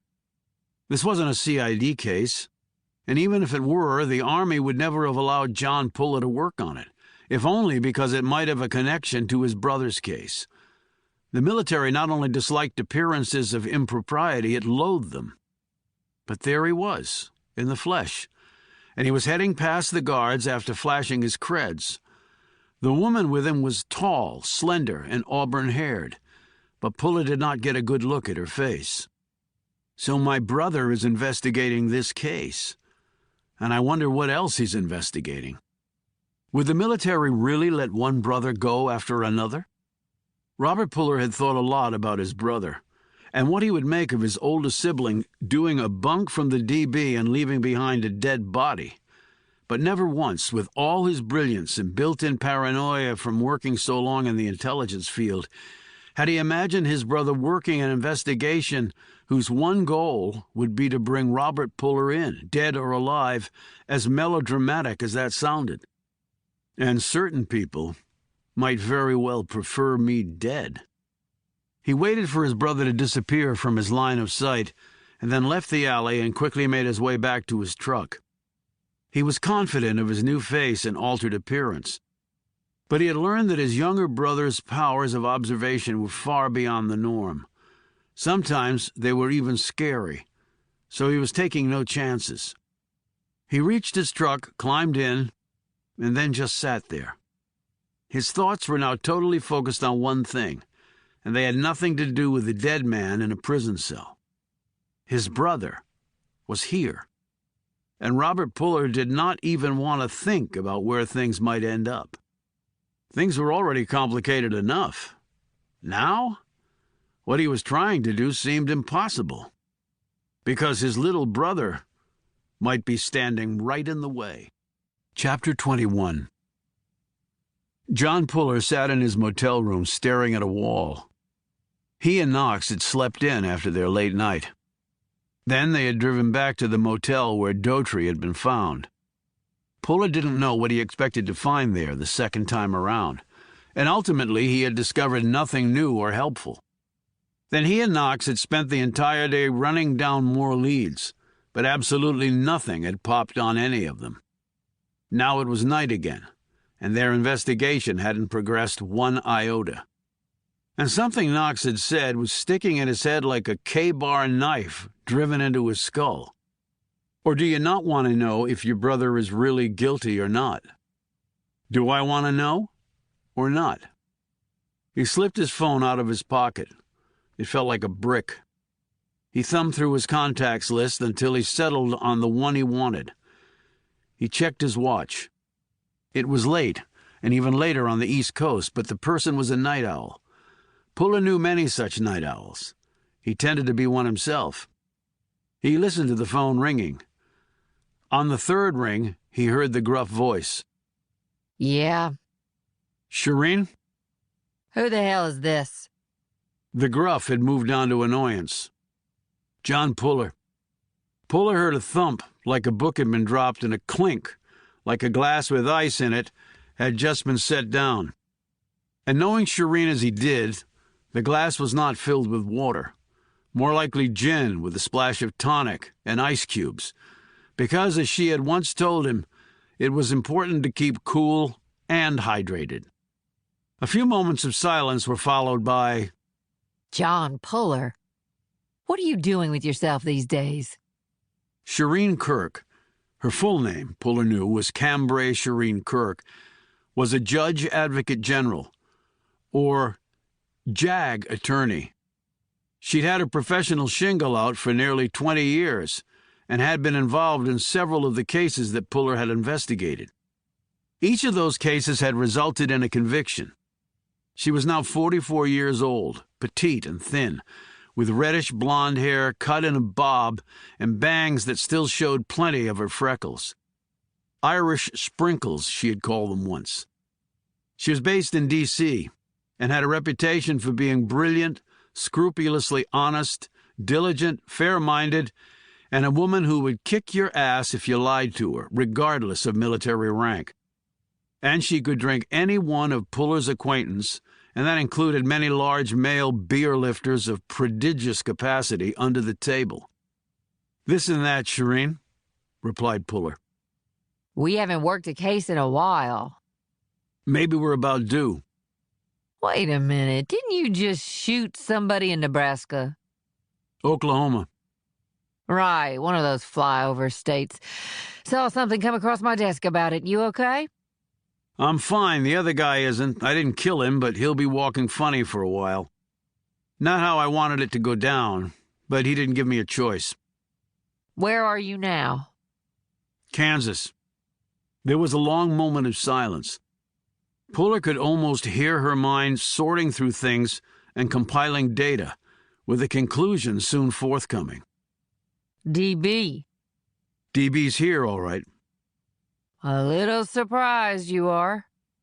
she said warily, as though she were being wiretapped and suspected a legal trap.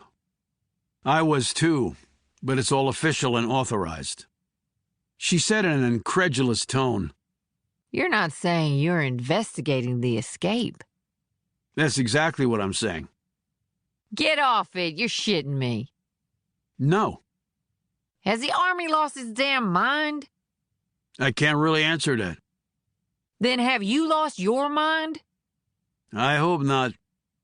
Well, I hope your authorizations go about as high as they can go. Otherwise, I might be prosecuting you for about a dozen violations of military law, Puller. "I wouldn't be here if they didn't, Shireen." In writing, sometimes a CO's memory sucks when the shit hits the fan. "Got him in writing.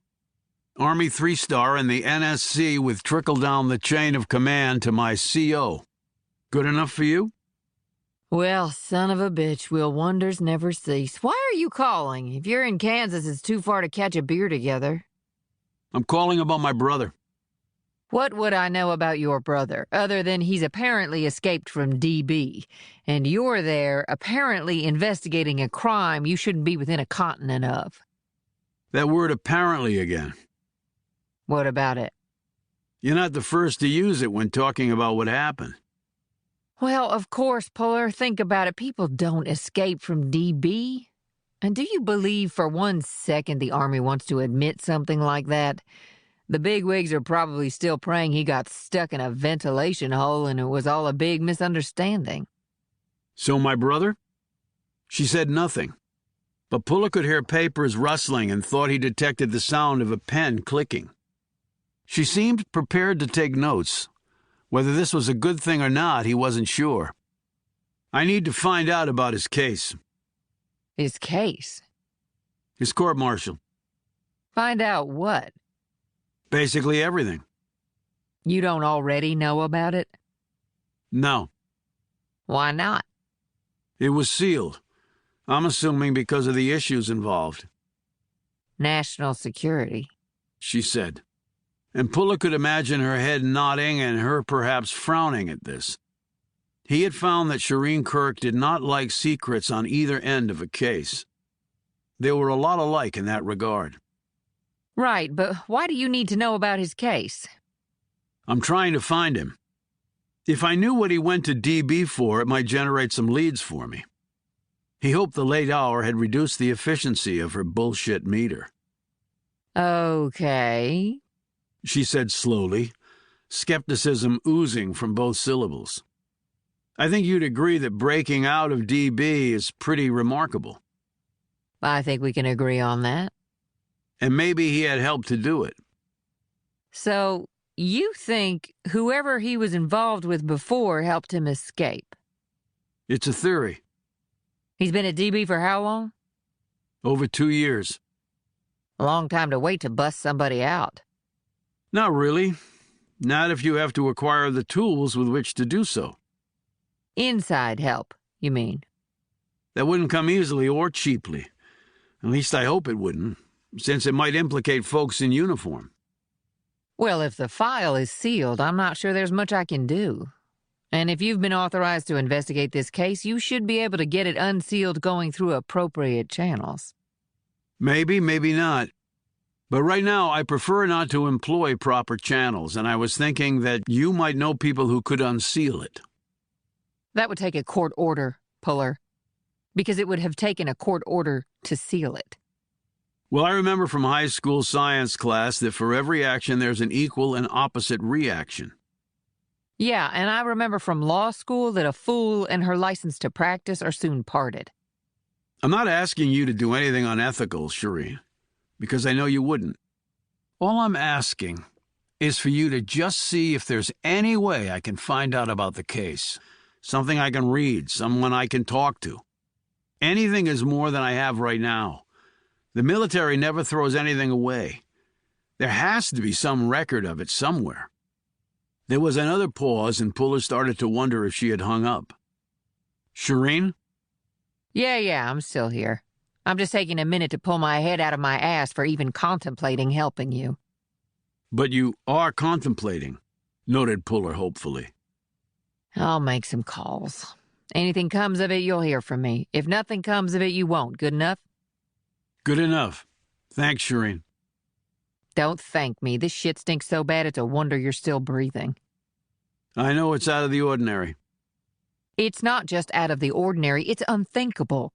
Letting you work on this case violates every rule the Army has, and you better get your head out of your ass and wonder why they're really letting you do it. Because I can't think of a single reason that would benefit you, 3-star and NSC approvals notwithstanding. She clicked off, and Puller put his phone back in his pocket. He wasn't a lawyer, but he had spent enough time around them to know that they could smell a problem and potential downside from the other side of the world. They definitely looked at the glass half empty. And right now, maybe he should too. Why do they really want me on this case? Schindler, Daughtry, and Reinhardt had given him reasons for it. They seemed sound and plausible. But after what Shireen had just said, they didn't seem that sound or that plausible. And now Daughtry was dead. He was still thinking about this when he heard the woman scream. Chapter 22. His hand automatically dipped to his holster and Puller slid out his M11. It had been a female screaming, no doubt about that. He hustled to the room's single window and peered out. 4 figures were there. There were 3 men and 1 woman. The one who had screamed, he wasn't speculating. She was screaming right now. He eyed the men. He couldn't see their faces. The exterior lighting was poor and their backs were turned to him. He could see that 2 were roughly his size. The other was smallish. The woman was the smallest of them all. And a hand was around her throat as she was being dragged down the stairs. Puller punched 911 on his phone and reported what he had just seen. Then he threw open the door and stepped out in time to see the group disappearing into an alleyway next to the motel. He slipped quietly down the stairs, his M11 leading the way, and then sprinted across the courtyard. He stopped at the entrance to the alley and peered around the corner. Farther down the darkened alley, he heard the woman scream, and he heard struggling. There must be another exit from the alley. They might have a car waiting there. He picked up his pace. And then he was sprawling on the pavement, his gun flying from his grip. He rolled over and looked up. The 3 men looked back down at him. They were wearing ski masks. The woman was nowhere around. This was an ambush, and the girl was the bait. And I'm an idiot, because I fell for it. 3 guns were pointed at him. so he had no choice but to get up slowly with his hands raised over his head. They made him walk down the alley to where an SUV was waiting. He was pushed in, blindfolded, gagged, and his hands bound with a zip tie. The SUV pulled off. In his head, he estimated the drive time at about 30 minutes. That didn't help much in determining direction or destination, because the vehicle could have doubled back to throw him off. Since it was so late at night, the normal sounds of the city weren't as evident, but he didn't think they were still in the city. When they pulled to a stop, the door was open and he was pushed out. His feet crunched gravel. He was led up a short set of steps through a doorway, and he heard it close behind him. He was pushed into a chair and the gag removed. He waited. He wasn't going to open the conversation, for he assumed that was why he was here. Otherwise, he'd be dead. When the voice came on, it was hollow sounding, like the speaker was standing in a hole. The person wasn't in the room, Puller knew. This was all being done remotely. "Very cloak and dagger, I have to admit," said the voice, which had clearly been modified electronically. It sounded like Darth Vader, only on an indie film budget. But it might be significant, thought Puller, because he might not want his voice recognized. He remained quiet, waiting. Whatever the man said, it would be information he didn't have previously. And if he got out of this alive, it could lead to something. "I'm not here to make threats, Agent Puller. I'm here to appeal to your patriotism." "You could have done that over the phone." "That would have been awkward. I prefer this method." "Kidnapping?" "Let's call it an aggressive call for a meeting." "With 3 guns pointed at me. I guess you can call it what you want." "You're investigating Robert Puller's escape from prison. You hope to bring him back, alive rather than dead." Puller kept his mouth shut. "I want to know what you found out so far." "Do you know where he is?" "No." "Do you have any promising leads?" I must have missed the part ordering me to report to some voice. "It would be in all our best interests if you were to cooperate." "Not how it works in my world. I'm a soldier. I have chains of command. I don't step outside them." "So you won't share your investigation results?" "You'll have to take that up with the United States Army." "You hope to bring your brother in alive. I tell you that this is not possible." "Why?" "This is not possible. If you won't cooperate, then I am asking you to stand down." "I was ordered to investigate. I follow orders." "There are many outs for you on that score. The command for you to participate in this investigation runs against every protocol the military has. You should not be part of this. You will ask to stand down on those reasons. Your objectivity has been compromised, and understandably so. It's your brother, after all. The United States Army is many things, Puller, but it is not unreasonable. And you would know this how? Stand down, Agent Puller. That's all you have to do. The investigation will continue, regardless of whether I'm part of it. That is not your concern. Will you stand down? No. I will ask again. Will you stand down? Puller said nothing, because he had nothing else to add to what he'd already said. I can only add as an inducement that this is far bigger than a mere prisoner escaping from custody. Care to explain that? To answer that would require disclosures that I am not prepared to make. Suffice it to say, you have my word that I am a patriot. The good of the country is firmly in my mind for whatever actions have been taken in the past or will be taken in the future. You didn't say what country.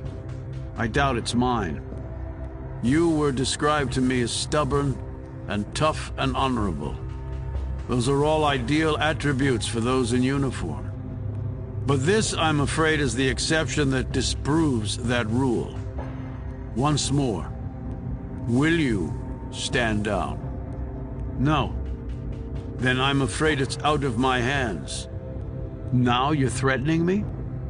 If only it were a threat, Agent Puller. Now I'm afraid it is a fact. The voice cut off, and the quiet returned. And then he heard feet moving closer, and the rack on a weapon being slid back. Puller immediately tensed, his quads and calves bracing for what was to come. The blindfold was taken off, and he blinked quickly to adjust to the brightness provided by the overhead light. A moment later, Puller felt a gun muzzle placed against the side of his head. And then the shots shattered the window and blew out the light. Puller and the other man froze, and then the man with the gun turned toward the window from where the shots had come. That was the only opening Puller needed. He sprang sideways, thrusting his shoulder into the chest of the man holding the weapon. Bone, muscle, and cartilage met the same. Puller was the bigger man with a 40-pound advantage on the other. They both flew backward in the direction from which Puller had attacked. As Puller had hit the other man with his shoulder, he'd locked one of his legs around the man's thigh and the other around his upper calf. Now he ripped the thigh one way and the lower leg the other, and listened to the man scream as vital parts of his knee went helter-skelter.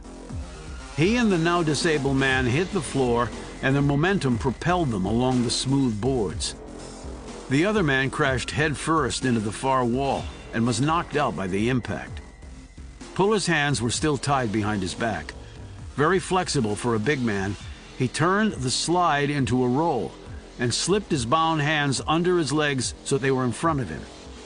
He grabbed the toppled chair, swung it around, and crushed the piece of furniture into the chest of the second man who had just rushed into the darkened room.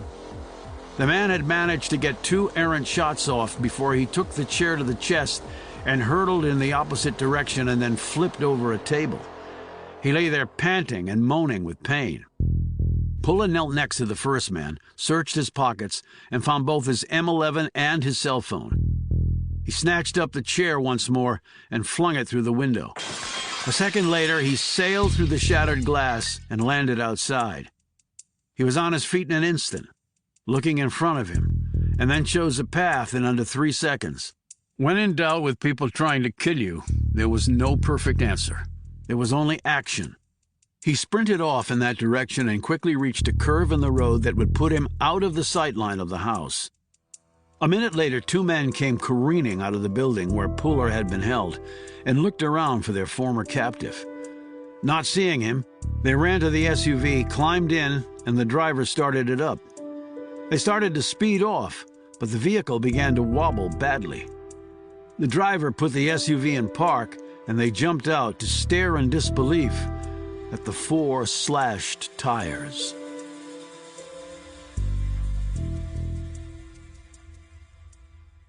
Robert Puller watched all of this from the bushes on the right side of the house. He had fired his weapon through the window, shattering the light. It would have been a difficult pistol shot through glass, but the auto weapon he had was both devastating and incredibly accurate at short range. With the light shot out, he knew his brother would have the advantage. Still, he had watched until the chair and then his brother came flying through the smashed window before retreating to his present location. He'd slashed the SUV's tires before taking up his sentry post at the window. He quietly retreated to where his truck was parked. He had kept the engine running because it was quieter than trying to later start it. He'd also backed into the spot so he could now pull straight out. He climbed in, slipped the truck into gear, released the brake, eased out, and then basically let the truck's forward momentum take him where he wanted to go. Once he was sufficiently far away, he hit the gas and sped down the road.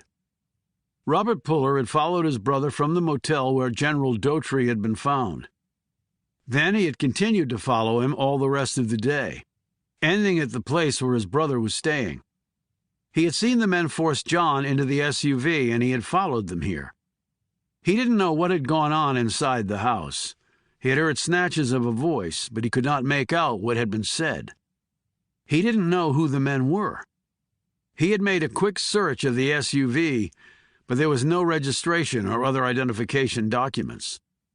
He could have charged into the house, but even with the brutally efficient weapon he was carrying, he thought the odds of his winning the battle were too low, and he didn't want to jeopardize his freedom or his brother's life on bad odds. He knew his brother could run a mile in less than 6 minutes and perform the Army's standard 2-mile run in a bit under 12 minutes. He checked his watch. John Puller should reach the main highway shortly. He would have found some way to defeat his bindings. He had a gun. He was safe. Robert Puller pulled off to the side of the road. He did this for 2 reasons. He wanted to see if anyone was coming after his brother, and he also wanted to give John time to reach the main road. If he passed him in the truck, his brother's CID instincts would kick in, meaning he would memorize the license plate of the truck, the make and model, and every element of the driver that he could see under the current conditions. And Robert was still paranoid that his brother would be able to see through even his elaborate disguise. He waited 8 minutes and drove down the road at a slow pace until he reached the main road. As he pulled onto it, his gaze swept in all directions. He saw him about 15 seconds later, and he eyed with more than a bit of pride his brother walking along the road, his hands free. Some people one could completely rely on, and his brother was one of them. As Robert Puller drove slowly along, he saw his brother take out his phone and start punching in numbers. Then he turned off the main road, crossed over a berm, and disappeared on the other side. "You're welcome, bro. And keep your head down from here on. It's not going to get any easier. It's only going to get worse. Trust me, if you still can." Robert Puller punched the gas and sped on. Chapter 23. John Puller changed motels once more. At this rate, he thought affordable lodging opportunities in Leavenworth might be extinguished far sooner than he would like. He spent some time with AWOL, who had taken the move better than he had. If only the feline could talk, for AWOL had been the only one other than Daughtry to see the Air Force General's killer. He didn't know if the police had come in answer to his 911 phone call, not that it would have mattered. He wasn't planning on reporting his kidnapping. The local cops would not be able to figure it out, and Puller wanted to play all these recent cards very close to his vest.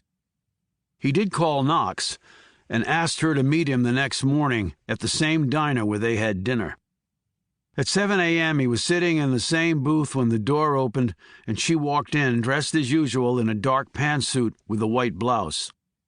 He watched her spot him and walk over. As her long legs ate up the ground, Puller knew he had to do one of 2 things: trust her or not trust her. And despite her seemingly sincere and graphic display of her war wounds, he did not trust easily. That was because his trust had too often been either misplaced, outright broken, or both. She sat down and ordered coffee from the hovering waitress, and when the old woman had gone off to fill the request, Puller leaned forward and recounted to her what had happened. He watched her closely to see if her surprise was genuine. He concluded that it was. But Puller also knew that whatever he was dealing with was so full of deceit and fraught with peril that even the slightest misstep could be disastrous. He was also beginning to doubt his normally reliable judgment. After her coffee came and the waitress drifted away, she spoke. And Knox's first question intrigued him. Who fired the shot that killed the light? Because whoever did that probably saved your life. "Shots," corrected Puller. "At least 6. I'm thinking an M4A1. The M4 has a max 3-round burst option. I fired enough of them to know the sound it makes. But you're right. The shooter did save my life, and whoever did it had followed us up there." So did that person have you under surveillance or the other guys? Fair question, but I don't have an answer. An M4 is a standard Army issue. It used to be a mainstay of special forces. I carried one when I was a ranger. All infantry units use it heavily, too. Do you think these guys are the ones who killed Daughtry? I don't know, could be. But something about what the voice said made me think. Think what, exactly? That he's not simply a criminal. Because he talked about having the good of the country in mind? Only what country, Knox? Maybe he's in the intelligence field. Puller, American intelligence agencies do not kidnap and try to murder federal lawmen. You sure about that? I can't believe you're even asking me that. Really? After everything that's happened? She gazed down, seemingly unable to meet his eye. She tapped her spoon against her coffee cup. If the person is in the intel field, maybe it's for one of our enemies, like you suggested. Maybe. There is one more thing you should know. What? He said, reading her tone to mean that whatever she was about to say would not be good news. Al Jordan, the maintenance guy who had the blown transformers? Yeah? Did you talk to him? Find out who took them? I tried to talk to him. What do you mean, tried? He's been transferred. Transferred? Where? I can't get a straight answer on that. He's a maintenance guy. He's been here for 15 years. I checked his file. There would be only one reason to transfer him, Knox. To get him out of the way so he couldn't tell anyone what he knows, as in who took the damn transformers. And I checked the substation. All the debris has been cleaned up. Even if we go out there, we won't find anything. Puller sat back and looked around the diner before giving her a piercing stare. And you're jacking me around for being paranoid? Now she looked up at him. Maybe I just didn't want to believe it was possible. I thought, in the intelligence field, allies became enemies on a daily basis. That is grossly exaggerated by the press and in the movies and on TV. I guess I'll have to take your word for it. I guess you will. So where do we go from here? Fort Leavenworth. And what are we looking for there? How a guy not connected to the United States military ended up as part of the response team to the incident at DB and was found dead in my brother's cell. And I'm not leaving there until I find an answer. And the people who kidnapped and nearly killed you. They can only surprise me once, Knox. They come after me again. Someone's not walking away. Well, let's hope it's not you. He looked at her. And I can count on you to cover my back? You have to ask.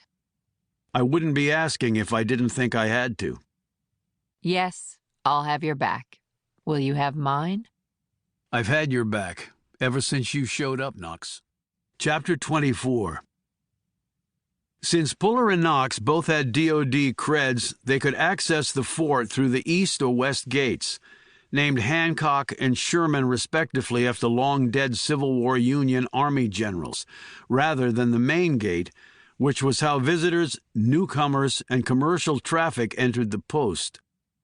The fort had been around since 1827, when it was established by Colonel Henry Leavenworth to be forward base protecting the fragile and highly dangerous Santa Fe Trail. It had been named Fort Leavenworth after then Brigadier General Leavenworth in 1832. The fort had never been attacked by an enemy force, not even during the Civil War. And residing smack in the middle of the country, it never would be, unless the United States had imploded. They entered through the Hancock Gate. Puller had arranged to meet a representative of the 15th MP Brigade, which had responsibility for securing the fort. Knox looked around as they drove along the road. Nearly 9 square miles of army, 7 million square feet of space, 1,000 buildings. 15,000 personnel on post, thousands off post, 80,000 plus visitors a year. Which equals a needle in a haystack. A needle we're going to find. How can you be so sure? Because failure is not an option. He pointed to a building as they drove past. Warrant Officer College. I went there when I got the promotion. It's part of the Combined Arms Center. Fort Leavenworth, the intellectual center of the Army. They train almost all the Army majors here. and all modern 5-stars from Eisenhower to Bradley have passed through here. She pointed out a building as they drove along. That's where the 902nd Military Intelligence Group is located, counterintelligence, protection of Army assets in a 6-state area. Any ties to NSA? Asked Puller, glancing at her. Do you need to know that? I wouldn't have asked if I didn't. I'm afraid I can't get into that. Who are we meeting from the 15th MP? Puller frowned and said, Command Sergeant Major Tim McCutcheon, Senior NCO. The CSM? I thought they would have rolled out the top dog for us. Well, the 15th's commander got his butt canned when my brother escaped. And I guess his replacement was busy. Okay, and what do you really hope to accomplish here? Priority 1 is to identify the dead guy. Priority 2 is to determine how he ended up in my brother's cell at DB. That's a lot to ask for. Well, if you don't ask, you sure as hell won't have a chance of receiving. A few minutes later, they pulled up in front of the headquarters for the 15th MP, went inside, and were led down the hall to the office of CSM McCutcheon. The man himself rose from behind his desk, dressed in his ACU camis in the standard UCP, or Universal Camouflage pattern, which when viewed through night vision goggles would simply look black. The uniform was very high-tech. It minimized infrared silhouettes and had markers that would identify friendly personnel in combat zones when seen through NV equipment, and that could be covered up when not necessary. Despite all that, the uniform had been a total disaster. Troops called it pajamas because it did not ride well on anyone, no matter how fit they were. The gray color stood out under almost all combat environments except for a concrete parking lot, which was not usually where battles were fought. And the Velcro was badly designed and caught on objects as troops were patrolling, a potential fatal flaw. It had been a $5 billion mistake by the Army, which was planning to spend another $4 billion to create yet another uniform to replace the barely 10-year-old UCP. But for now, until that day came, the UCP was what the Army was wearing, crap or not. They couldn't exactly go naked. Riding on McCutcheon's left arm was a simple patch with the legend MP in black lettering.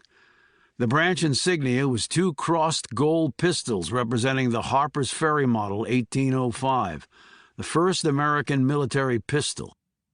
The branch's distinctive unit insignia had the motto, Duty, Justice, and Loyalty. McCutcheon was in his early 40s, nearly as tall as Puller, and outweighed him by about 20 pounds, all of it muscle.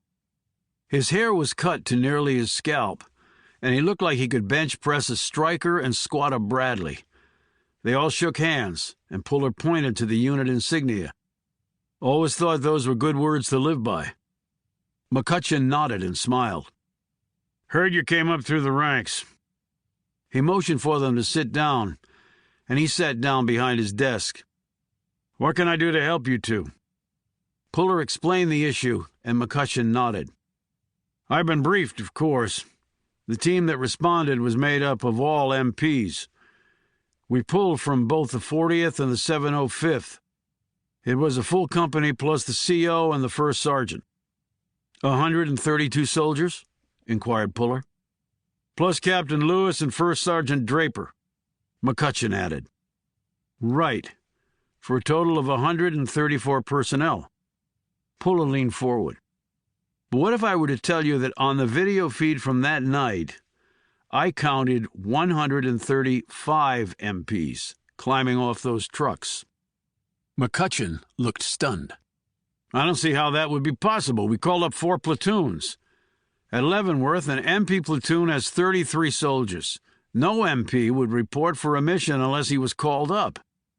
It was a potential crisis situation at DB, but we didn't call for an all-hands response. 4 platoons, 1 company. It's the way the Army works, you know that. And yet there was 1 extra soldier who did show up at DB, persisted Puller. Could you have miscounted, Chief Puller? I went over it a dozen times in slow motion. Knox here did the same. McCutcheon glanced at her and she nodded. It's true, Sergeant Major. So, maybe under the circumstances a roll call or head count wasn't conducted, said Puller. 4 platoons on 6 different trucks in the middle of the night. Who would notice if an extra guy covered head to foot in riot gear is along for the ride? And I'm sure everyone was under intense pressure to get the MPs to the prison. They were, conceded McCutcheon. I wasn't even on duty, and I got a call right away. They were scrambling to fill out the response team. Who gave the order for 4 platoons to form the response team? Asked Knox. Colonel Teague, the 15th's commandant, until he was put on admin leave, said Puller. And he was also the head of DB. And he was on duty that night, right?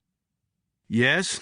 When the backup failed and everyone heard the explosion and the gunfire, he got right on the direct line here and ordered up the company of MPs.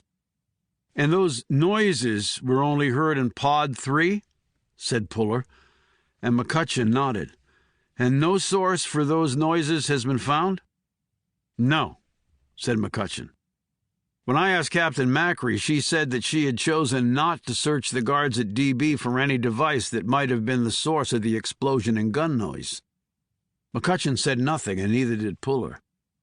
If the command sergeant major wanted a staring contest to see who would blink first, Puller was certainly ready to accommodate him. When Knox started to say something, Puller flicked his knee against hers. Finally, McCutcheon said, I'm not pointing fingers. He waited for Puller to nod his assent before continuing. But I'm sure if she had it to do over again, the captain would have chosen differently. Meaning she would have searched all the guards, said Puller. Yes. Water under the bridge now. We can't do it over, but it is possible then that an extra guy was in the mix? McCutcheon leaned back in his chair. If your numbers are right, then yes. I can check to see if an extra man reported for duty, but that's highly unlikely. So you think the dead guy that's unaccounted for was the extra man? A bogey in the mix? Right now, I don't see any other explanation, replied Puller. Unless you have one. I don't, admitted McCutcheon. We'll need to talk to Lewis and Draper, pointed out Knox. I believe that Captain Macri spoke to them about you. I'll make sure you hook up with them today. Puller said, Macri also told me that there were no personnel unaccounted for here. That's correct. But have you had any personnel leave recently? Asked Puller. McCutcheon said, This is an active base, sir. Personnel get assigned and reassigned all the time. Other folks come and go. We have soldiers, DOD, civilian contractors, foreign military students, reservists, Air Force exchange. Puller interrupted. Back up to foreign military students. I'd forgotten you had that element here. Right, at the Foreign Military Studies Office. How many students do you have currently? McCutcheon turned to his desktop computer and clicked some keys. As of this morning, 45. Any recent departures? McCutcheon again turned to the screen. A few clicks later, he said, One from Croatia left the day of the incident at DB. He's the only recent one. Croatia, said Puller. The country's a member of NATO, and since last year it's also part of the EU. And Croatia sent troops to Afghanistan. They're our ally in a troublesome region. So one of the bennies they get for that is to come here and learn from the best. Their military is underfunded and their equipment and personnel are not in the best shape. So we're helping them.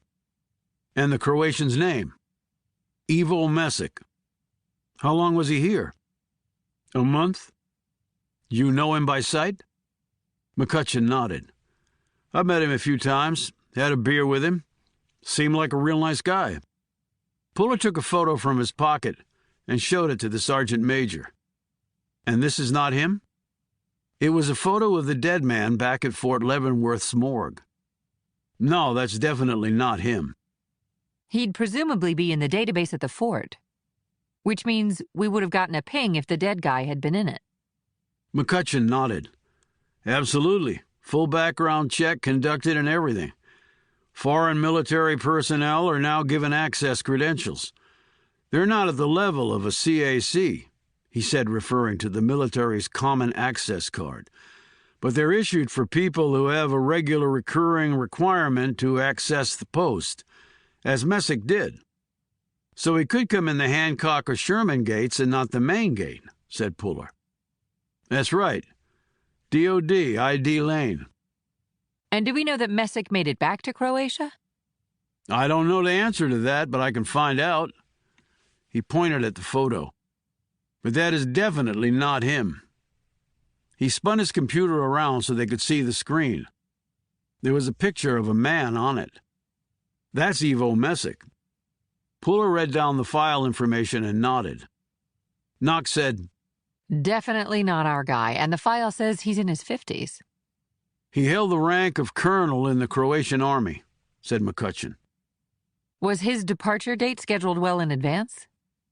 McCutcheon looked at his computer screen. They all are. But now that you ask, he left a few days early. File says he received orders to return. What day was that? The day he left. So right before the incident at DB, said Puller. That's right, Chief. Puller and Knox exchanged a significant glance. How did he leave? Asked Puller. Come again? Was he driven off to the airport, or did he have his own ride? Oh, he had a rental. Knox said, Presumably we can check and see if it was turned back in. But the dead guy isn't Messick, said McCutcheon. So what's the point of pursuing him? Puller eyed him. When you clear a house in Kabul looking for the enemy, how many rooms do you check? All of them, of course, Chief Puller, answered McCutcheon immediately. Same principle in my line of work, Sergeant Major, said Puller. Chapter 25. Puller and Knox were standing at the entrance to the Sherman Gate into Fort Leavenworth. They had already been to the Hancock Gate and had struck out. Messick had not left that way. However, the two guards stationed at the Sherman Gate well remembered the Croatian officer. The first guard said, He wasn't looking too happy. When I asked him what was the matter, he said he was sorry to be going. He liked it here. Why did he talk to you at all? Asked Puller. He had an access cred. He could have flashed it and driven on. He could have, said the second guard, but we'd seen him around the base. Even played some pool with him at one of the local bars. He was a nice guy. So he stopped his car and talked for a bit. There wasn't anyone behind him. Light traffic that time of the day. Knox said, What exactly was the time? The first guard's brow furrowed. I'd say around 2000 hours. Most people who were leaving the post were already gone. Everybody else had finished chow time and were probably back in quarters. He said he had a flight to catch out of KC. He'd be back in Croatia after a few stops in between. At least that's what he said. No non-stops between KC and Zagreb, said the other guard, grinning. He was an okay dude, never had a problem with him, he added. Anything out of the ordinary strike you when he was leaving? Asked Puller. What do you mean? Asked the first guard. Something odd. No, nothing odd. I mean, he pulled as usual. What was his usual? Asked Puller. We forgot something, said the first guard. He was always forgetting stuff. And what did he do when he forgot stuff? He came hightailing it back here, said the second guard, who cracked a smile. And he forgot something that night? Asked Puller. His passport, of all things, said the first guard. He looked like he was going to throw up. He's not getting out of the country without his passport, right? And you let him back in? Sure, he had his access pass. How far had he gone before he turned around and came back? Asked Puller. The first guard looked down the road a bit. Probably around the curve. He paused and stroked his chin with his fingers. I mean, he was out of sight. I don't remember seeing him until he came tearing back in here. Said he'd forgotten his passport. Had left it in his quarters. He went back in to get it. Puller looked down the road where it curved. Any car turning the curve would be out of sight of the post's entrance. You didn't search his car, either in or out? Asked Puller. No. Vehicles without creds get searched at the Grant Gate and Metro and 7th, not here.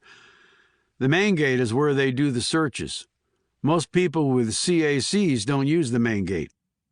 And when he came back out the second time, that was the last you saw of him?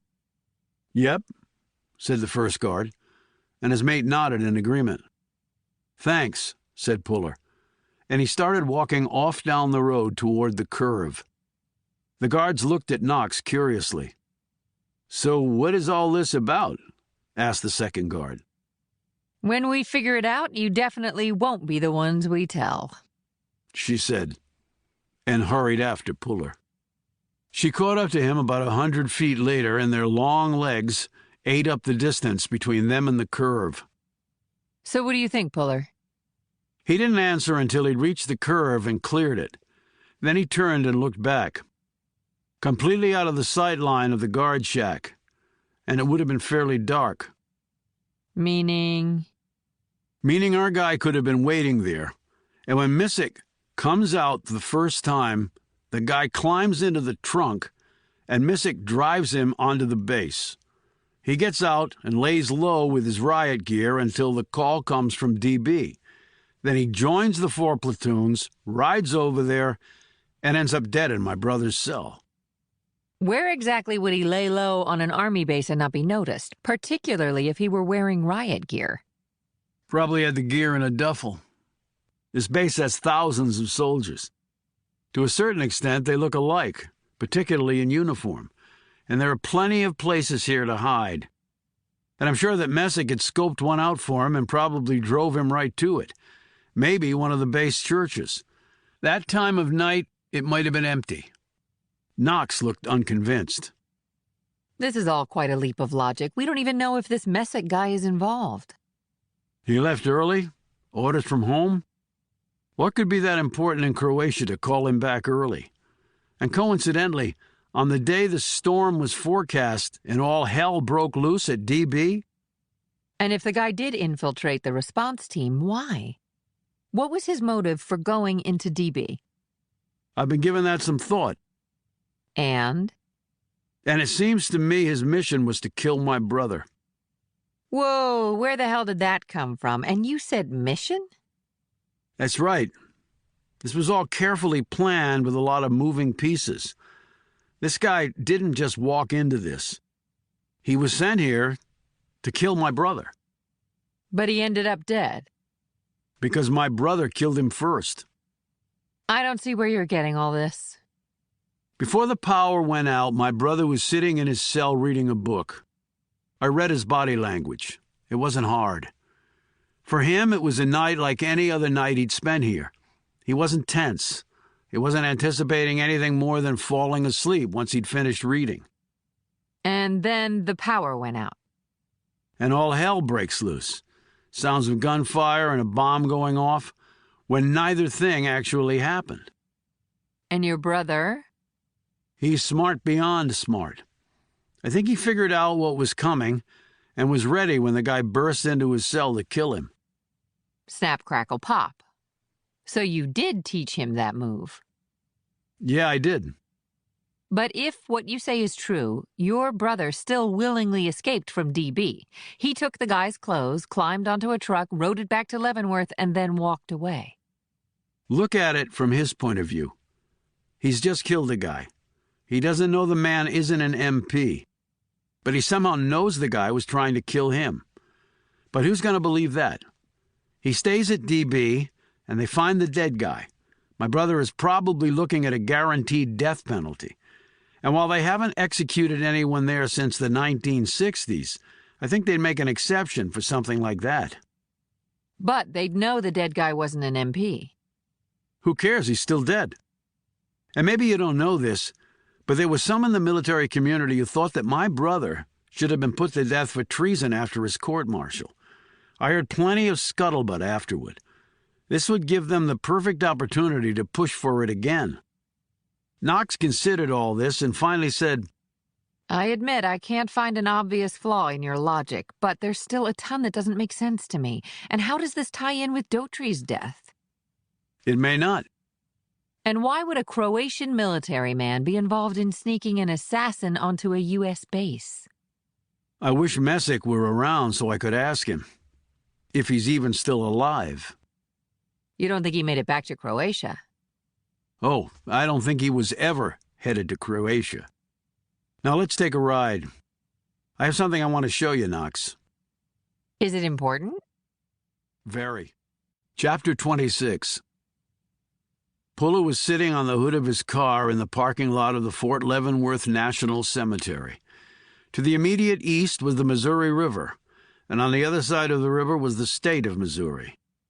A bit north of here, the river began its long bend, shaped much like a bell curve. Inside this curve were Sherman Airfield and Chief Joseph Loop. Knox stood next to the car, looking curiously at Puller. What are we doing here? She asked, gazing around at the white tombstones, under which lay over 30,000 dead. Lincoln established this cemetery back in 1862, when the Union was losing the Civil War. It was the first of 12 national cemeteries he set up. Okay, and the reason for this history lesson? Puller slid off the hood and put his feet on the ground. He knew it was going to be a long and deadly conflict, but losers don't establish national cemeteries. A president presiding over a fractured country doesn't set up a national anything unless he truly believes he's going to win the war and the country will be reunited. Lincoln was nothing if not confident, I guess, said Knox, who still looked perplexed by Puller's words. People who lack confidence rarely win anything, he noted. He strode into the cemetery and she followed. He walked the rows of tombstones before stopping and pointing at one. "Read the inscription," he said. Knox glanced down. Thomas W. Custer, 2 Medals of Honor, Captain 7th Ohio Cavalry. Puller said, "He was the first of 4 double Medal of Honor winners in the Civil War, and one of the only 19 in American history. Both of his medals came from charging enemy positions and capturing Confederate regimental flags. With the second one, he took a shot right to the face, but grabbed the regimental colors and rode them back to his line with blood all over him." She looked up at Puller. Wait a minute, Custer, was he... Puller knelt on his haunches in front of the tombstone. He was George Armstrong Custer's younger brother. He died at age 31 with his big brother and a battalion of men from the 7th Cavalry at Little Bighorn. Also killed was their younger brother, Boston Custer. From a tactical perspective, George Custer blew it. He knowingly split his force and refused additional soldiers and firepower.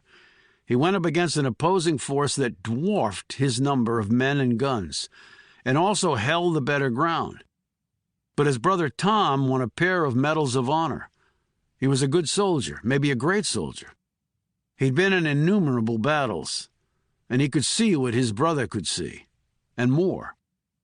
Knox's brow furrowed as she thought about this.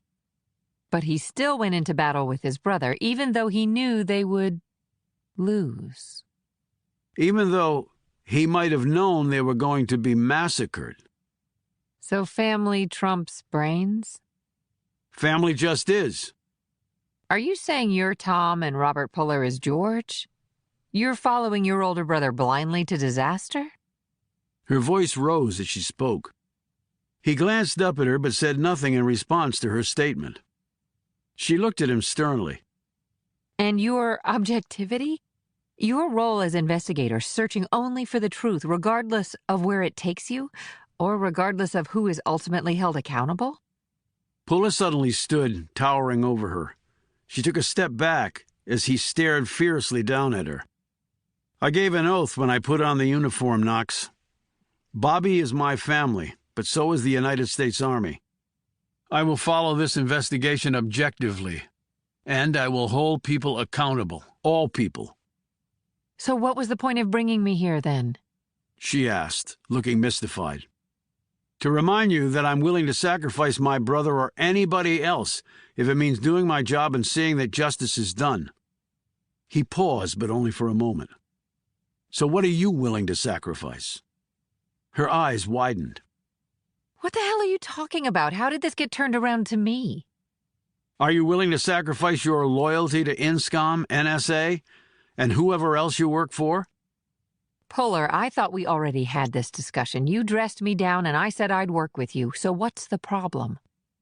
In a voice like a drill sergeant, he barked, "I asked you whether the 902nd Military Intelligence Group stationed here had ties to the NSA, and your response was, 'I'm afraid I can't get into that.'"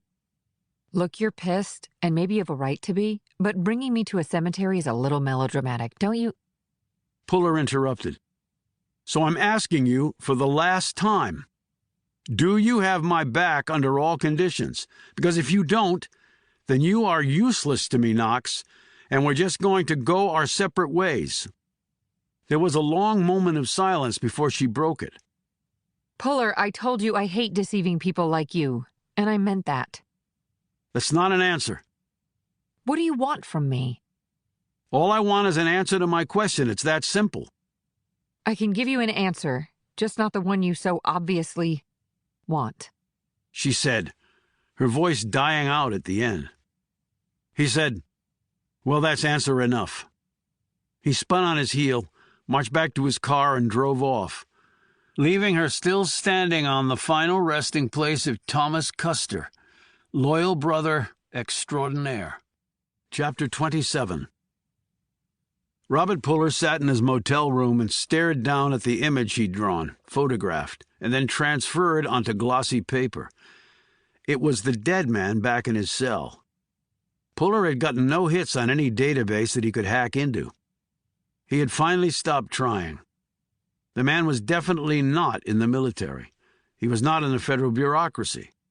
He was not a government contractor with a security clearance. He was not in law enforcement. He was not on a terrorist watch list.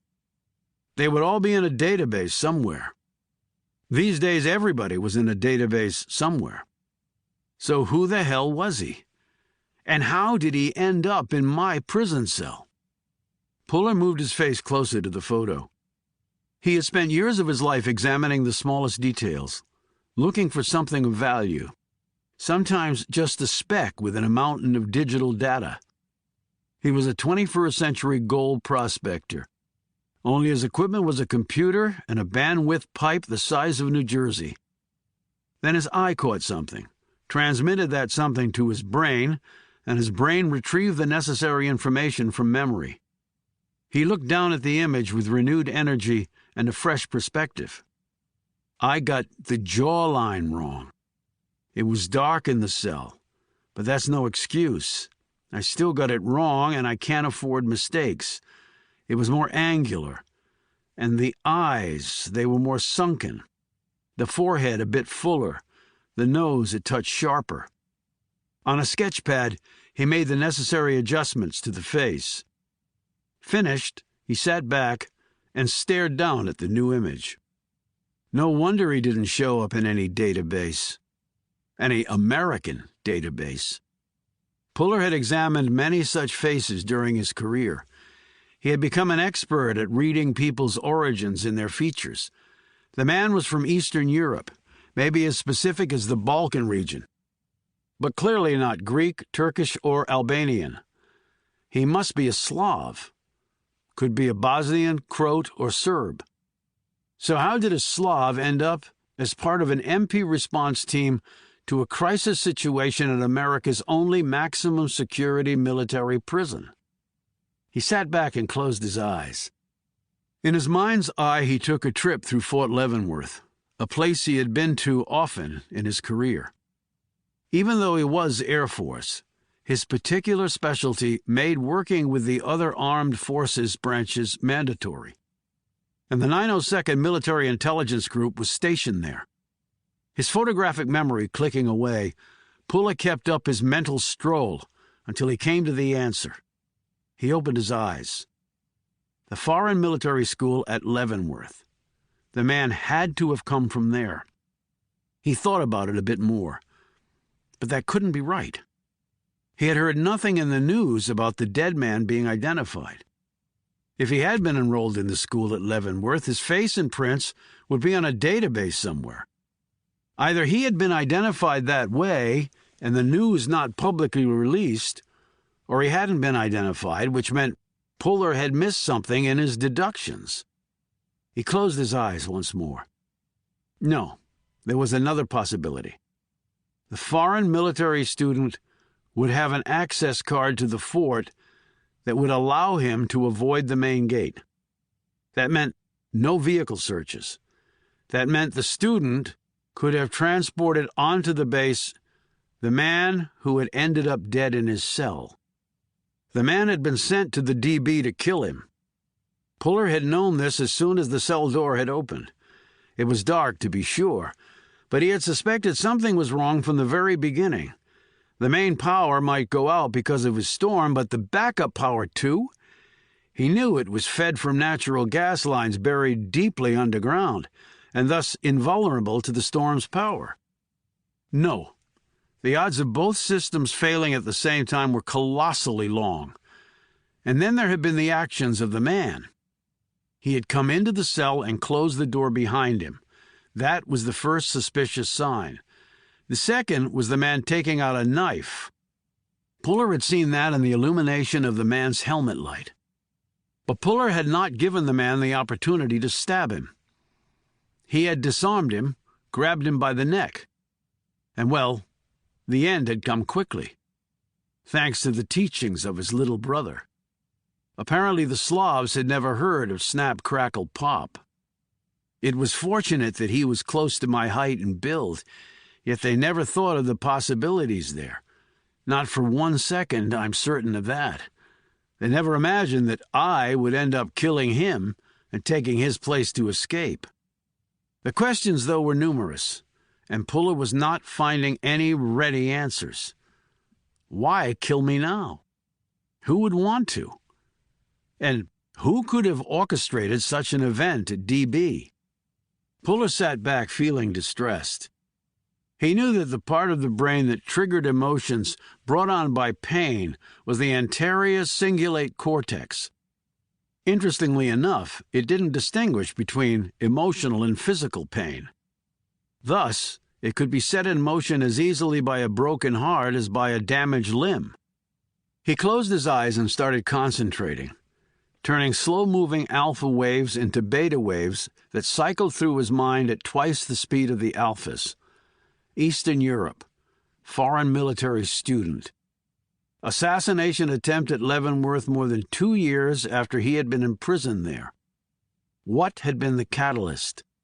Simply the time for planning? He doubted that. It would take time to do so, but hardly more than 24 months. What had occurred in the interim? All the rest, the power outage, the noises of guns and bombs, even the man sent to kill him, were all part of the effect of the cause and effect. They were just filler. Now he needed to get past the fluff and zero in on the root of it all. His initial instinct had been to set out for a location connected to his old position at Stratcom. That was still his inclination. But he didn't have the luxury of gallivanting off to multiple places. He had to narrow it down. So what had been the trigger for all this? If he could find that, he could narrow the number of places to which he might have to travel. While in solitary confinement, he had had access to the news. He had read as many newspapers as they would provide him. He had seen the TV. He had no internet access, but he had listened to the conversations of the guards. And his brother had brought him news as well during his visits. Daughtry had joined Stratcom 4 months ago. The man was now dead. Had his joining Stratcom been the reason for what had happened at the DB? There was also talk that the intelligence community was going to be undergoing some radical structural changes, bringing more order and a streamlined approach to a sector that had been sorely lacking in those areas. Was that the reason for the events at the DB that had nearly claimed his life? But he had no connection to that world anymore. He kept blasting the problem with cycles of beta waves. 5 minutes later, he slammed his fist against the wall in frustration. His brain, the one thing that had never failed him, just had. Chapter 28. John Puller had gone back and checked out of his motel. His plan was to spend the rest of the day following up leads, and then he was going to head back east, check in, and then report his findings to his new bosses. As he drove along the surface streets of Fort Leavenworth, to his left was the Missouri River, also known as Big Muddy. He knew that the currents were tricky and drownings all too frequent, and some of them were not accidental. A few years before, a platoon sergeant had dumped his unconscious wife's body in the river late at night after she had discovered his affair with a subordinate. Whether the poor woman had regained consciousness before she drowned was unknown, but her body had eventually been recovered far downriver where it had snagged on a downed tree. Puller had been put on the case and kept on it for a month. The platoon sergeant was currently in the DB for the rest of his life, and his 2 children would grow up without either parent. That case had been solved. With this one, he still seemed to be at the starting gate. He pulled to the curb and put the sedan in park.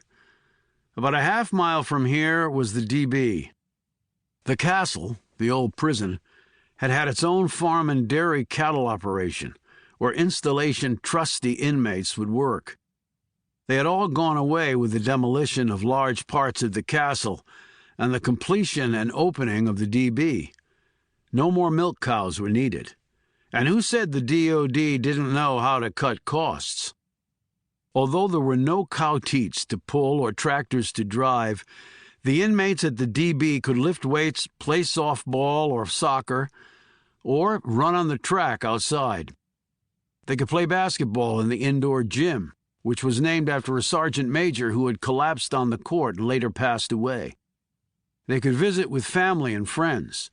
They could perform jobs and learn skills in the commercial laundry, the barber shop, sheet metal and welding facility, wood shop, textile repair section, graphic art studio, and even an embroidery shop that made name tapes for various military purposes.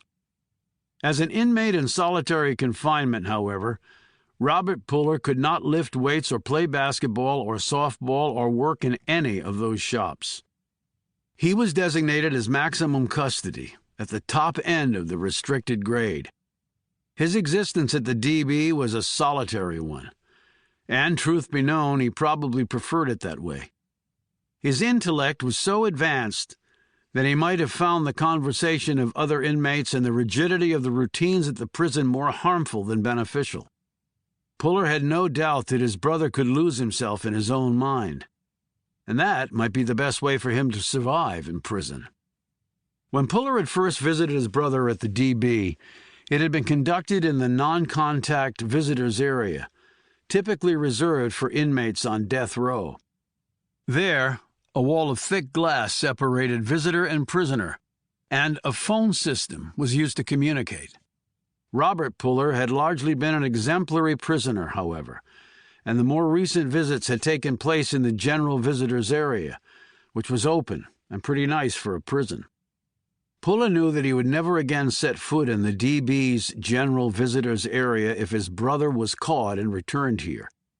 He might never be able to visit Bobby again at all, in fact. He climbed out of the car and looked back in the direction he had left Knox. She was turning out to be a real problem. It had started off bad, gotten better, and after she had shown Puller her scars of war, he thought they had reached some level of détente. But then she'd pull the "I can't go there" BS with him, which had been the reason for the verbal drubbing he'd given her in the cemetery. So right now he was going solo on this. He leaned against the hood of his car and went through some mental notes of where he stood now in the investigation. He needed to follow up on the Croatian Ivo Misic. He still had to interview the captain and first sergeant who had headed up the response team at the DB. He needed to make some inroads on the sources of the gun and explosion noises in Pod 3 at the DB. If he didn't hear back from Shireen Kirk, his JAG contact, by tonight, he would call her. This was despite her telling him that if he didn't hear from her, that was the end of it. Once Puller had a thread to follow, he didn't give up on it. Then there was Daughtry's murder. And finally, at some point, he would have to sit down with General Aaron Reinhardt and James Schindler from NSC. It was clear that much was murky at both ends of this case, and he didn't believe Reinhardt's and Schindler's explanations for being interested in this case. He didn't really believe anyone connected to this case about anything. And then there was the matter of who had kidnapped him, and who had fired the shots that had saved his life. As he stared toward the DB in the distance, he wondered if his brother would ever return there.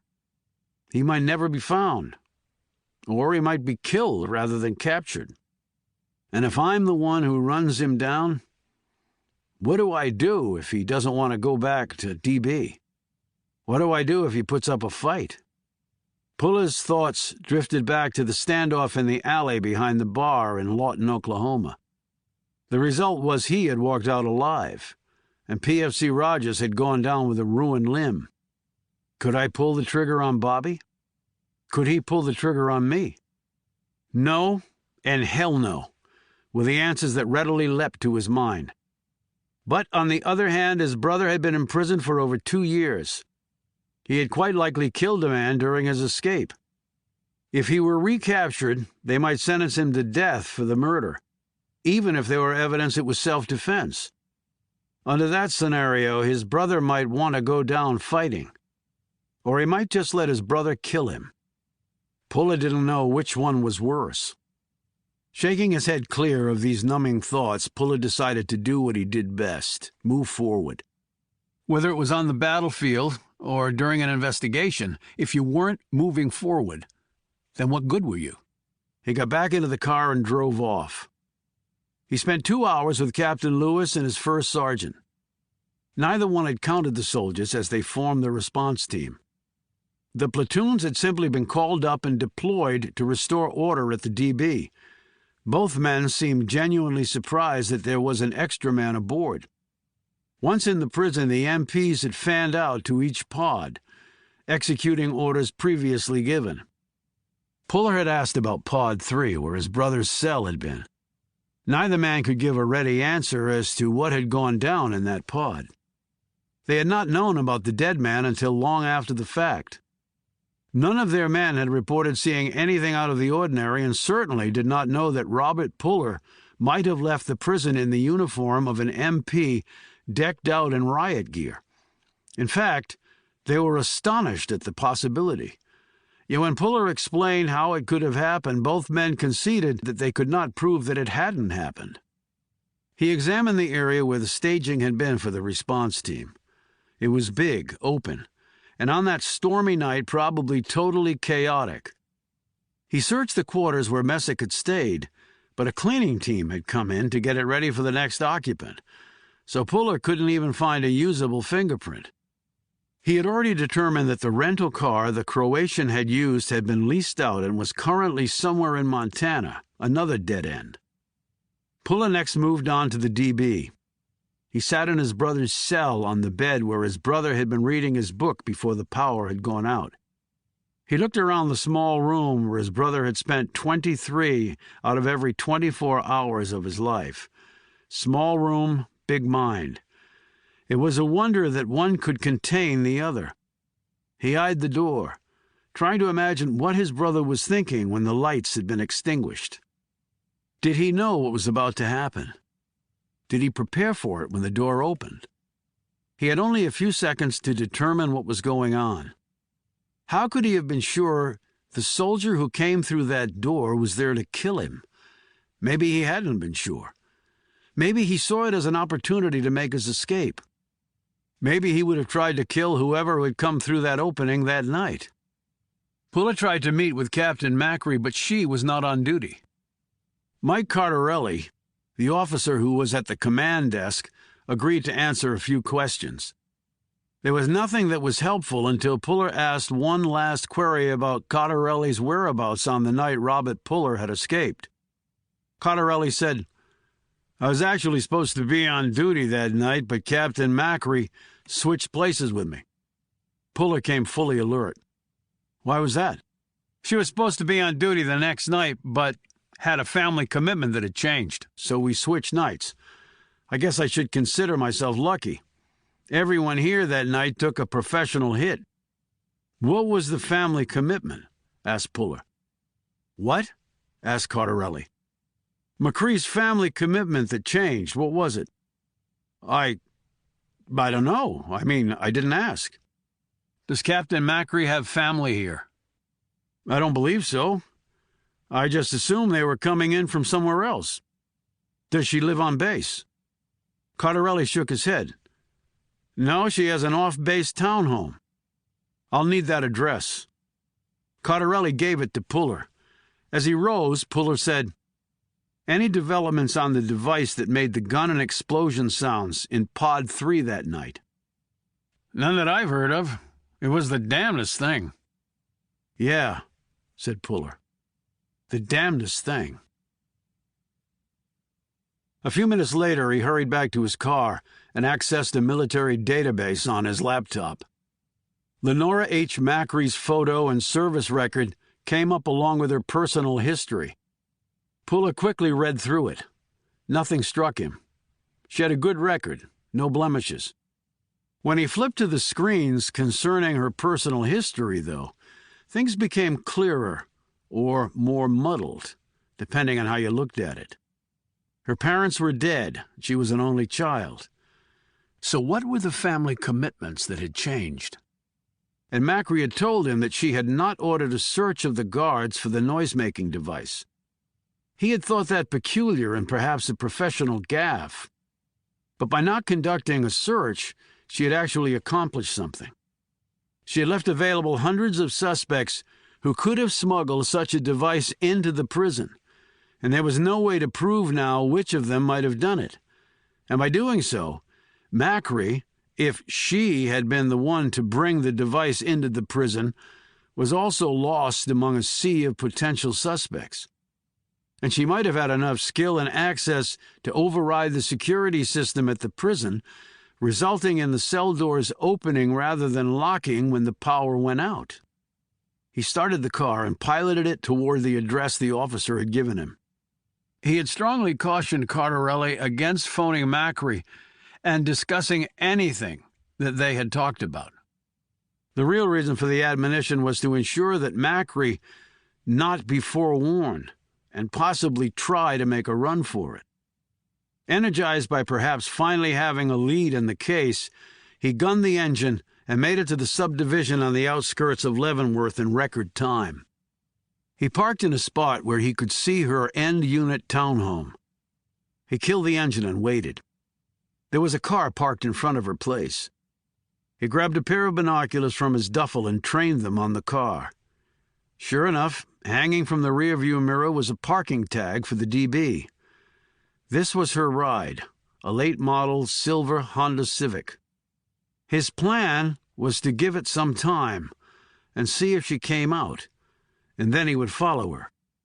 If she didn't come out, he was going to conduct another interview with the woman with the goal of making her as uncomfortable as possible.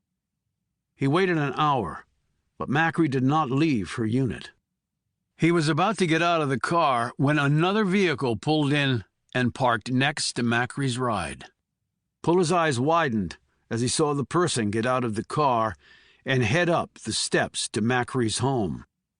Veronica Knox was obviously no longer cooling her heels at the cemetery. Chapter 29. Puller watched as Knox rapped on the door and then rang the bell when no one answered. She looked around, and Puller saw her hand dip into her jacket. She withdrew something he couldn't see but assumed it was a lockpick. Her hands moved around the knob for a few seconds, and then she opened the door and stepped in. As soon as the door closed behind her, Puller was out of his car and hustling down the street. He passed by the side of Macri's house and went around to the back. It was a 3-level structure with a deck above and a walkout basement door below. The door was a slider. There were no curtains on it, so Puller could see right inside. It was not built out. Concrete foundation walls stared back at him, along with stacked cardboard boxes. The lock on the slider was a simple one, and Puller was through the opening and over to the bottom of the stairs in a few seconds. He could hear footsteps above him, probably Knox looking around. And where was Macri?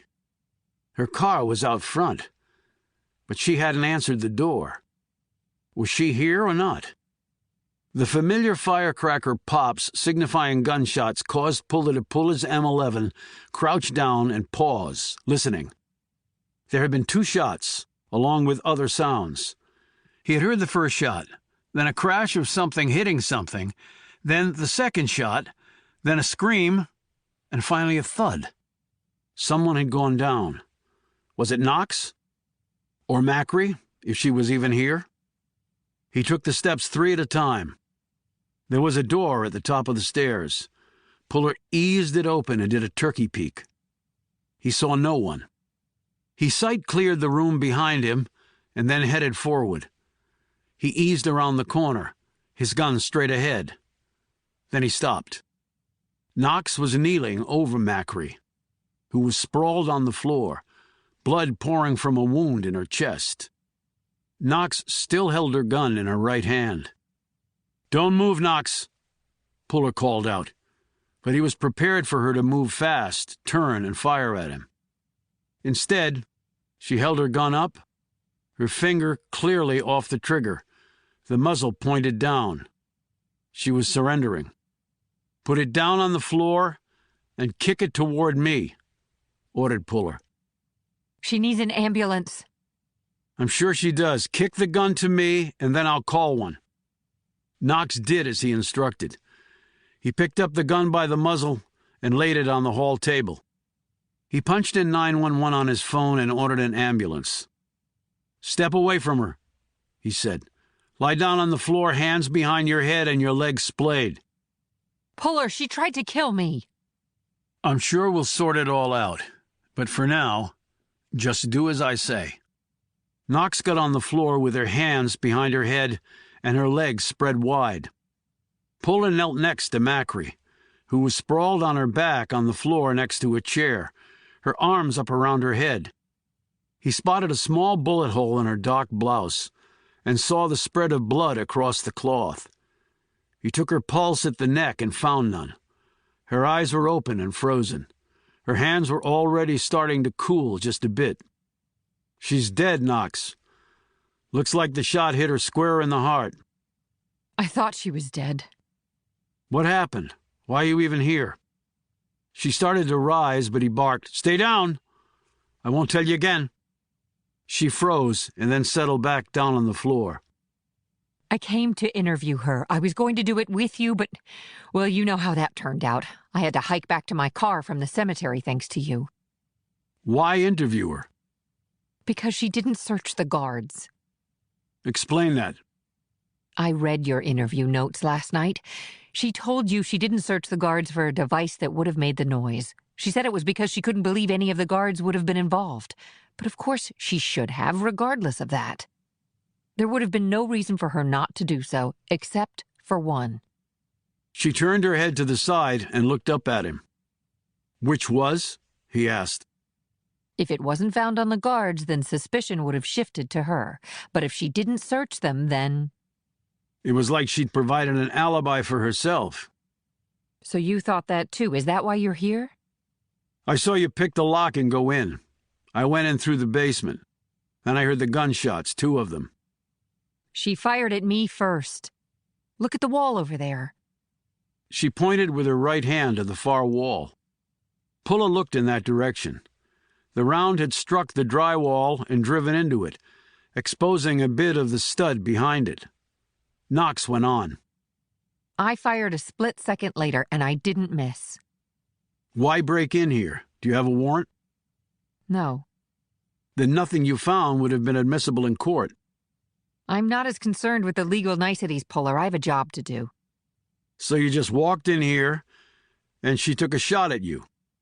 She had the element of surprise. She was a soldier. How'd she miss you at this range?" Because I saw her a split second before she fired. I kicked that chair at her, hit the floor, and fired from there.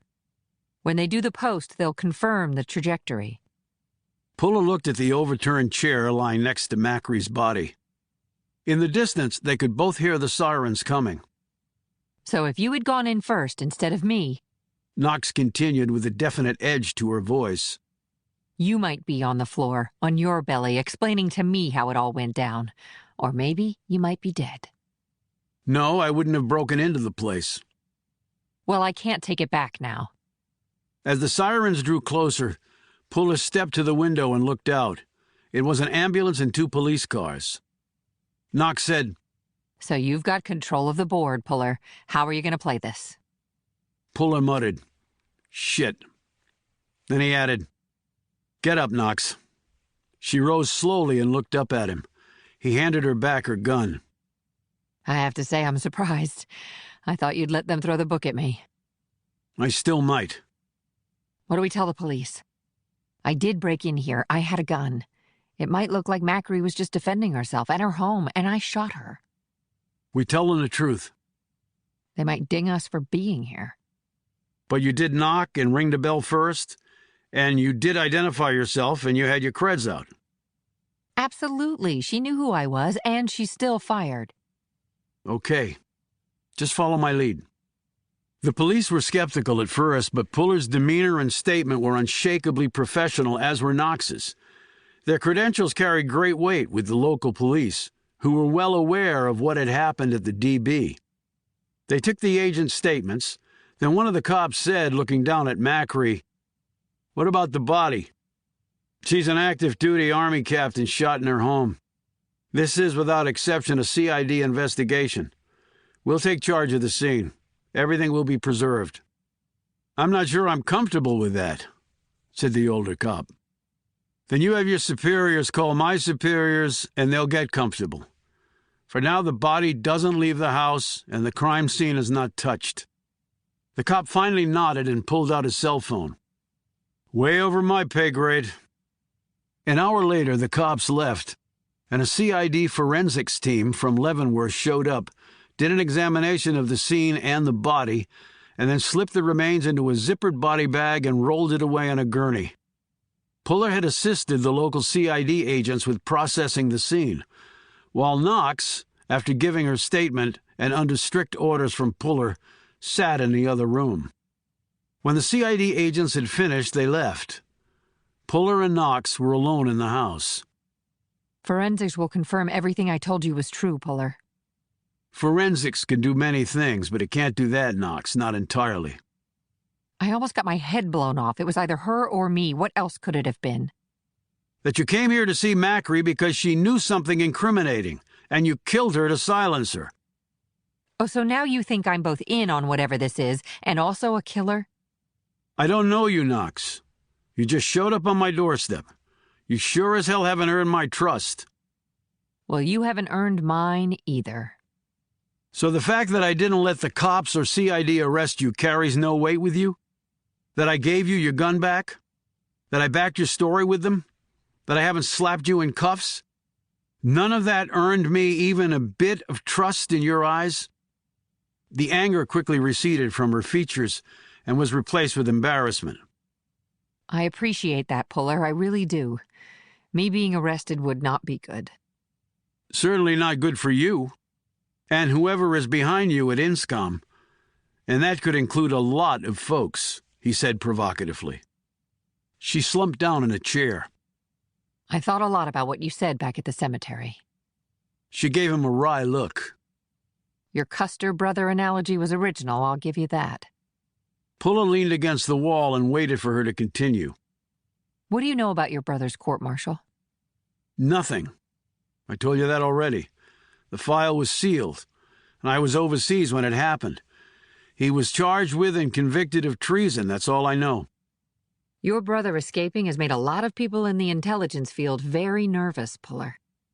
That one I'd worked out for myself. I shouldn't be telling you any of this. People shouldn't do a lot of things. I came here not just because of your case notes, but because of something else. What? We traced a series of deposits totaling $1 million into an account in the Caymans that Captain Macri had set up about a month ago. Her payoff for doing what she did? Knox nodded. Where did the money come from? Untraceable, even by us. We were fortunate to pick it up on her end, but the origin remains a mystery. How did you get onto her? Inscom had been getting chatter, nothing definite, but certainly strange, that made them start to focus on DB. We did a personnel rundown. A few people raised enough concerns to warrant markers being placed on them. Macri was one of them. What concerns? I found nothing unusual in her record. She was single, no family in the area, and she was ambitious. So are lots of military folks. And she had considerable personal debt. She was an officer. The Army paid for her ride at West Point. She also dabbled in the stock market. Options on margin accounts. She was in the hole for about $80,000. Her payoff would have taken care of that debt and left her a lot of extra to get back on her feet. None of that was in her record. No, it wasn't. What she does with her personal finances is not really the Army's business, and the amounts she owed hadn't been called yet. But you guys found out about it. Yes. Puller frowned. So why the hell didn't you tell me about it? I'm telling you now, even though it'll probably cost me my job if my superiors find out. She folded her arms over her chest and leaned back in the chair and exhaled a long breath. We came up through different tracks, Puller. I was bred from day one for clandestine service. That means we trust no one outside our circle, and keeping a secret and outright lying are part of the job description. Just as you're trained to investigate a crime scene, I'm trained to deflect and deceive. I've spent years honing those skills, and if they knew I was telling you this, well, I'm not sure what they'd do to me. Puller relaxed a bit. So why are you telling me? She laughed, but it died halfway out of her throat, and she quickly turned somber. Because your honesty and, well, this damn nobleness about you shamed me. I just felt ashamed having to string you along. It was humbling, frankly, when I thought I was well past that emotion, along with a lot of others. She added, her voice growing very soft. So, where does that leave us? Asked Puller quietly, after a lengthy pause. With me asking for a second chance, or what is it now, a third chance with you? And even if you give me one, I won't blame you if you don't believe me this time. He glanced down at her hip. That scar is real enough, and the wound underneath. You were limping when you walked in here, and I saw you wince when you sat down. He glanced at the other room. When you fell to the floor to avoid getting shot, I guess you landed right on that hip. Probably hurts like a bitch. Yes, it does. More than a bitch, actually. I'd kill for a Percocet right now. So is the 902nd Intelligence Group at Leavenworth under the NSA's thumb? The NSA is pretty much everywhere, Puller, and the 902nd is no exception. He nodded. I appreciate how hard that must have been for you to say. Training is training. But I still have a bit of free will left, and I mean to exercise it. Okay, it's a start. Puller's phone rang. It was Shireen Kirk. Hello, Shireen. Can I call you back in a few minutes? I'm a little tied up. No, you can't call me back. Where are you? Leavenworth. So am I. Excuse me? I just landed and I'm in a cab heading out to find you. What the hell are you doing in Kansas? I don't want to talk about this over the phone. Can we meet somewhere? Puller glanced at Knox, who was watching him closely. Yeah, there's a diner. He gave her the address. I've got an agent from INSCOM with me. I'd like her to get read in, too. I'd rather just talk to you, Puller. It's gonna have to be both of us, Shireen. I trust her and you can, too. I'll be there in 30. Kirk said gruffly and clicked off. Who is that? Shireen Kirk, my JAG contact. Where did she come in from? D.C.? Why come all the way out here? She wanted to do a face-to-face. It must be important. I appreciate your wanting me to sit in, but if it makes her uncomfortable, I can bow out. No, Knox. We're a team now. We stick together. You sure? Let's go. Chapter 30. They drove separately back into Leavenworth and met at the same diner they'd eaten at before. Puller held the door for Knox, who was walking stiffly thanks to her banged-up hip. "Did you get the Percocet?" he asked. No, She said through gritted teeth. but I downed 4 Advil, just waiting for the suckers to kick in. Puller spotted Kirk at a back booth, and they headed over. Kirk was dressed in slacks and a jacket, both of which were ruffled and wrinkled. Her eyes were puffy from lack of sleep. Her curly hair was in disarray. She smelled of cigarette smoke, and there was an empty coffee cup in front of her. Puller introduced the 2 women. Kirk gave Knox an appraising look and then nodded curtly. I don't know you, Knox, but if Puller vouches for you, then okay. I appreciate that. Don't thank me, I'm not doing it for you. She turned to Puller. I left last night. I had to fly to Chicago where my connection was canceled. I slept in the airport and spent today trying to get on another flight till I snagged a seat on a puddle jumper. I could have driven the whole way faster. Friggin' useless airlines. A phone call would have been a lot faster. I'm hungry. You guys want to order? 'Cause I do. They ordered their food, and after some chit-chat, Kirk hunched forward and spoke in a low voice. You know how a court-martial works, I take it. Puller said, "Fortunately, I've never experienced one. But yes, I know how it works. They're Article I legislative courts, meaning Congress controls them." Kirk nodded. The convening authority is the commanding officer. He creates the court-martial and selects the panel members. And that's the rub. The CO creates the court and picks the jurors. There are strict guidelines concerning unlawful command influence. Rule 104 of the court-martial process is very explicit.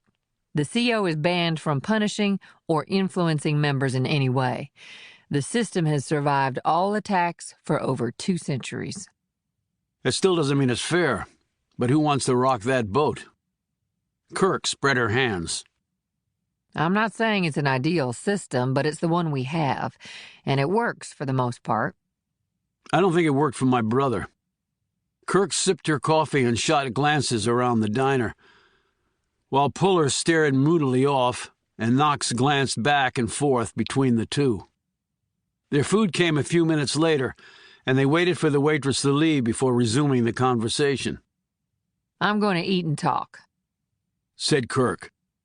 Pardon the open mouthful of food. After liberally salting everything on her plate while Knox looked on in disapproval, Kirk said, There are no hung juries like in civilian courts. You need a 3/4 agreement among the panel for a sentence of 10 years or more. And the panel, not the judge, also decides the sentence. But I understand that unanimity by the panel is required for the death penalty. Not always. If he was convicted under Article 106 of spying, then the penalty decision is taken away from the panel. Spying carries a mandatory death sentence. There are no exceptions if the conditions are met. The judge will simply announce the sentence. Puller sat back. I wasn't aware of that. What are the conditions? Pretty simple and straightforward. The genesis of the language actually dates back to colonial times, although it's been modified from time to time over the years. It has to be during a time of war, which we certainly were when he was arrested. But Congress never officially declared war on Afghanistan or Iraq. You'd make a good lawyer, Puller. And the defense argued that point. But while technically what you say is true, practically we were at war, and your brother was accused of aiding our enemies. When dealing with something like that, the defense is going to lose more often than it wins. And that's what happened when your brother's lawyer argued that point. He lost. Okay, go on. The accused has to be acting as a spy in a place within the jurisdiction and control of the armed forces, or any other place engaged in work in aid of that war. There are other elements, acting clandestinely, attempting to collect certain information with intent to convey to the enemy, etc., etc. But was he charged under Article 106? Asked Knox. She quickly added, But I guess he couldn't have been. He was convicted, but he wasn't sentenced to death. Kirk said, It seems Article 106 was originally on the table, but then it was taken off. He was instead convicted under Article 106A of espionage. It's sort of splitting hairs because it carries many of the underlying requirements of spying, although there is no requirement that it be during time of war. It also carries a capital penalty when the crime involves certain elements like nuclear weaponry, satellites, and communications intelligence. All things my brother was involved in, said Puller slowly. Right. But as opposed to a conviction of spying, the death penalty is not mandatory. It's also subject to whatever other punishment the court-martial wants to direct. And as you said, that's when all panel members must vote unanimously to impose death. That's a big difference from an automatic capital sentence. And they didn't have unanimity, said Puller? No. Otherwise, he'd be on death row or actually dead. Instead, he was given life. So there must have been some extenuating circumstances, said Knox. I suppose there were, yes, but the whole picture was a little fuzzy from a trial perspective. Surely you didn't get that from just a paper trail, Shireen? Asked Knox. Kirk swung her gaze to Knox. My first name isn't Shireen, it's actually Cambrai, but it might as well be Scorched Earth. I dug up the prosecutor and the defense counsel and spoke with both of them. They were surprisingly candid. Surprisingly. She let the word hang out there. And why do you think they were so cooperative? Asked Puller. Well, it's hard to say, began Kirk cautiously. They both remembered the case well, though I'm sure they've both handled dozens since. You know there was a PTA, but your brother rejected it. What's a PTA? Asked Knox. Pre-trial agreement. The accused can provide a guilty plea in exchange for a more lenient sentence. He apparently wanted no part of that. He consistently proclaimed his innocence in the strongest possible terms.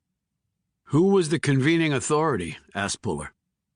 The CO at Stratcom, Major General Martin Abel. I know Puller was convicted of espionage, but what were the specific charges? Asked Knox.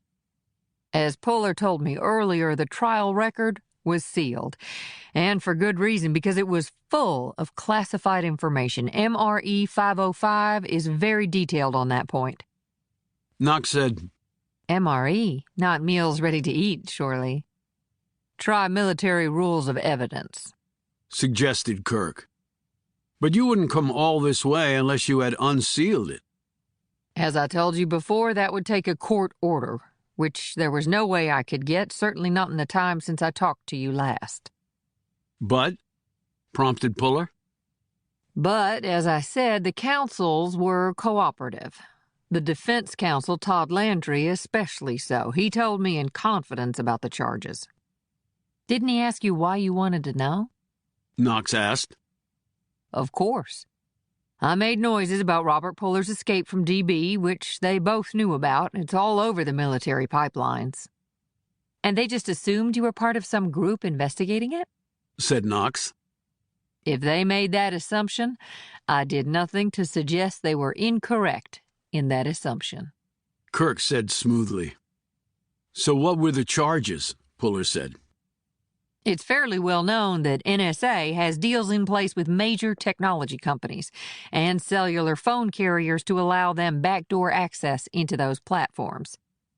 Well, apparently Robert Puller had devised a backdoor into Stratcom's intelligence platform, which, by the way, is tied to pretty much all the other intelligence pipelines, including NSA, CIA, and Army intel.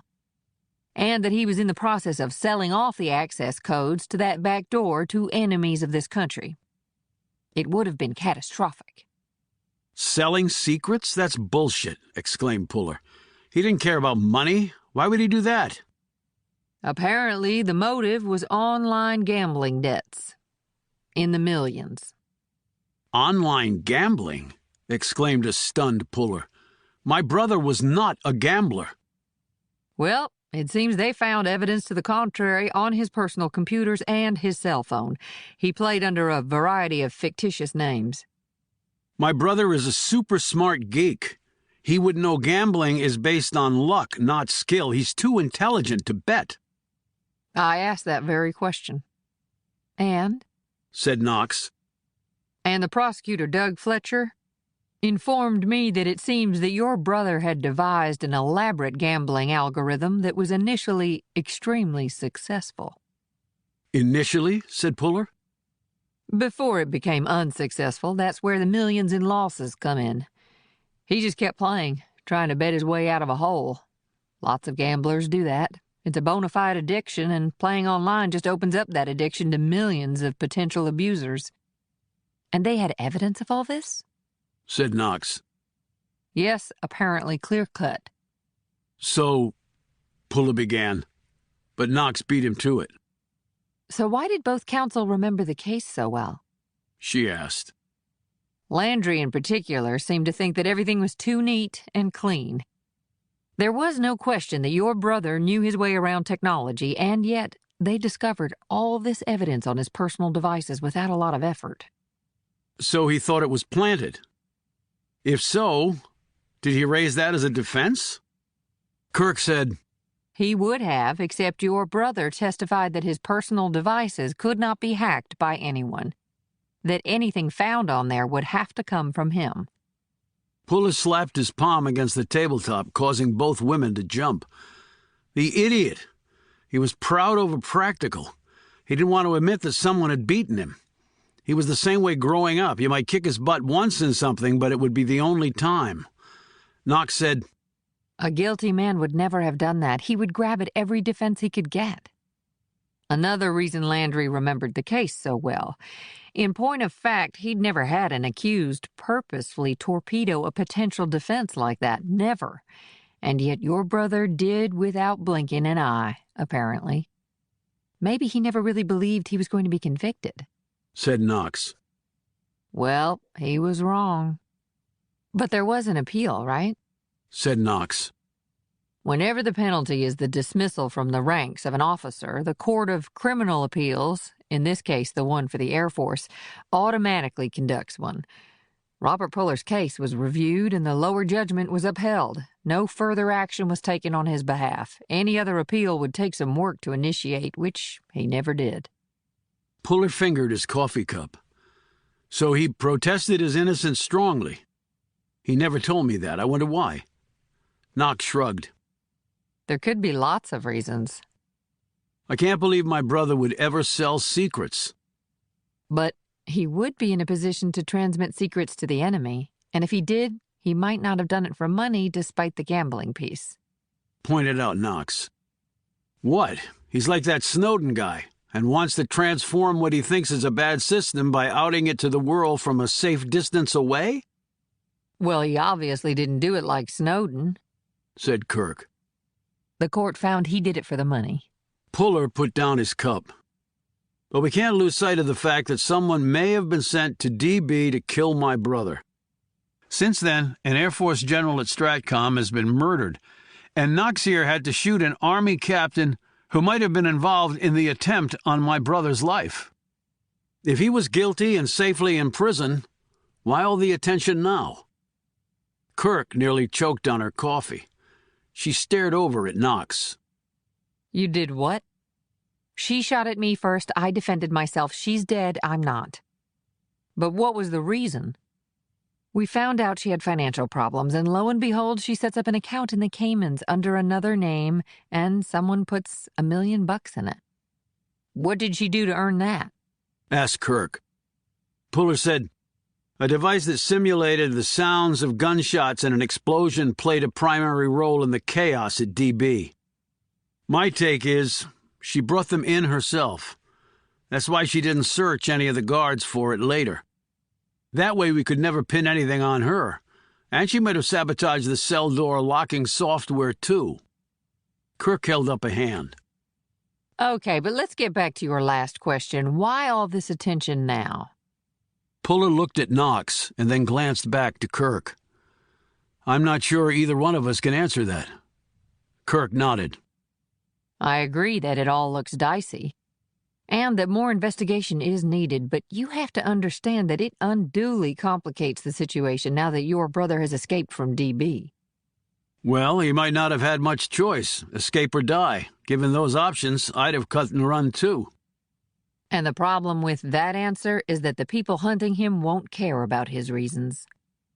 And another problem is he may have folks after him who aren't part of the official machine, retorted Puller. Knox said, After what happened to you, I think he probably does. Kidnapping and then trying to murder you definitely speaks of unofficial involvement. A stunned Kirk now shot Puller a glance. First, she shoots a friggin' army captain, and now you're telling me that you were kidnapped and nearly killed? That's pretty much the gist of it. Bunch of guys with guns got the jump on me using a damsel in distress act that I fell for. They took me to a place, tied me up, asked me a bunch of questions, none of which I answered, and then they were going to kill me. Then why aren't you dead? I had a guardian angel on site. He did enough to allow me to get my own way out. And who was this angel? Asked Kirk. I hope to find out one day so I can thank the person. He turned to Knox, and his voice dropped even lower. And you can guarantee to me that you don't know who any of these folks are, or where they might have come from? Knox said, If you're asking me whether it's any of my people, I can assure you that it's not. We may deceive, we may slice and dice the truth, we may conceal, but we don't do crap like this. We do have oversight committees, Puller. And if we tried any of this and it came out, well, everybody could pretty much kiss their asses, pensions, and freedom goodbye. And I'm not sure there's ever a compelling enough reason to do that. We have enough true enemies without turning on ourselves. He studied her closely for a long moment and then looked away. Kirk looked at Knox. Tell me about this shootout with an army captain. What was her name? Puller answered, Lenora Macri. She must have been pretty desperate to take a shot at you, Knox. Do you think she saw you coming in? I knocked and rang the doorbell before I picked the lock. I wasn't trying to do it on the sly. I know you did. I was watching. So for Shireen's edification, tell us again how it went down. Step by step, added Kirk. Knox sighed and then gathered her thoughts. I closed the door behind me and called out her name. There was no answer. I called out again and identified myself, full title and everything. The next thing I know, she came around the corner from the living room at me. Her gun was out and pointed at me. My cred pack was in my hand and held out for her to see, but I knew it didn't matter. The look on her face told me all I needed to know. I had maybe a second. She was going to shoot me. Keep going, encouraged Puller, when Knox paused. I dropped my creds, grabbed the chair, and flung it at her as I went down to the floor. She fired. I felt the round pass over me and hit the wall behind me. The chair had struck her as she fired and threw off her aim. I hit the floor, kicked away, aimed, and fired upward into her chest. She dropped where she stood. She hit the floor and never moved after that. That all coincides with what I heard downstairs, said Puller, looking at Kirk. Well, it also happens to be the truth, replied Knox resolutely. But attempting to shoot you in cold blood like that, said Kirk. It's an extreme response. How could she know what you were there for? It could just be routine questioning. If she killed you, she's looking at the death penalty, and how was she planning to get away? She had an alias, same name she used to set up the account in the Caymans, but we traced it back to her. Under that alias, she had purchased a series of one-way tickets with the final stop in St. Petersburg. No extradition treaty between Russia and the U.S., said Kirk. Right, and I doubt Russia was her final destination. She was just going there to disappear. After that, it's anyone's bet. She certainly would have had the financial resources to do it. What date was the plane ticket for? Asked Puller. Today. She was supposed to be on duty but called in sick. She was clearly never going back. That's why I went there. Puller eyed Knox steadily, and she returned the gaze. Kirk noticed this stare down and looked back and forth between them, like she was viewing a tennis match. I know what you're probably going to say, said Knox at last. Really? Replied Puller. So why don't you tell me what I was going to say? That we're a team, and I should have told you all of this, and you'd be right. And maybe if you hadn't left me in that graveyard, I would have told you. But you did leave me, and I had no idea where you were, and I had to get this done. Puller studied her for a while more, but seemed satisfied by this explanation. He said, "I'm surprised with all the evidence you had against her that you didn't send in a SWAT team. The Army would have." That may be how the Army does things, but not us. What we really wanted was for her to cooperate with us and lead us back to whoever she was working with. In the grand scheme of things, she was small potatoes. We wanted the others. That's why I went in solo to talk to her, to make her see reason. And you almost got blown away for your troubles. I have to tell you, I didn't see that coming. There was nothing in her profile that would have led us to believe that she would have reacted with such violence. Well, profiles can be misleading, commented Kirk. And now we've lost her as a potential witness and information source. And it's really all on me, Knox added glumly. Puller said, "So she saw you in her home, figured out who you were from you calling out. She knew the game was up since she was probably upstairs packing for her trip to Russia and she panicked." Well, I'm just glad her aim was off. "Because of the chair you threw?" I'm still lucky, Puller. "Like the hip?" Like the hip. She agreed, as Kirk looked at her quizzically. Knox saw this and said, "Long story." She sipped her coffee and looked thoughtful. "What?" Puller asked, seeing an ironic look in her eyes. I was just wondering when my luck is going to finally run out. "Don't we all?" replied Puller. Well, unfortunately for you two, it seems the answer will be sooner rather than later, noted Kirk. Chapter 31. Can you give me a lift to my hotel, Puller? Asked Kirk as they were leaving the diner. She had a small roller bag with her. Knox looked at Puller. I'm going to check in and then I'll give you a call. I'm sure my superiors will have a lot of questions for me after the incident with Macri. And there's always paperwork to fill out. Doesn't seem like all that much, though, for taking someone's life. She added, looking depressed. Puller said, "You took her life because she was trying to take yours." He watched as Knox walked off to her car. Kirk said, Do you trust her? I mean, do you really trust her? "Yes, I do." Well, I don't. That's why I held a few things back. Puller shot her a glance and said, "My car's over there." They walked to his sedan and climbed in. Puller said, "Okay, what do you have?" 2 facts. One from Todd Landry and one from Doug Fletcher, the prosecuting attorney. Which do you want first? Prosecuting attorney. In addition to the computer evidence, there were 2 witnesses who testified against your brother at his court-martial. Witnesses? Who were they? People he worked with at Stratcom. What did they say?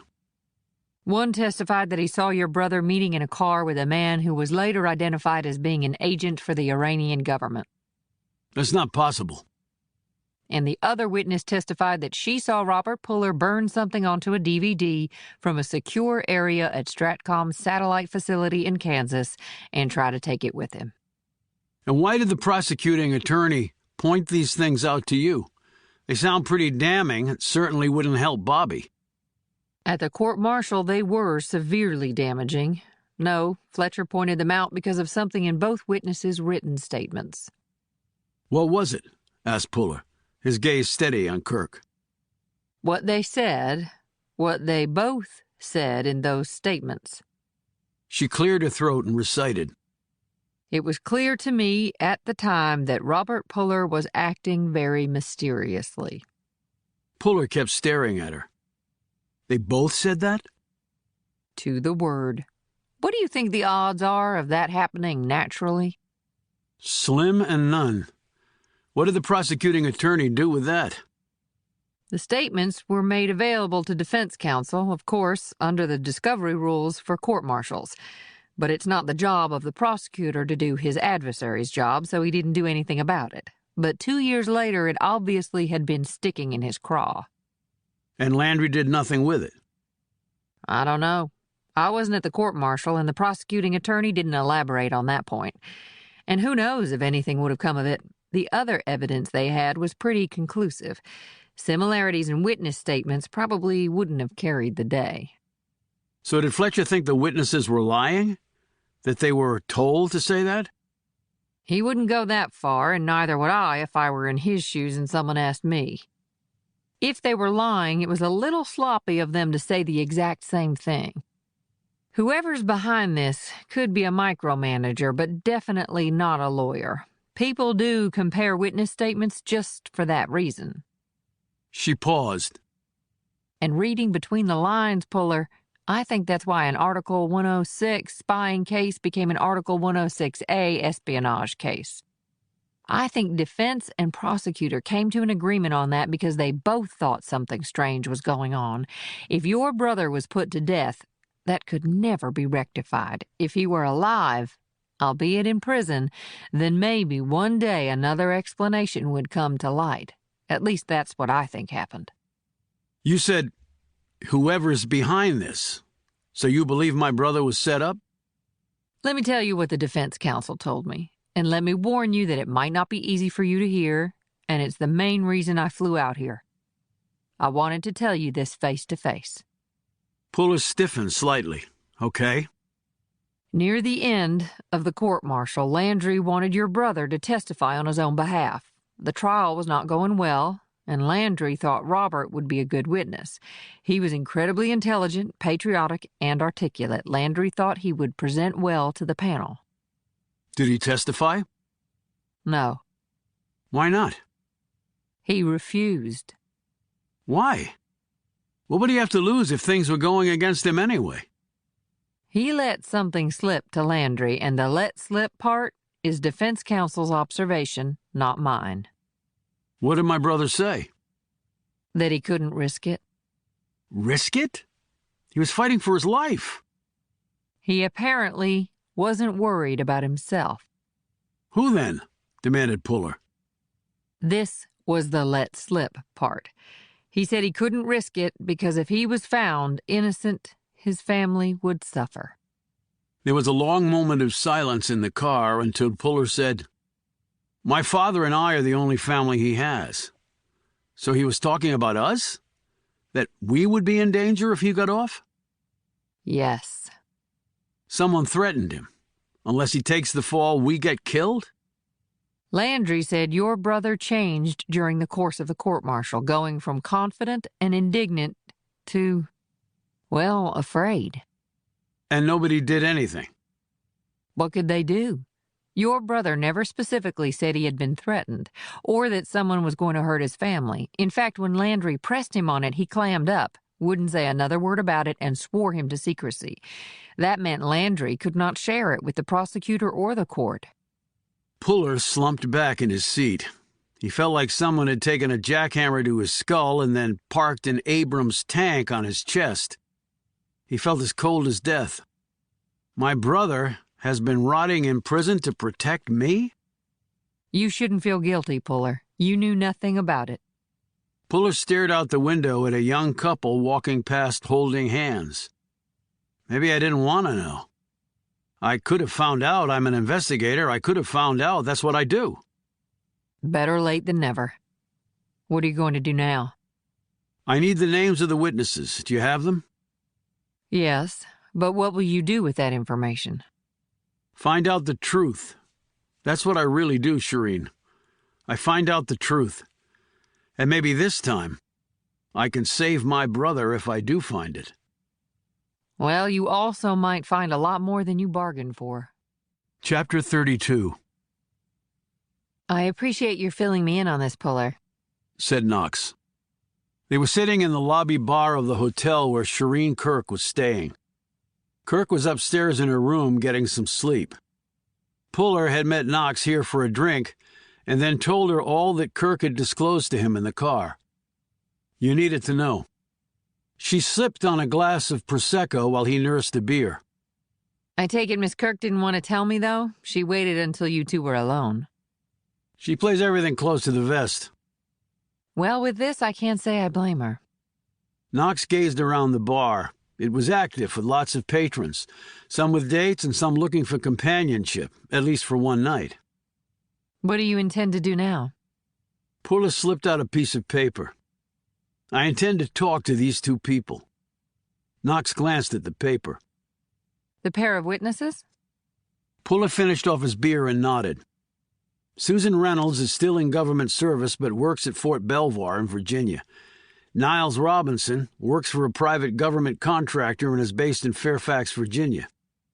So you doing this long distance or close up? I don't interview people long distance if I can help it. Interview or interrogate? She shot back. That's largely up to them. What do you really hope to find?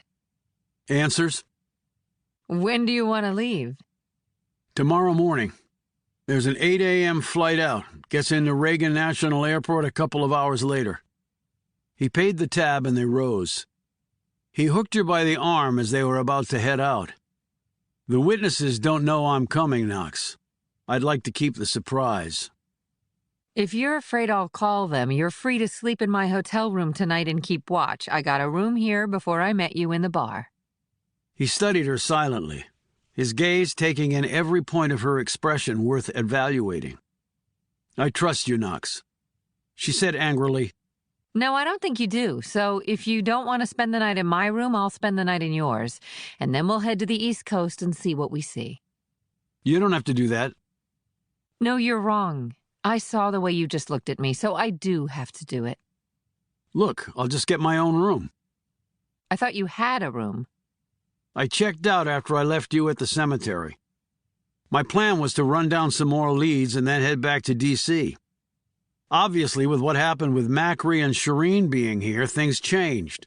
We can head back tomorrow morning. I'll get a room here. Puller. But he had already walked out of the bar and headed over to the front desk while Knox, her arms folded across her chest, moodily watched. Puller spent a long time with the hotel representative, and the woman made several phone calls while Puller looked increasingly frustrated. Finally, the woman put down the phone for the last time, shook her head, and said, I'm really sorry I even tried the downtown Y, nothing. Thanks, said Puller tightly. Puller walked back over to Knox. She said, So what's the word? Puller was stone-faced. The word is there's some sort of cattlemen's convention in town. They just rented the last room in the hotel 10 minutes ago. Cattleman? Said Knox, a smirk playing over her lips. I didn't know they had conventions. What do they talk about? The best ways to cow tip? Puller went on as though he hadn't heard her. Which means there's not a hotel room to be had anywhere. You're wrong there, Puller. There's my room. Let's go. Puller came out of the bathroom in Knox's room dressed in sweats. Knox passed by him and handed him her phone. You can check the log. I didn't make a call, text, or email while you were changing. And if you want, you can hold on to it until we get to D.C. You're really blowing this out of proportion. I don't think so. I think I'm blowing it just right, actually. She said tersely. She slammed the bathroom door behind her. A minute later, he heard the shower start up. Puller looked around the room. There was only the one bed and a chair. He grimaced. Contorting his nearly 6'4" body into a chair for a full night did not appeal to him in the least. He eyed the floor. Hardwood. Great. He called the front desk and asked about a rollaway bed. None were available. Apparently several of the cattlemen were doubling up. We have a crib, the woman said. Right, said Puller before he hung up. Smartass. He sat in the chair and eyed her phone. She had disabled the auto lock because he didn't have to input a passcode. She had made no calls and had received none. He checked texts and emails. Nothing. Just like Knox had said. He checked the trash and junk caches. Zipped there, too. He set the phone down on the nightstand, stretched out his limbs and waited. And while he waited, he listened to the water running in the shower. And then he heard Knox singing. And before he realized it, his thoughts had drifted back to an unlikely person. His mother. It had been the rockiest relationships between his parents. She was a gentle woman, but with a spine of iron when she was pushed into a corner, a place John Puller Sr. had offered Foster. She had doted on her boys until she was suddenly gone from their lives one day. She had showered, That's what had prompted the memory now. Puller had heard the water running and his mother singing, as she often did. Then the water had stopped. The bathroom door had opened and then closed. Puller had gone outside in the backyard to play. He remembered looking toward the house on the base where his father was stationed. His mother had been at the window, a towel still around her, and her long hair still wet. She was looking back at him. She smiled and waved, and he waved back. That was the last time he had ever seen her. When he had come back inside hours later, she was gone. A search was conducted, but she was never found. His father had never spoken her name after that. Jacqueline Puller had been Jackie to her friends, of which she had more than his father ever would. People feared his father. People loved his mother. Not a day went by that he didn't think of her. Not a single day. He conjured that face at the window, the smile, the wave, all of it full of love and reassurance, with nothing to predict such a catastrophic and mysterious end. The image began to fade as the voice intruded. Puller? Puller! Something shook him by the arm. He came out of this memory, opened his eyes, and looked up. For one vastly unsettling moment, Puller thought his long-lost mother was standing in front of him. But it was Knox, standing there draped in a towel, her hair pinned up and damp. Are you okay? She asked, looking genuinely worried about him. He cleared his throat, gathered his composure, and nodded as he abruptly stood, causing her to jump back as he almost stepped on her bare foot. Sorry, just have a bunch of stuff on my mind.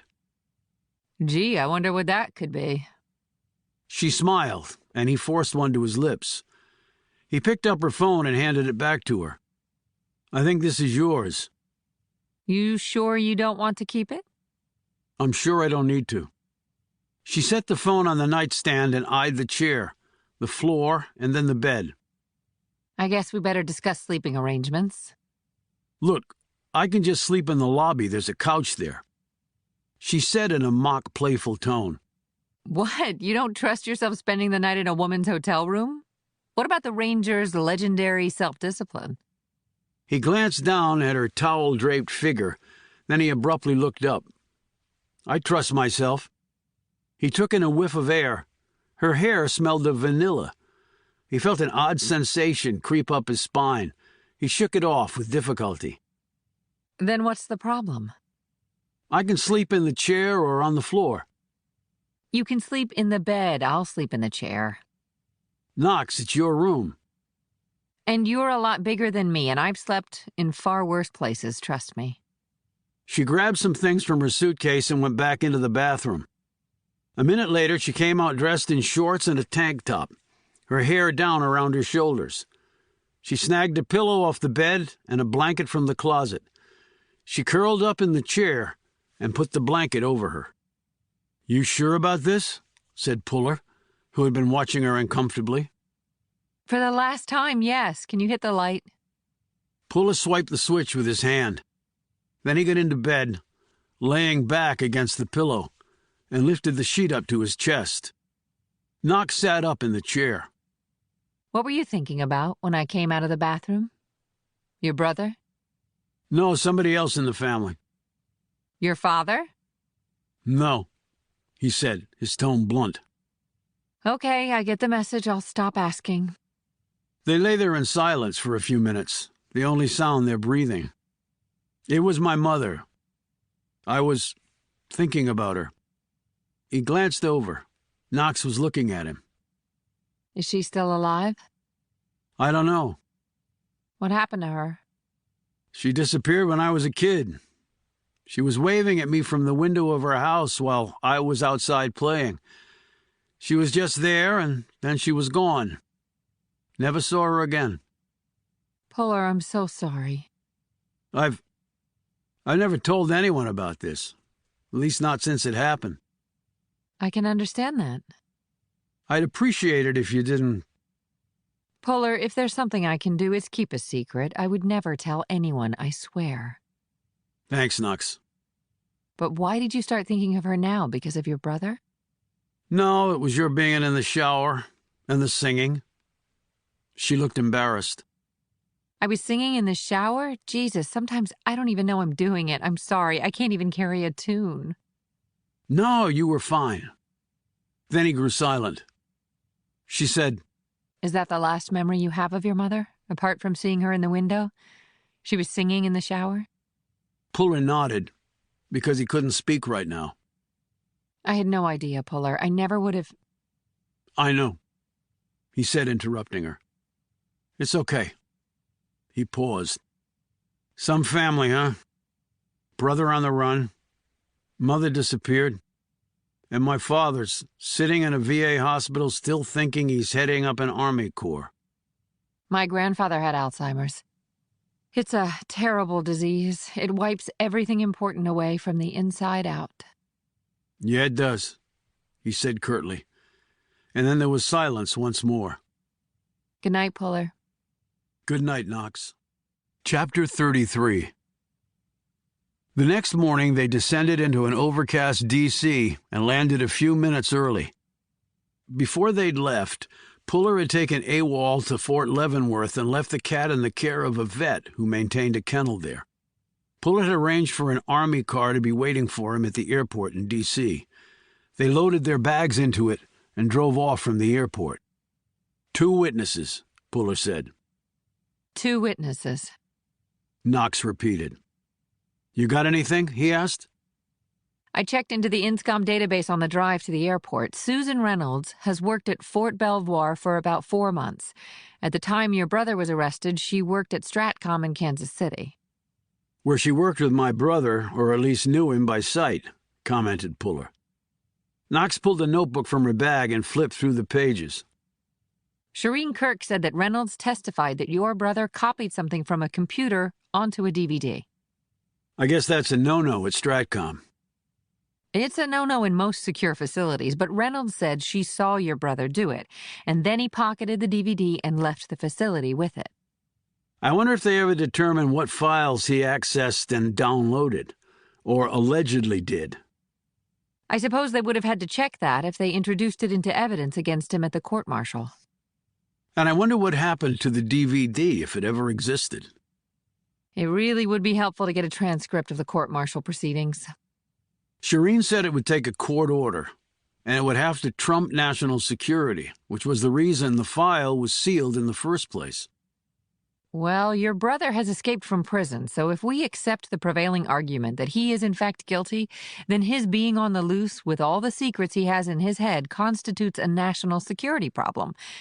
We could argue that if we are going to help catch him, we need to know about the crimes he was convicted of, in detail. For instance, this Iranian agent that he allegedly met with, if we can get a lead on him, it might bring us to your brother. He's not guilty, Knox. I understand that, but the point is we need a way to get the files, Puller. And if we have to play the national security angle, well, hell, let's play it. Puller flashed her an admiring look. That's pretty clever, actually. How can they argue against that, right? They need to give us whatever they have to allow us to apprehend him before he hurts this country. Maybe Kirk can file a motion. No, that'd take too long. We need a shortcut. How? Puller pulled out his phone. The man answered on the second ring. James Schindler from the National Security Council said, "Hello? Mr. Schindler, John Puller, I need your help, sir. And I really need it right now." Chapter 34. Puller and Knox were parked outside of Susan Reynolds' home in Springfield, Virginia. Knox checked her watch. She got off work about 35 minutes ago. She might have stopped along the way. Fort Belvoir isn't that far from here. Puller nodded but said nothing, keeping his gaze swiveling between Reynolds' 2-story home in a newer, very upscale neighborhood of Springfield and the entrance to the subdivision. "What's her position at Fort Belvoir?" Puller asked. She works in the Center for Combating Weapons of Mass Destruction. "Don't they work closely with DTRA?" said Puller, referring to the Defense Threat Reduction Agency. There's a partnership there, yes. In fact, the center is located at DTRA's headquarters, and a lot of DTRA's mission supports the center's work. And their mission is to wipe out WMDs. At least the bad guys' WMDs. Anything jump out in her personnel file? No, she joined another STRATCOM component at Bowling Air Force Base about the time of your brother's court-martial. And from there, she went to the center, but there must be something if she lied about your brother's actions. Well, we're about to find out, because there she is. A late-model Lexus four-door pulled into the driveway of Reynolds' house. A tall, fit, good-looking woman in her early 50s with a thick mane of bleached blonde hair climbed out of the sedan carrying a briefcase and a plastic bag full of groceries. Puller knew from her file that she had 2 grown children who no longer lived with her. She walked up to the front steps, and by the time she got there, Puller and Knox had caught up to her. What is this about? She asked, when they flashed their creds. Robert Puller, Puller said bluntly, and then watched Reynolds closely for any type of reaction. However, she simply stared up at him. In her younger days, she must have been truly a beauty, thought Puller. She still had head-turning looks, and her tall, lean figure was impressive. The woman clearly stayed in shape. I heard that he had escaped from the DB. Are you worried that he might come after me because I testified against him? Puller gave her another appraising look, and his opinion of the woman changed. She was not going to simply crack and confess. She must have anticipated someone might show up on her doorstep after his brother had gotten out of the DB, and she was prepared. "Can we go inside and discuss this?" said Puller. All right. Reynolds glanced at Knox. INSCOM. So you're at Fort Belvoir, too? Yes, but I don't work from there, and I hardly have any engagement with the center or DTRA. Reynolds nodded.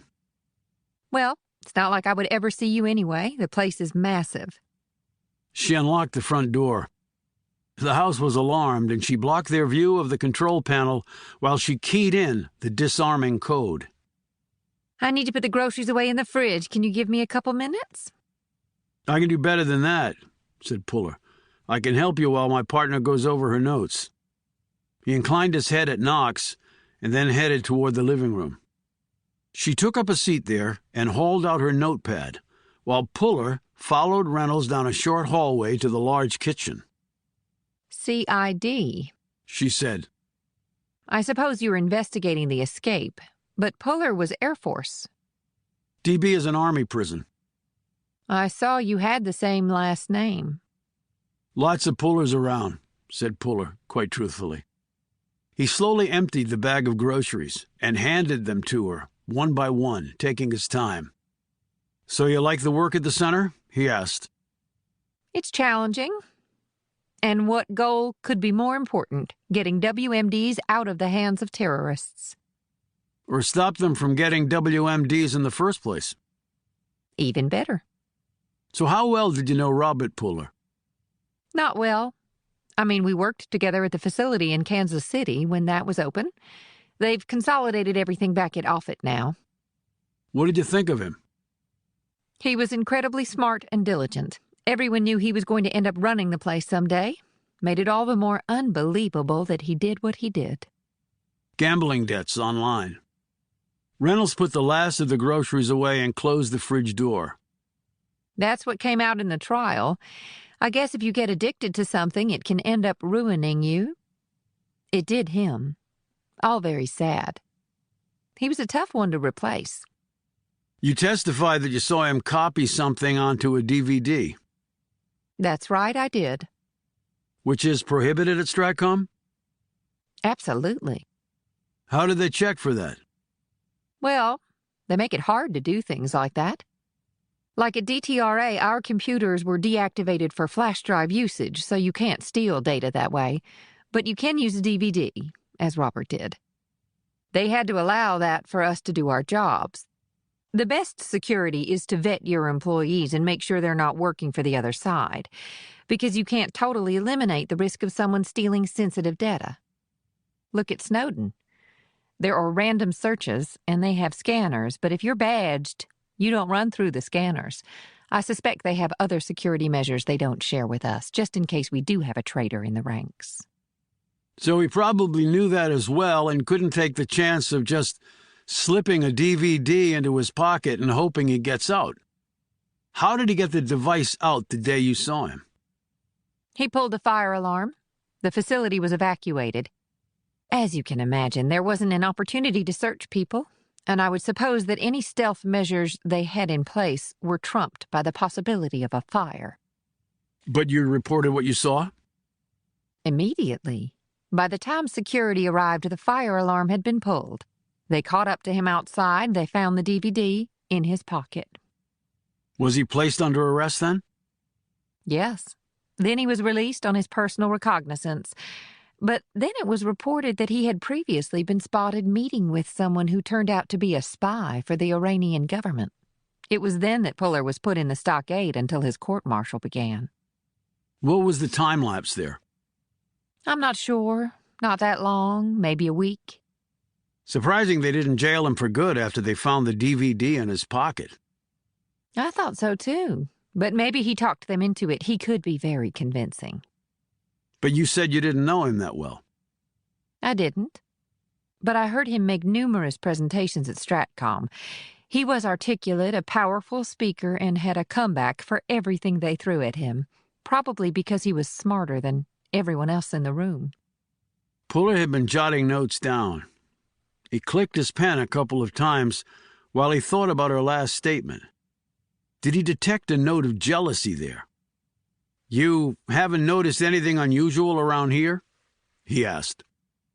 Do you mean, have I seen Robert Puller lurking in my backyard? No, I haven't. I doubt I'm important enough for that. It was incredible that he broke out of DB. I would think he would already be out of the country. Pretty dicey for him to meet with an Iranian spy. Maybe we should rejoin your partner. She's probably wondering what happened to us. Puller led the way down the hall. Knox was sitting in the same chair by the stone fireplace.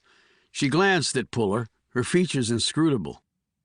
Really nice place, she said to Reynolds. I love the openness and the decoration. Thanks. It's a nice neighborhood, lots of interesting people from all walks of life. Knox pointed at an array of photos sitting at a console table. Is that you? Reynolds nodded and smiled.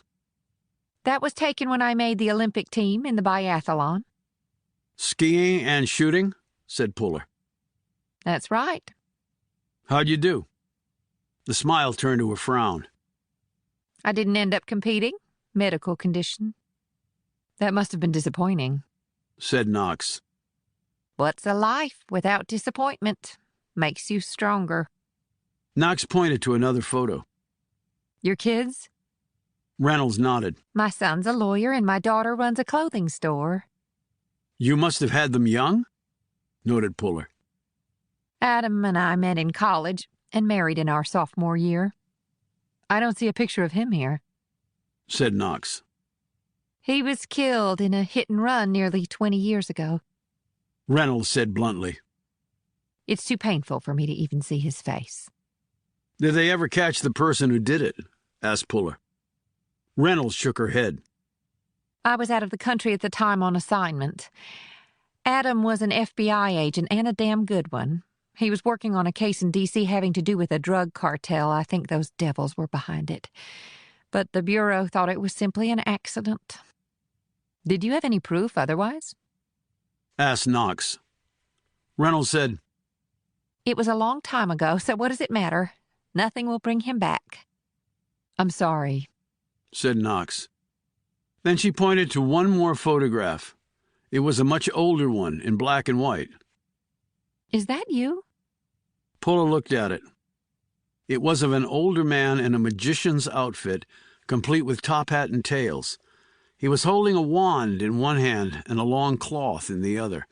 Next to him was a tall, slender teenage girl. Reynolds nodded. My father was a professional magician. I was his assistant. He was really good. Taught me a lot.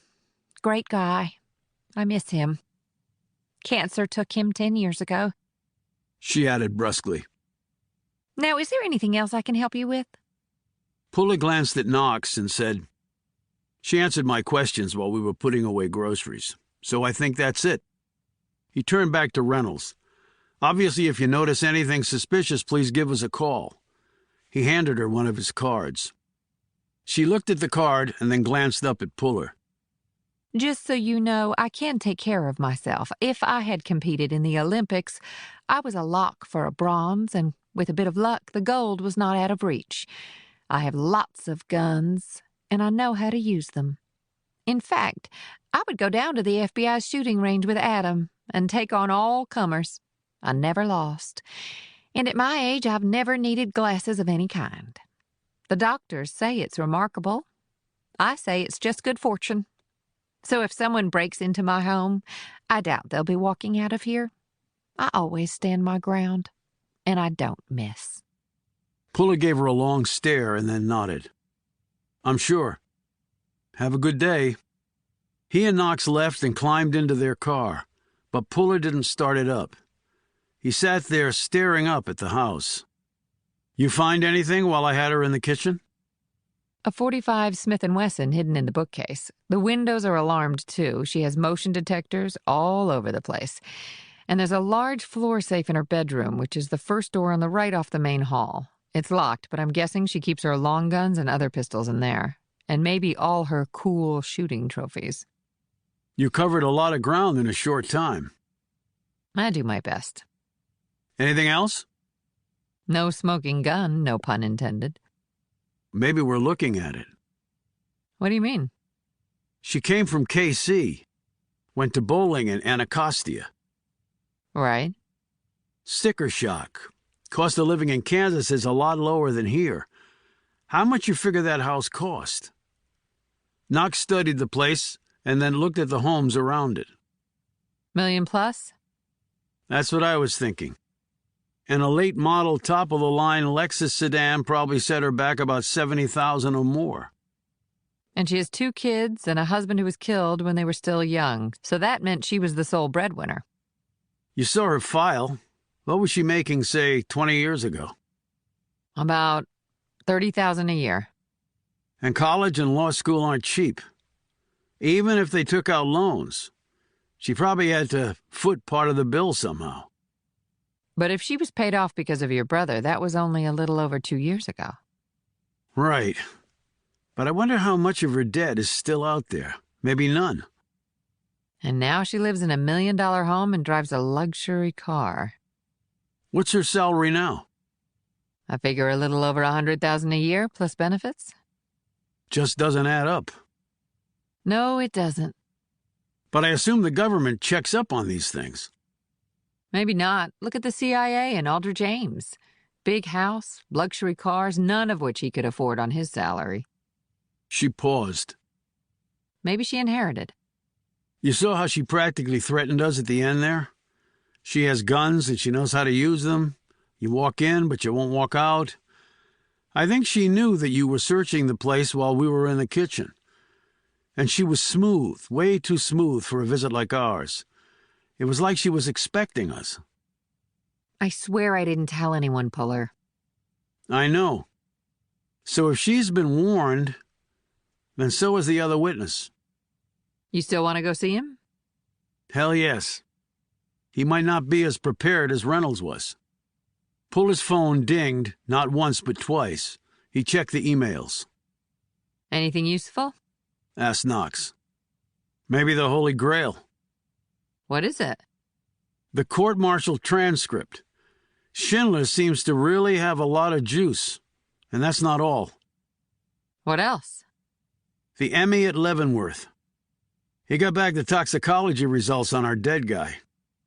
And? And he's a Ukrainian. Or at least he was there recently. I didn't think they'd done isotope mapping over there. He said we lucked out. How? The guy was from Chernobyl. Apparently because of the nuclear disaster they had there all those years ago, the toxicology signature is absolutely unique to the water and air contamination. Lucky for us. Not so lucky for the poor bastards who have to live there. So, Ukrainian, aided by an officer from Croatia named Ivo Mesic? Not such a stretch. Ukraine was part of the Soviet Union, and Croatia was part of Yugoslavia, which was a communist regime. So the big red monster is rearing its ugly head again? Did you expect him to go quietly into the night? Especially with the guy running the show now? He has more testosterone than Arnold Schwarzenegger in his Terminator days. Chapter 35. Robert Puller had driven 24 hours straight from Kansas to Maryland. He had kept going with hot coffee, loud music, and more cans of Red Bull than he cared to remember. He had discovered, through necessity, that his bladder was working just fine. He was just now driving past Fort Meade, which was like a Russian nesting doll. There were many layers to it, which included an Army installation, the NSA, the U.S. Army Cyber Command, and the DISA, the Defense Information Systems Agency. There were probably more intelligence analysts and spy hardware on the nearly 8 square miles here than any other place on Earth. If National Geospatial was the eyes of the American intelligence empire by virtue of its role in satellite surveillance, then the NSA was the ears of that same intelligence empire, since it was the chief producer and manager of signal intelligence. And as the world and ordinary Americans had recently learned, the NSA was listening in on a lot more than foreign conversations. The NSA was part of the Department of Defense and by law was required to be headed by a military officer. Upon assuming the leadership of the NSA, one was automatically promoted to a 4-star or an admiral. The deputy director was always a civilian and had technical background. Robert Puller knew all this because he had been groomed to possibly head up the NSA one day. It would have been many years down the road, and he would have had to have carried 3 stars on his shoulders by that time. There was no guarantee that any of that would have happened. And it was an ambitious goal for a humble major. But his trajectory had been a steep one. He had been on course for his first star in near record time, and when he reached his 50s, he would have probably carried at least the requisite 3 stars. Upon his conviction, Puller had lost his military commission, along with everything else he held of importance. And now he was an escaped prisoner. His personal and professional destruction was complete, but perhaps not beyond redemption. He kept his gaze on the perimeter security fence that surrounded Fort Meade. In the distance was an array of satellite dishes that helped scoop information from the digital ether equal to the entire contents of the Library of Congress every 6 hours. It was a staggering amount of information that not even the NSA, with all its resources, had the manpower to digest. That was cold comfort for those whose communications the NSA did capture and act upon. Puller had been to Fort Meade many times. He could go there no more, unless he wanted a quick return to prison. He drove to a motel near the fort and checked in. He carried his bag up to his room, put his things away, and then sat at a small table set against the wall. There had been a change in command at Stratcom. The CO, while Puller had been there, Major General Martin Abel, had earned another star in the last 2 years and had held one other major assignment before grabbing the brass ring. He had been appointed and confirmed as the director of the NSA 4 months ago. It was also 4 months ago that General Daughtry had been assigned to Stratcom. He had not been the head of Stratcom, though one day he might have been. He had been the second in command behind a 2-star. But Martin Abel was now the king of the NSA. He was also in the hot seat with all the recent revelations courtesy of Edward Snowden. His agency had become the target of a turbocharged media looking for scandal to sell subscriptions and ratings, and also of a United States Congress desperate to look like it was actually doing something, and the conspiracy theorists were out in force. And maybe this time they had a point. A change in control. 4 months ago, General Abel to the NSA at Fort Meade. His last stop, probably. Most officers retired from the NSA top spot. Abel was 60. The mandatory retirement age was creeping close to him, although it could be deferred under certain circumstances. There were currently 38 Air Force 3-stars, Upon his elevation to the NSA, Director Abel had automatically gotten his 4th star. There were currently only 13 of those in the Air Force and only 34 across all branches. Pretty select company. Abel had also been the convening authority in Puller's court-martial. Puller and Abel had worked closely together. The general liked to have his protégés that he could haul out and put on display, and he did so liberally with Puller, subtly taking much credit for the younger man's accomplishments. Mentoring talent helped your career, and Abel had been a man totally focused on his career. At least, that was how Puller remembered it, and he usually remembered things spot on. The man had never contacted him again after Puller's troubles had begun. Not that Puller could blame him. Guilt by association. It ran deep in the military. You stayed far away from the shit. If you stepped in it, the stink never left you. So Daughtry promoted at the same time as Abel? Daughtry was dead. Abel was very much alive. Abel now ran an NSA besieged by scandal. He was running around putting out fires and waiting for more to crop up. A busy man. But maybe not too busy to think about the past. How long would it take to plan what had happened at the DB? A few months to get everything in order? The cover-up later? But did it involve Daughtry? Had he come to Kansas to make sure the truth was never discovered? Or was he there to try to find the truth? The fact that he was dead made Puller believe it was the latter. Why kill one of your co-conspirators? There had been 2 witnesses at his court-martial. They had to have been in on it too.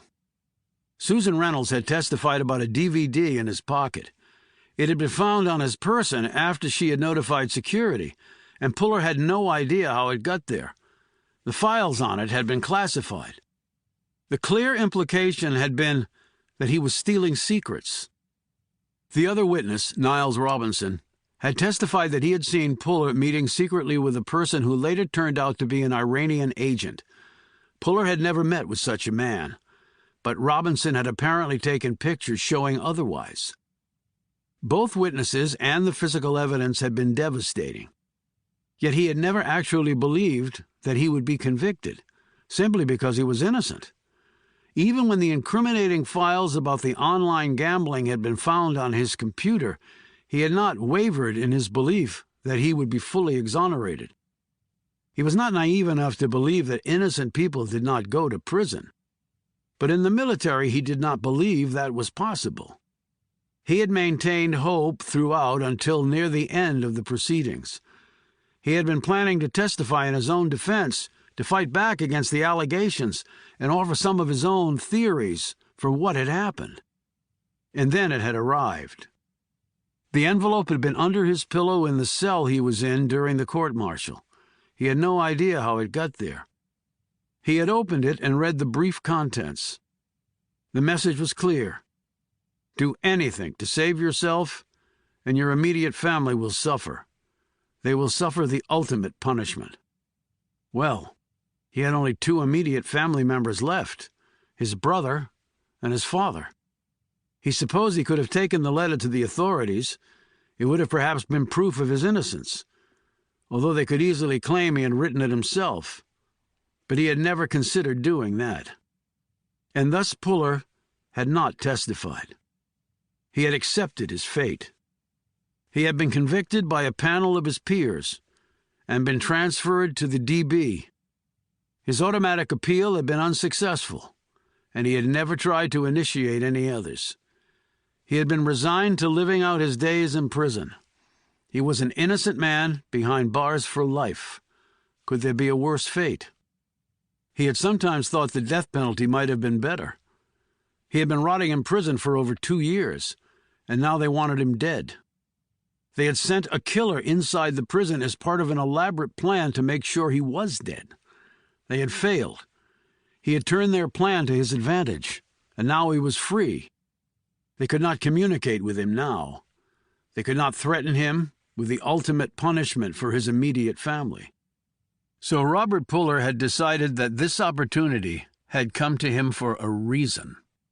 What he had put away in the back of his head when the threats to his family had surfaced was the fact that if they were trying to falsely accuse him of espionage, then true espionage must have been going on at Stratcom.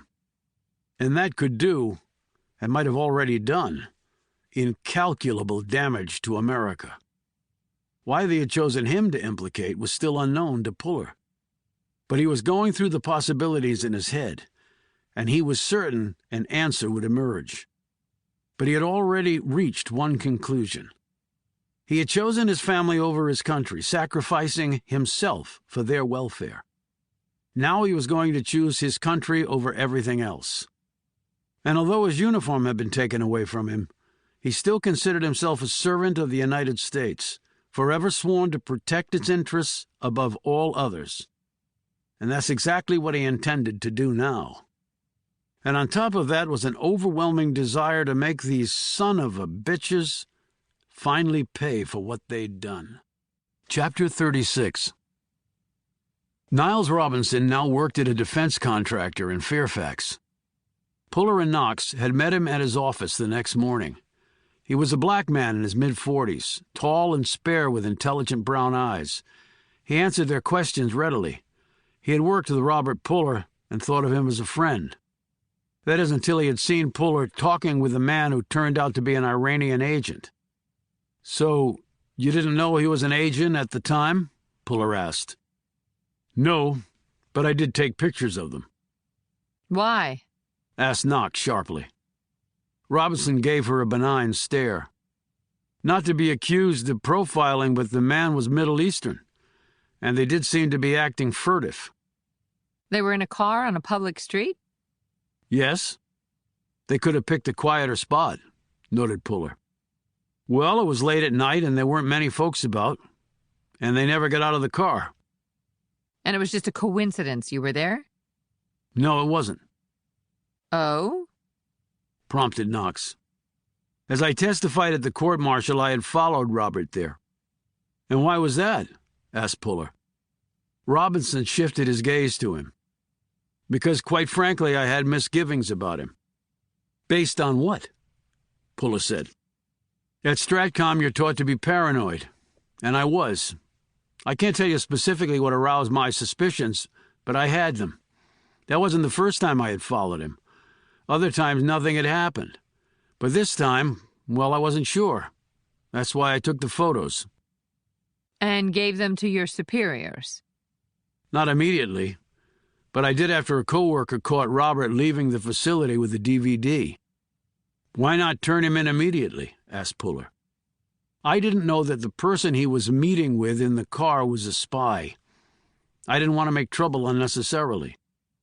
But then you did turn in the pictures. That's right. They ran it through a terrorist watch database, and out the man popped. A bad guy, a real bad guy. So your suspicions were confirmed? Unfortunately, yes. Please understand, I thought the world of Robert. He was incredibly bright and hard-working. He was being groomed for bigger and bigger roles. General Abel had made him a personal project, in fact. I couldn't understand why Robert had done what he had, until the internet gambling came to light. And that was the motive? Millions of them, apparently, said Robinson, evenly. While Robinson was talking, Puller had been looking on the shelf behind the man's desk. He registered one thing and then looked at Robinson. We appreciate your help. He gave the man his card and asked him to call if he had anything to add. Robinson fingered the card and said, So, any idea how he escaped? I thought DB was impenetrable. Well, apparently it has an Achilles heel, said Puller. Back in the car, Puller settled into his seat and closed his eyes. Remember, they both used the same phrase in their report, Puller. They also worked together. They might have discussed it before they gave their statements. So you're now doubting your brother's innocence? Puller opened his eyes and looked at her. No. My brother was protecting me and my father. He took the fall because the real traitors put him in an impossible situation. And photos can be altered? Pointed out Knox. Images added or deleted? Yes, they can. And these days it's pretty hard to detect. So we struck out with Robinson. I think the guy was forewarned we were coming. Well, I'm sure he was. I checked him out. He served his country well. Now he's on the private side making more money, but there was something about the guy. I didn't see it in Reynolds. See what? Remorse. You think he feels bad for setting up your brother? Did you notice the photo on the shelf behind his desk? There were a few of them. Which one in particular? The one of the kid in the hospital bed. Shaved head, tubes all over him. I think that was Robinson's kid. He looked to be about 10. Then there was another picture of Robinson with the boy. The kid looked older and healthy. So his kid was sick. Maybe he had cancer. And now he's good. And your point? Robinson lives in a modest house. He's shown no signs of coming into wealth. So I wonder if over 2 years ago his health insurance had topped out. Or did it even cover experimental treatments for cancer? Maybe in other countries. I don't think federal government health plans do. You think that might be the motive, for him to lie about your brother? Watch your kid die or see a coworker go to prison. What would you do? If you're right, then these people really are bastards. You think you can dig around and find out if I'm right? I'm on it. What are you going to do? Go over the trial record and try to figure out the Ukrainian angle. Mercenary, no doubt. But who hired him? Well, if we answer that, we probably answer everything. Chapter 37. A day later, Puller laid aside the last page, sat back and yawned. He was sitting at a spare office in a former CID building at Fort Belvoir. The trial record he had just finished for the third time had been tedious in nearly all respects, except when it was riveting.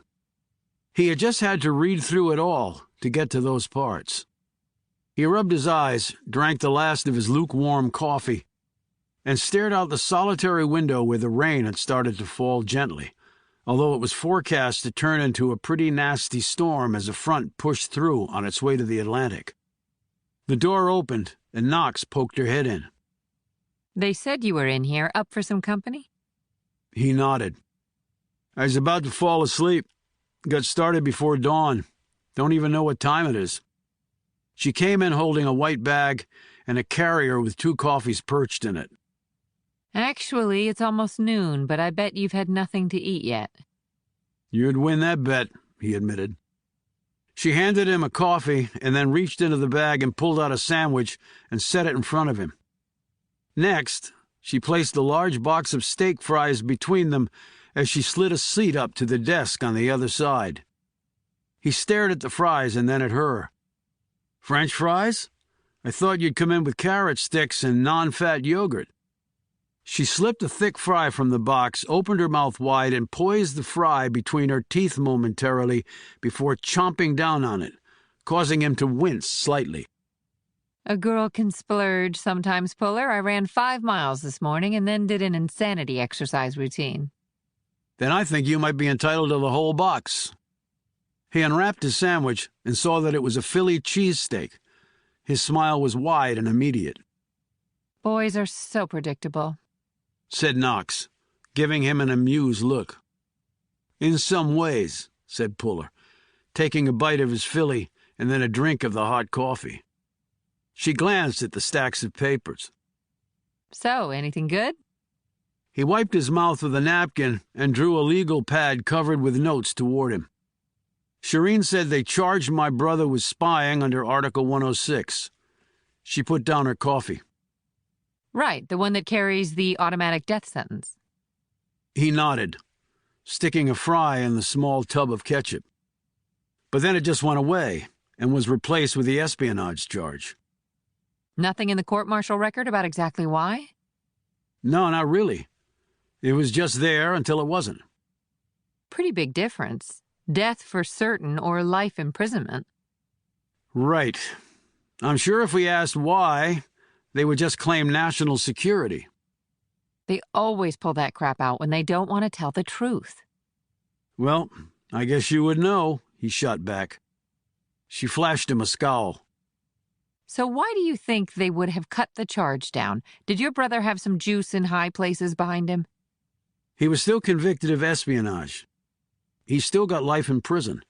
How much juice could he have?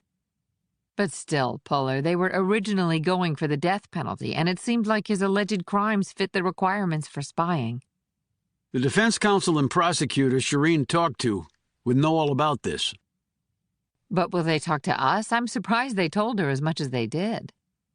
She's a fellow JAG, and they didn't tell her everything. He stopped and lapsed into thought for a few moments. We could always ask them, in our professional capacity. Yes, we could, and they could refuse. And we could press the point, go to court, get a subpoena, let the lawyers duke it out. And all of that would take time, maybe a lot of time. Lawyers never work fast. At least, that's been my experience. We need to work this out from our angle. What about talking to the judge? Puller shook his head. I doubt he'll even see us. And even if he would, he'll never tell us anything. Judges don't talk about cases. Well, then the trial lawyers probably won't either. I think we have a better shot with them. Okay, so where are the lawyers? The prosecutor's in Charlottesville, Virginia, a couple of hours from here. He's no longer doing trial work. He's teaching at the JAG school there. My brother's former lawyer is out of the Air Force and in private practice in North Carolina. Okay, do we split up or do a tag team? Do you want to split up? No. Then let's head to Seaville. Did you find out anything more about Robinson? Your gut was right. His son was very sick. Terminal, actually. They went to Germany desperate for a miracle cure that fortunately worked. And how did they pay for it?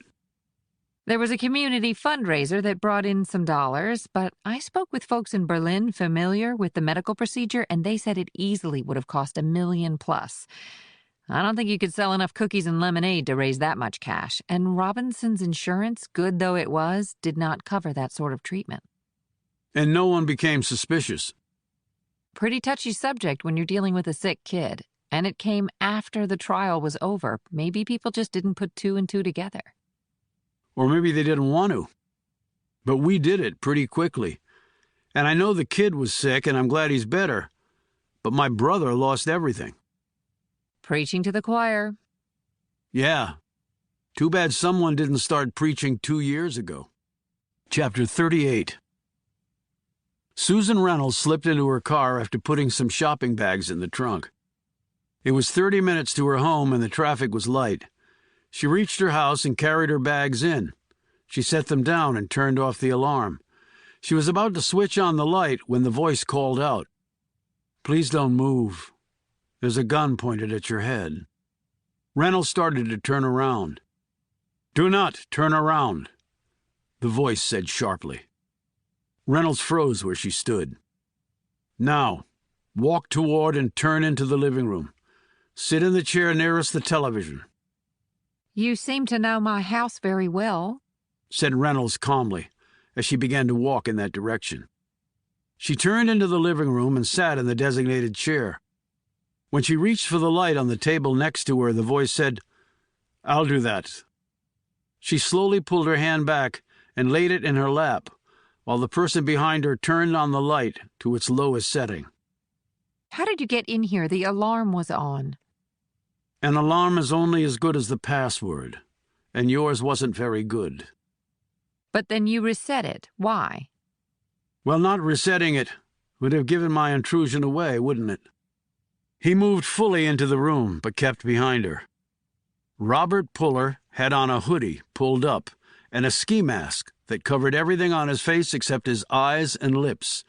His gun was pointed at the back of Reynolds' head. Across the room, he had placed a mirror he'd found in her bathroom on a table. It was angled so that he could see her face reflected in it, while he remained hidden from her. He wanted to see her face, and more important, her reactions to his questions. He said, "I would presume that you're armed. Take your weapon out, holding it by the muzzle, or the next sound you hear will unfortunately be the last one you ever will." She drew out the compact SIG 9mm by the muzzle and placed it on the carpet. "Kick it behind you." She did so, and Puller reached down and pocketed it. What do you want? I have some money in the study. My credit cards are in my purse. I don't have gold bullion on the premises, if that's what you're looking for. "Who paid you to lie about what you saw?" Puller asked. She stiffened, and Puller added, "I thought you would have recognized my voice before now, Susan." It's been 2 years. Over 2 years, actually. But still, I remembered your voice. I've had a lot more to do over the last 2 years than you. Actually, I've had a lot to think about, if that counts. And what did you conclude, Robert? That you were well compensated, judging by the size of your house and the luxury car you drove up in? Uncle Sam doesn't pay that well for someone at your level. I invested smartly, and I had some money to start with. It's all been checked out. My security clearances justify that. Not always, as you well know. Granting security clearances these days is not what it used to be. But I'm not here to discuss your financial circumstances other than to find out who paid you off. Nobody paid me off. I saw what I saw. You stole classified information from Stratcom. The DVD was found in your pocket. The evidence doesn't get much clearer than that. Which is why you put it there, pulled the fire alarm, and then told others to search me. Oh, so now it's my fault? Do you have any idea how many people are after you? You killed a man to get out of prison. You didn't get the death penalty for some reason last time, but this time you will. Oh, and your brother was here to interview me. It was clear that he believes you're guilty. So you won't tell me who hired you? No one hired me. Being at DB must have made you delusional. And on top of it, you're now a murderer. I hope God will have mercy on you after they stick the needle in you, Robert. I think God will have mercy, but it won't be directed at me, because I don't require any. And what about Niles Robinson? Spin that one. I don't have to spin it. He lied, same as you. You were in it together, bought off by the same party. Well, this is obviously getting us nowhere. Puller said, "How did you end up at the Center for Combating WMDs?" How did you know about that? Please, Susan, don't insult my intelligence. I'm at the center because it's a job there. Satisfied?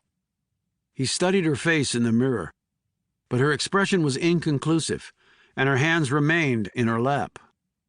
But it's an unusual job for someone like you. Your work in the past had to do with inspection of nukes, but your more recent specialty was not in that area. That's my business. But it does make sense in one respect. Reynolds stiffened once more. Puller noted as he watched her in the mirror. To combat WMDs, one must know where they are located. Is that why you're working there, Susan? I have expertise in WMDs from when I worked on the START verification program. Now, would you please leave so I can call the police? I'll get to the truth one way or another. So you're going to kill me too, like you did the man back at DB? He was sent there to kill me. I don't know if you were told that part of the plan or not. Have fun explaining that convoluted mess to the MPs. If you cooperate with me, I'm sure you can work a deal. You might not have to go to prison for the rest of your life. A good deal, actually. I'm not going to prison, you are. Back to prison, or dead, more likely. She cried out when the needle pricked her neck. She grabbed at the spot a second after Puller removed the hypodermic. He placed it on the table behind him. She started to turn. He pulled back the hammer on his pistol. "Don't do it." What did you inject me with? Something of my own concoction. You'll feel your heart start to beat erratically any second now. She clutched at her chest, which started to heave. You poisoned me, you bastard! You poisoned me! But I also have the antidote with me. You answer my questions and you can have it. I can't trust you. Well, you're going to have to, because I see limited options. I will kill you! She roared. She tried to get up, But he put a hand on her shoulder and held her down. She struggled against him, but he was too strong. I should warn you that physical exertion such as this speeds up the process. Then not even the antidote will work, and your death will not be painless, I can assure you. Reynolds immediately stopped moving. Now try to breathe normally, long, slow breaths, like you're doing yoga, long and slow. He waited while she did so. That's better. He paused, watching her in the mirror. Now came the real questioning. Who hired you? How long do I have before the antidote won't work? 5 minutes, maybe less now that you let your heart rate spike. The poison has been distributed throughout your bloodstream far faster than optimal. Nothing about this is optimal. Calm yourself, Susan. Let your heartbeat fall and answer my questions. Who hired you to set me up? What's the poison you administered? Tell me!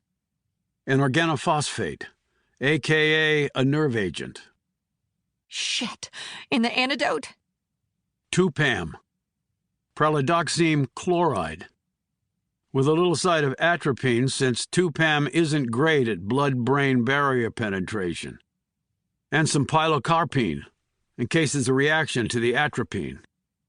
Reynolds started breathing easier. You've got atropine? Puller said, so named after Atropos, one of the 3 fates in Greek mythology. She was the fate who chose how a person was to die. I thought it appropriate under the circumstances. After all, you had counted on my being put to death by lethal injection for your crime. I'm just returning the favor, potentially at least. He paused. Now, since time is running out, who hired you? I don't know, she replied sharply. Not nearly good enough. I'm telling you I don't know. The instructions came through a secure-coded link on my private email. So because of an email, you committed treason? It wasn't just that. I did meet with someone. The name of the person? He didn't exactly hand out business cards. Well, at least I know he was a man. Who was he with? Not our country. Which one? He focused particularly hard now, awaiting her response as he watched her reflection in the glass. She lifted her eyebrows and rubbed her nose. Russia. Puller relaxed a bit. Okay. And he persuaded you to do what exactly? What we set you up for, providing backdoor access to our systems. But after you set me up, they checked for that. Why call attention to the fact? They checked your access points, not anyone else's. So you threw me to the wolves to throw them off you? Something like that. And the back doors are still there? I would assume they are. And they've been used? I doubt they paid not to use them. And now you've been assigned to the WMD Center. Interesting. That has nothing to do with anything. The Russians have WMDs. They don't need anyone else's. That's if you assume I believe you that it was the Russians behind this. I don't. You've poisoned me. Do you think I'd lie? Of course I think you would. That's what you are, a liar. You have no chance, Puller. No chance at all. You're going to die. The Russians are easy to blame things on, so you mentioning them as your source is not particularly creative. I would have expected better from you. Reynolds blurted out, How much time do I have left? Give me the damn antidote. Puller continued as though he hadn't heard her. Niles Robinson said he saw me with an Iranian agent. Again, he wouldn't have said that if Iran had actually been involved. So we can leave that rogue nation out of the mix. I'm just thinking out loud here. Feel free to jump in any time with the actual answer. He reached his hand into his pocket. You asshole! I bet you don't even have the atropine. He plunged the tip of another syringe into her neck and depressed the plunger. In a few seconds, she toppled over in her chair and lay there unconscious from the sedative he'd administered. The poison had been a simple saline solution. He had already searched her house and found her gun cache in the safe. She had made a mistake there, using the same code as her house alarm. One pistol was missing from its box, which was how he had deduced that she was armed. He had taken pictures with his phone of any documents that looked promising, and he had hacked her computer and downloaded files to his portable drive. He let himself out, took off his mask, walked to his truck parked across the street, and drove off. There had been pluses and minuses to his visit with Reynolds. The plus was she had admitted setting him up, and she had provided him some clues to the truth. The negative was obvious. She would tell others that he had been to her home and threatened her. This would alert them that he was in the area. And this would also increase everyone's conviction that he was indeed guilty. Not that they needed any such convincing. But in the end it was worth it, because for the first time ever, he felt like he was finally going to figure this all out. Doug Fletcher was just leaving the JAG building on the grounds of UVA's prestigious law school when Puller and Knox climbed out of the sedan. He was in his 50s, lean, with hair probably as closely cropped as during his military career, only now it was mostly gray. His jaw was sharply cut, and his blue eyes were alert and penetrating, which helped to gain the trust of a judge or a jury. Puller and Knox flashed their cred packs. Fletcher didn't look surprised by their appearance. "How can I help you?" he asked, his voice firm and low, but carrying a throaty rumble that made it perfectly clear. Puller explained why they were here, and Fletcher nodded. "I heard about the escape, of course." He glanced around. "There's an office space I used back at the JAG school. Perhaps that might be more private." They walked there in 5 minutes. Fletcher closed the door to the small space that had a desk in the center with a computer on it. The walls were lined with wooden shelves filled with dusty tomes and stacks of legal periodicals. Fletcher took his seat behind the desk, while Puller and Knox sat opposite. "We understand that you might have had some doubts about Robert Puller's guilt," began Puller. "I wasn't the only one," replied Fletcher. "The witness statements?" "Among other things. I guess that could have happened naturally. But I also learned later that Puller had a potential defense with his computer being hacked, something he wouldn't acknowledge. He was too smart for his own good. Too smart, in fact, to allow himself to be seen loading a DVD and then get caught with it in his pocket." And the Iranian spy sighting? asked Knox. Fletcher shrugged. "It was very damning testimony, and the witness was credible and had no known grudge against Puller. So, what was the motivation to lie? How about a very sick child who needed a treatment that was deemed experimental and thus insurance-proof, and also way out of Dad's financial range?" said Puller. Fletcher leaned forward. "What?"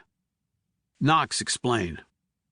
Robinson's son had a very rare form of leukemia. Traditional treatment couldn't touch it. The experimental option cost over 7 figures and was only performed in another country. Before Robert Puller was convicted, his son was going to die.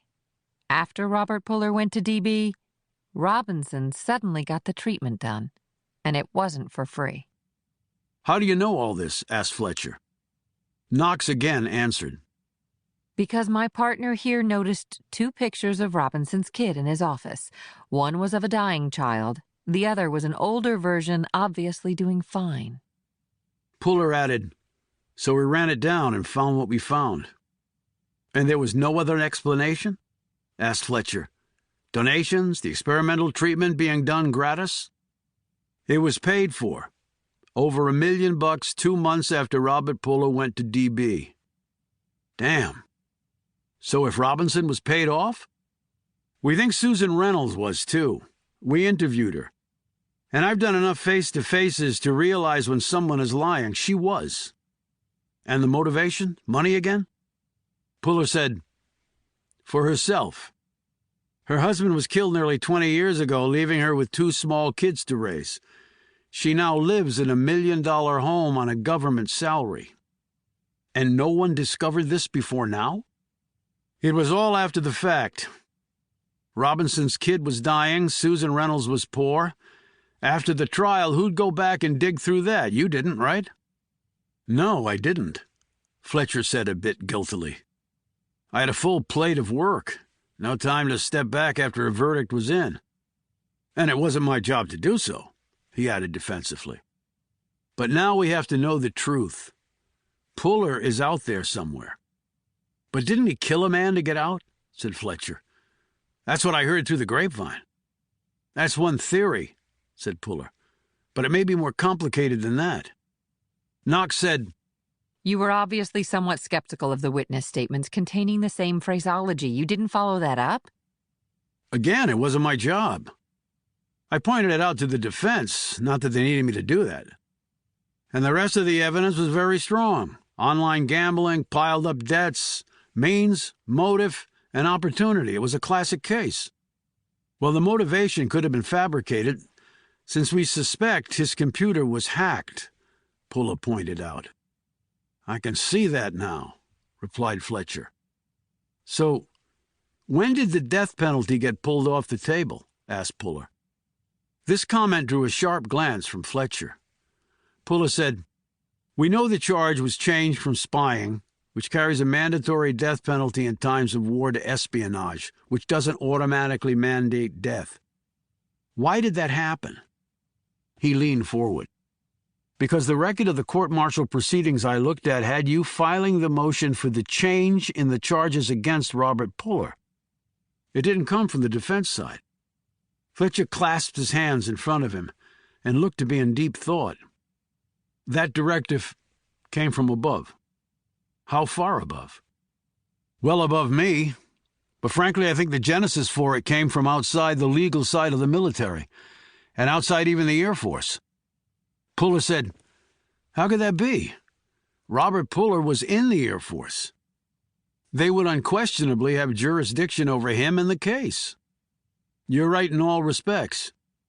But I think it was because his father was a legendary Army general, if you want the truth.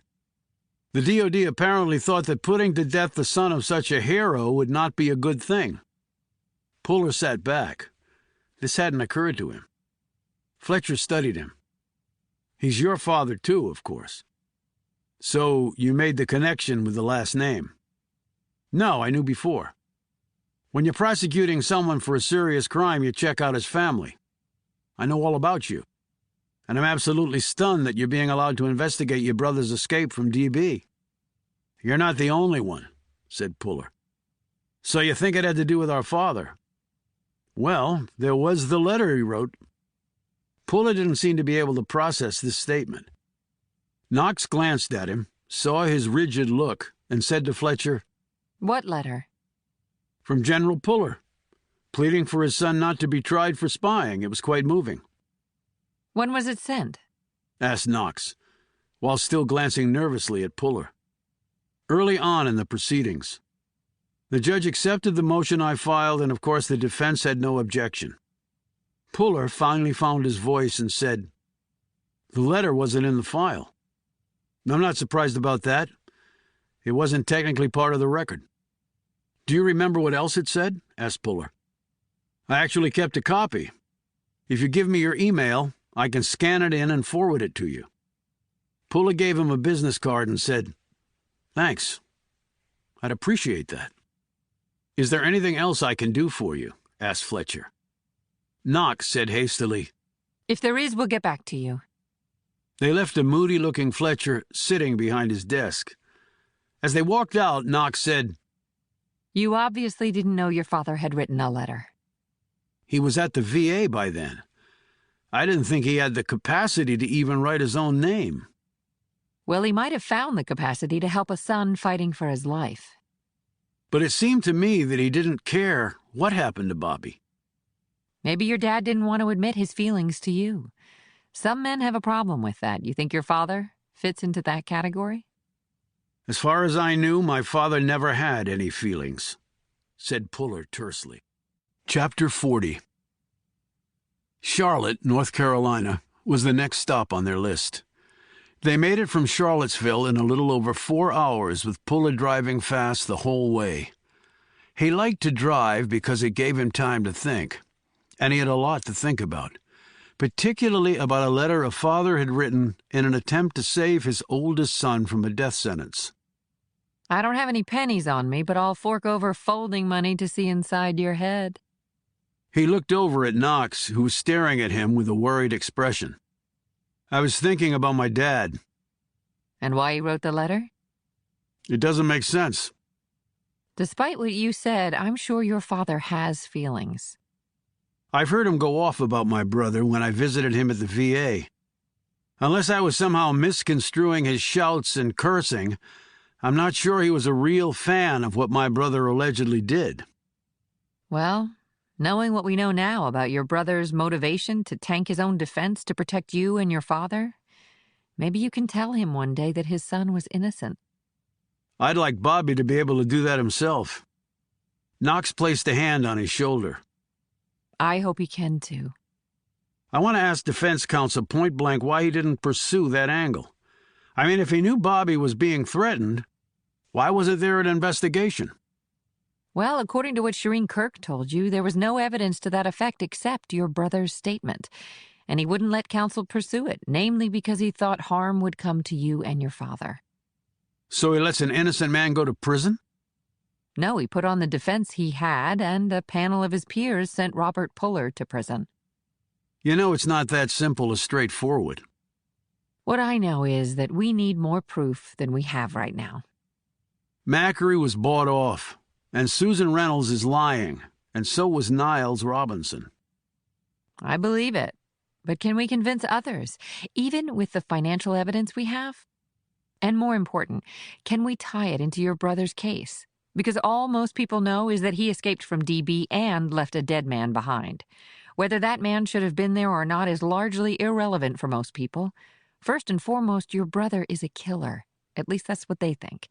Whatever the truth is, it's complicated, and complicated is not what our information-overloaded society is good at grasping, because they would have to focus for longer than 5 seconds, which most folks can't do anymore. So all this is for shit, then? Everything we're doing? Puller retorted. Of course it's not. But I want you to understand really clearly that what we have now is not enough. It's not even close to enough. I don't see light at the end of the tunnel yet, and neither should you. We have to keep plugging.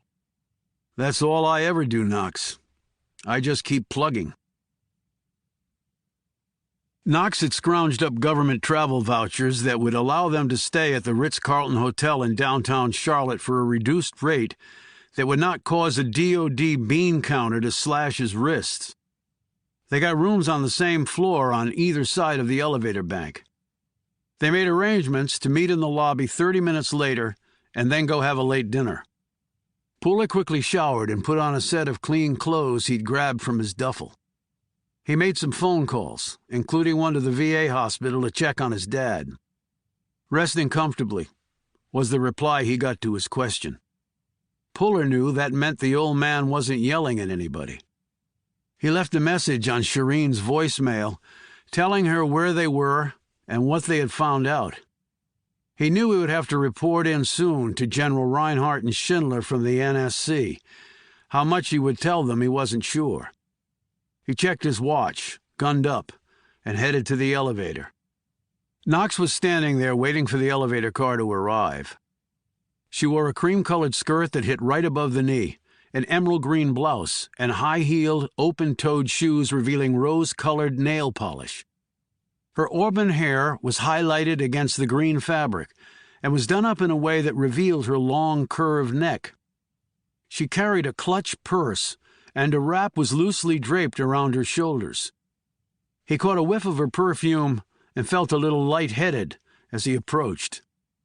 He looked down at his khakis, polo shirt, and old corduroy jacket. "I'm feeling a little underdressed next to you, Knox." She smiled. You look fine. "Where to?" he asked when they reached the lobby. "I don't know the town that well." I made reservations at a place, easy walking distance. He eyed her spikes. "Even in those shoes?" She smiled. I have great balance. He eyed her purse. "Gunned up?" She nodded. Compact, but good stopping power. I use it as a backup ordinarily. The air was warm and the dark sky clear. The walk was only 2 blocks. The restaurant was fairly full at the late hour. The clientele was made up of well-dressed 20-somethings who looked like lawyers, bankers, techies, and other assorted professionals taking a break from busy lives to play. When Puller saw the prices on the menu, he glanced sharply at Knox. "My per diem doesn't cover this." Relax, it's on me. They split a bottle of wine, and Puller had sirloin steak medium rare, while Knox ordered salmon, served on a cedar plank. They divided up a piece of carrot cake over coffee for dessert. They were the last customers to leave the restaurant. As they walked back, Knox slipped an arm through his. She leaned into him, and for some reason he interpreted this as more for support than anything else. When he glanced at her, she confirmed this by saying, I admit the heels were a bad idea. "Well, they look great on you, just like the dress." She squeezed his arm. I wasn't sure you had noticed. "I noticed," said Puller. He paused. "Just like I noticed the 4 guys following us, 2 across the street and 2 behind us." Knox kept looking straight ahead. And they definitely seem interested in us?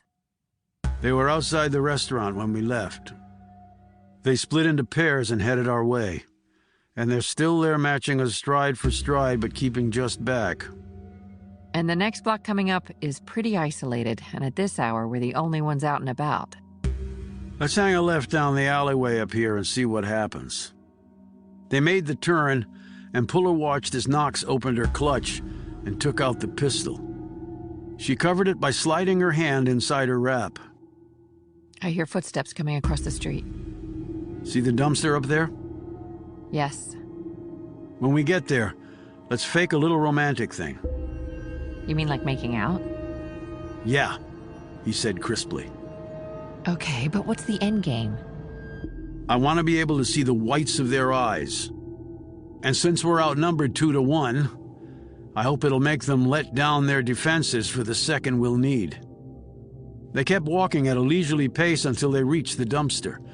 Then Puller turned to Knox, brushed a strand of hair out of her eyes, circled her waist with his arm, and bent low to kiss her. As his lips rested against Knox's, Puller had not a romantic thought in his head. He was counting off the footsteps in his head. His left hand was coiled around Knox's waist, but his right hand gripped his M11. He moved his lips to Knox's neck and pretended to nuzzle her skin. 3, 2, 1, he whispered in her ear. They whirled, guns pointed at the 4 men, who were now only 10 feet away.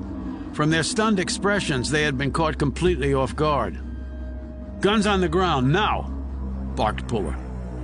One man did not heed this warning and raised his gun instead and fired. He missed his target, and the round clinged off the dumpster behind Puller. Knox fired, and the man dropped to the asphalt. As he fell, the other 3 shot back and retreated. Puller returned fire. Go, go! Shouted Knox. I've got your 6. Puller hustled after them. Knox checked the fallen man, looked behind her, threw off her heels, and sprinted after Puller. The 3 men reached the end of the alley, and Puller heard the vehicle coming fast on the next street. He increased his speed, but he needed to duck behind some garbage cans when one of the men turned and fired at him.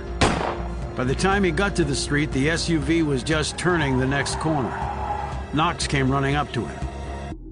Anything? She asked breathlessly. He shook his head. "They're gone. Didn't get the plate." Let's check the guy I shot back there. Maybe he has some ID. But there was no dead guy. There was blood, but no corpse. They looked everywhere the wounded man could have gone, but found no sign of him. Knox looked at Puller, dumbstruck. I hit him right in the chest. Were they wearing body armor? I couldn't tell. It was too dark. But there's blood. I hit him. She smacked her palm against her forehead. Serves me right. I should have aimed for the head. Puller phoned the police and explained the situation. Then he called his superior at CID. The cops showed up minutes later. After that came the local detectives, and after that, 2 CID agents arrived from Fort Bragg over in Fayetteville. They didn't look pleased at having to make the drive at this time of night. They asked their questions and checked over the crime scene, what there was of one. One of the agents asked Puller if he had any idea why they'd been targeted. Puller didn't elaborate, but told the agents he and Knox were working a case that was classified. "Well, good luck with that," said the agent, as he and his partner walked off. After answering innumerable questions from the local cops and looking through mug books at the precinct and giving their official statements, Puller and Knox didn't get back to their hotel until 3 in the morning. "Did you get a chance to report in to your superiors?" he asked Knox as they rode up in the elevator. She nodded. You? "They weren't happy, but it wasn't like I asked somebody to try to kill us." She slipped off her heels before walking out of the elevator, leaning against the wall and rubbing one of her feet. Not exactly the night I had planned, she said, sounding depressed. "Wouldn't think so." Who do you think those guys were? "Same ones who jumped me at Leavenworth, maybe?" Did you recognize any of them? "The guys in Kansas wore ski masks." So maybe they followed us across the country? "Maybe." She looked up at him. You tired? "Not particularly. Must be the adrenaline spike from almost getting killed." The Ritz has round-the-clock room service. How about some wine and a snack? I'm suddenly starving. They headed to her room and she placed the order. It came 20 minutes later, and after the attendant left, Knox poured out the wine and handed Puller a plate with some crackers, breads, cheeses, fruit, and a small bowl of nuts. They sat across from each other at the little table the attendant had wheeled in. Someone really doesn't want us to find out the truth, Puller, she said between sips of wine and bites of cheese. "That's usual in my experience. A lot of people lie." Do they try to kill you often, in your experience? "More than I would like," he admitted. They were quiet for a few moments. You're a strange man, she said in an odd tone. He swallowed a hunk of cheese. "How so? I always thought I was pretty straightforward." You're a stand-up guy, all right. Solid, predictable, always looking to do the right thing. You don't seek glory or medals. You're all about getting the job done. That is what defines John Puller. I've come to accept that as the gospel. "So where does the strange part come in?" I'm still trying to figure that out. Just call it my gut for now. She rose. And now I think we both need some sleep. Puller stood and headed for the door. He turned back. "Back in the alley. Yes? You're a good shot. And fast." I always have been, Puller. Always. That's how I like to live my life. Fast. She snatched a quick glance at the bed, and when she looked back, she wouldn't meet his gaze. We both need some sleep. Big day tomorrow. She glanced up and their eyes met for a brief instant. Good night, Puller. He interpreted her look as hungry, and not for food, and he thought he might be giving her the same look in return. She rose and went into the bathroom, closing the door. Puller stood there for a few seconds trying to dissect what had just happened. Part of it seemed straightforward, part of it was mud. He returned to his room, took off his clothes, and dropped into bed. It was nearly 4 in the morning. His internal clock was seriously screwed up. His heart was racing from what had just happened with Knox. The woman was complicated. Utterly professional one moment, then sending weird signals the next. It might be that as a spy she tended to use all of her assets, including her sexual side. She was very, well, alluring, as old-fashioned as that sounded. He took a deep breath and wondered if a cold shower would help. His phone buzzed. He swore under his breath but automatically picked up the phone anyway. He always picked up the phone, even if he didn't always answer it. And maybe it was Knox wanting him to... A text had dropped into his electronic basket. He read it. And then he sat straight up. It wasn't from Knox, but it concerned her. The text had come from a number he didn't recognize. He called it back twice. No one answered. He read the text again. It was short, to the point, and capable of only one interpretation. Don't trust Veronica Knox, Puller. She is not what she appears to be. Chapter 41.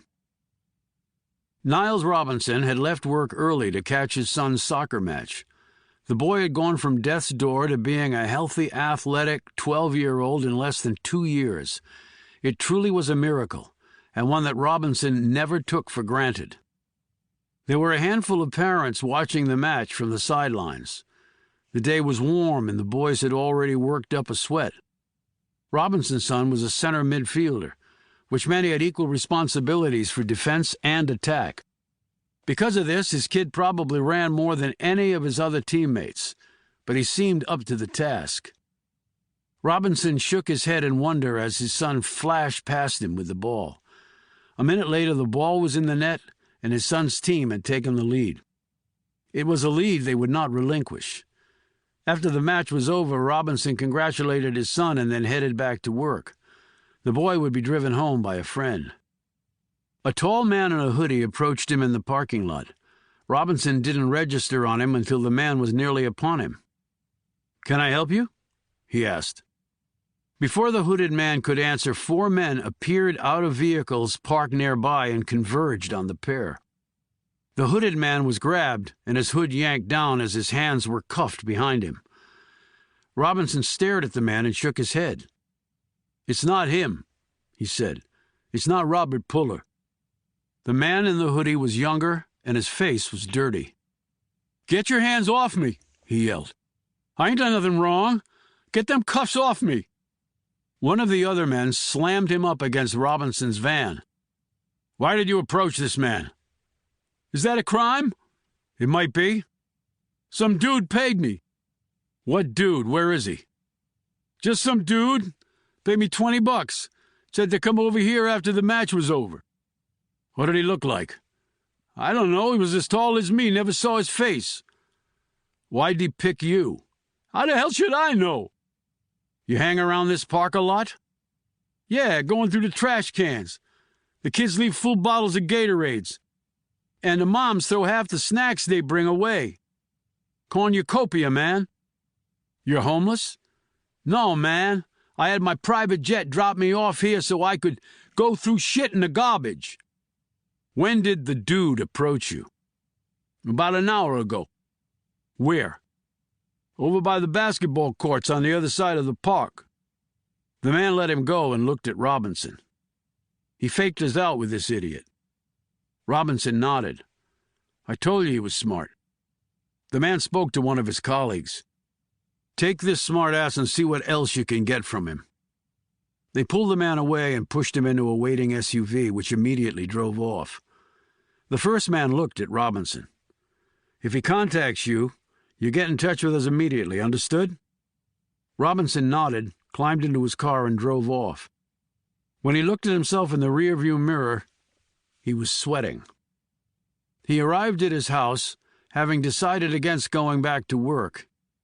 He emailed an excuse to his boss, went out into his backyard, and sat on a chair on his patio, his thoughts a whirlwind of mostly cataclysmic scenarios. His personal cell phone buzzed. He had almost been expecting this. He looked at the screen. "Sorry for all the excitement at the park. Had to flush the Dobermans." A few seconds later, another text came in. "I'm glad Ian is okay. But now that he's healthy, you have to consider what you've done and the damage that it's caused, because you opened the door for them. You and Susan. We need to meet."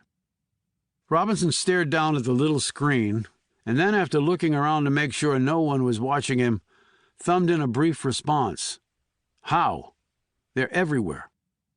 As Robinson read the reply, his opinion of Robert Puller was once more validated. He was a very smart man. Union Station was busy at this time of day. Robinson parked in the upper deck and rode the escalator down to the station. He walked inside and over to a bank of phones set against one wall. In a world of cell phones, there was no one using these antiquated tools of communication. Across from him, some scaffolding enclosed with a tall curtain had been set up around repair work being done on the ceiling. Robinson parked himself at the phone farthest from the door he'd come in and waited. A few seconds later it rang. He picked it up and said hello. "You're looking good, Niles. Trim as ever." Robinson didn't bother to look around. He doubted he could have spotted the man. "How did you get out of DB, Bobby?" "Nothing planned, just taking advantage of an opportunity. Your brother came by to see me." "I'm sure. I don't think he believed me. It's pretty much impossible to lie to him. I know you went to see Susan. She said you tried to kill her. Then she finally got away and got to her gun and that you ran. I'm sure she did. Not exactly how it went down, but that's Susan for you. Meaning she's a lying sack of shit. That's sort of what I meant. But I like the way you said it better. I'm sorry. I didn't want to do it, Bobby. But they had me cornered. No way out. Eon was going to... Here, Robinson faltered. I'm not here to judge you, Niles. Given the circumstances, I might have done the same thing. But now we have to make this right. How? For beginners, you need to tell me who paid you off to do what you did. I never met anyone. It was all emails, and they never deposited any money in my account. They just paid for the medical care in Germany directly. That way, no one would be the wiser.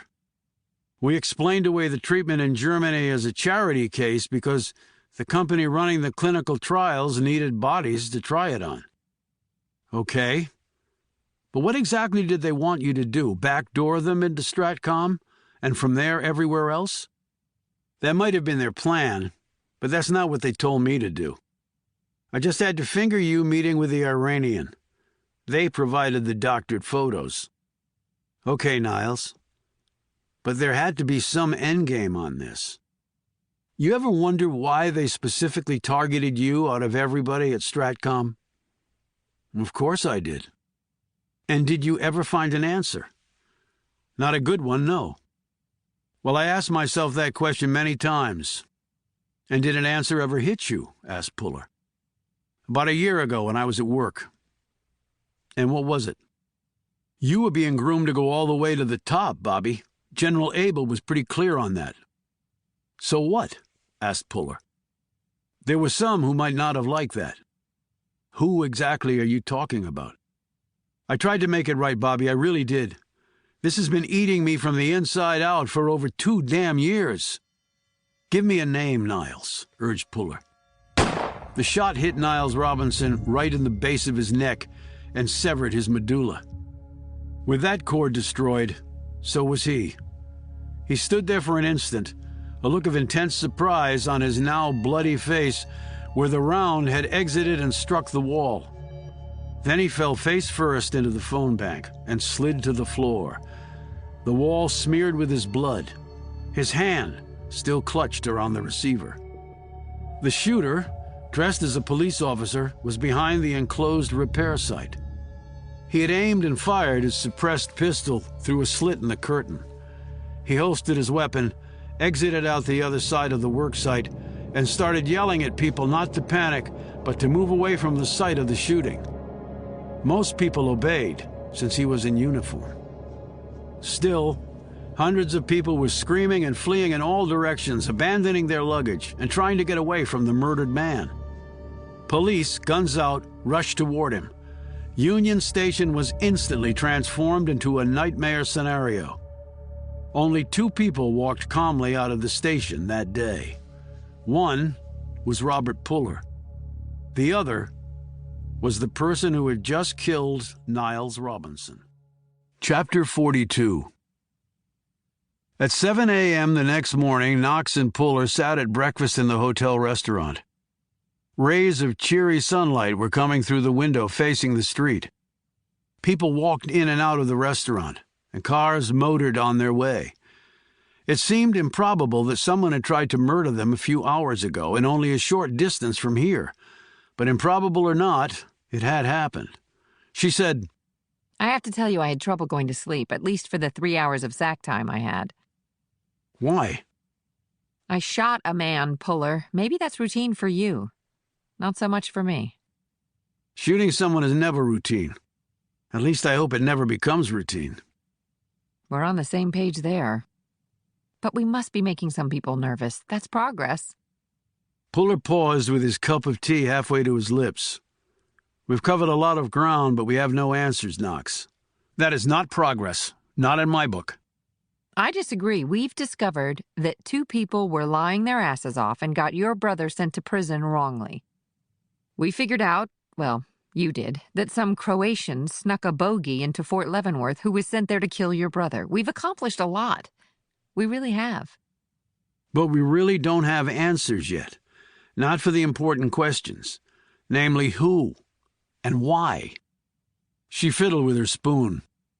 Obviously, your brother is out there right now trying to figure it all out. You sound like you've been giving that some thought. I've been giving it a lot of thought, actually. And what do you think? That he's maybe ahead of us on some things. Why? He's super smart. He was set up. He was in the intelligence field, and he's trying to prove his innocence. Lots of motivation there. I've started to think that he was the one who saved my butt when those goons snatched me. It's really the only thing that makes sense.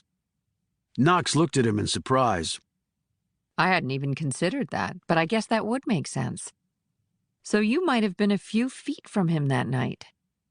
I might have been, yeah. As it turned out, it might as well have been a few miles.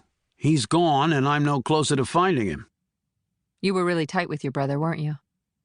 For a long time, we were all each other had. Our mother was gone, and our dad might as well have been. He nudged a roasted potato on his plate. That may be one reason I never took the plunge. What, marriage? Yeah. Why? Afraid you'd be a crappy father?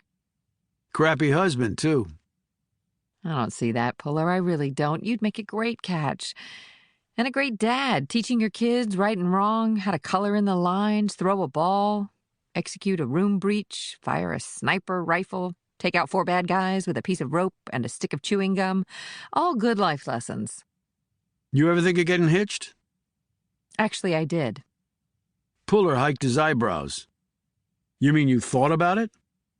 No, Puller. I mean, I walked down the aisle, exchanged rings, and got married in front of a licensed preacher.